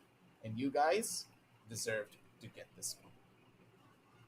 Exactly, and I think for us as well as a viewer, what a great epic grand finals it's been so far in a BO5 for the first time. Not just that we witnessed Global Stone, but also getting Lake in the edition, and a show match was just kind of a treat to us as a trailer. While the entire series of this grand finals ended up with a 3-1 score, and so that was a big day. I mean, aggressive. It's been a real big day for us, but and for our players as well. We all at a given point of time are really tired, but what is not tired is definitely the laptops in which we are seeing these players play up against. And here we go, the champions. It's Team Narcos winning the entire Lenovo Tech World India edition, presenting the dynamic duos of CSGO. And man, as I was saying, it's been a long day, but the way these players completely were so consistent in and the consistent performance at Lenovo, man, you gotta give it up, to this entire play of them and also to the entire system that they were really working on. And a big heads up to Lenovo laptops as well. Yep. The Lenovo laptops lasted for this long, and you know for a fact that laptops will never last this long when it comes to overheating. So make sure to check out all the links down below in the description. Get yourself a Lenovo laptop right here and right now. There's a lot of great deals down there. Check it all out. Links down below. Make sure to hit that like, hit that subscribe, and also hit that notification bell. And I gotta thank you all for stopping by with us for this journey. It's been what, a solid 9 hours. It's been a while that we have been here, ladies and gentlemen, and thank you all for being with us. But for now, it's gonna be your boy Aggressive with Upcon signing on off. Baba Gusta, he's in the background somewhere. He's watching, he's listening. He had a lot of technical difficulties, but he was glad to be here to entertain you guys as well. And we're gonna be signing on off, and we're gonna be seeing you in a lot more tournaments moving on down the line. But for now, we're closing things down for the Lenovo Tech World India Edition presents Dynamic Duos Counter Strike Global Offensive. And we're gonna be seeing you next time with a lot more tournaments. Bye bye.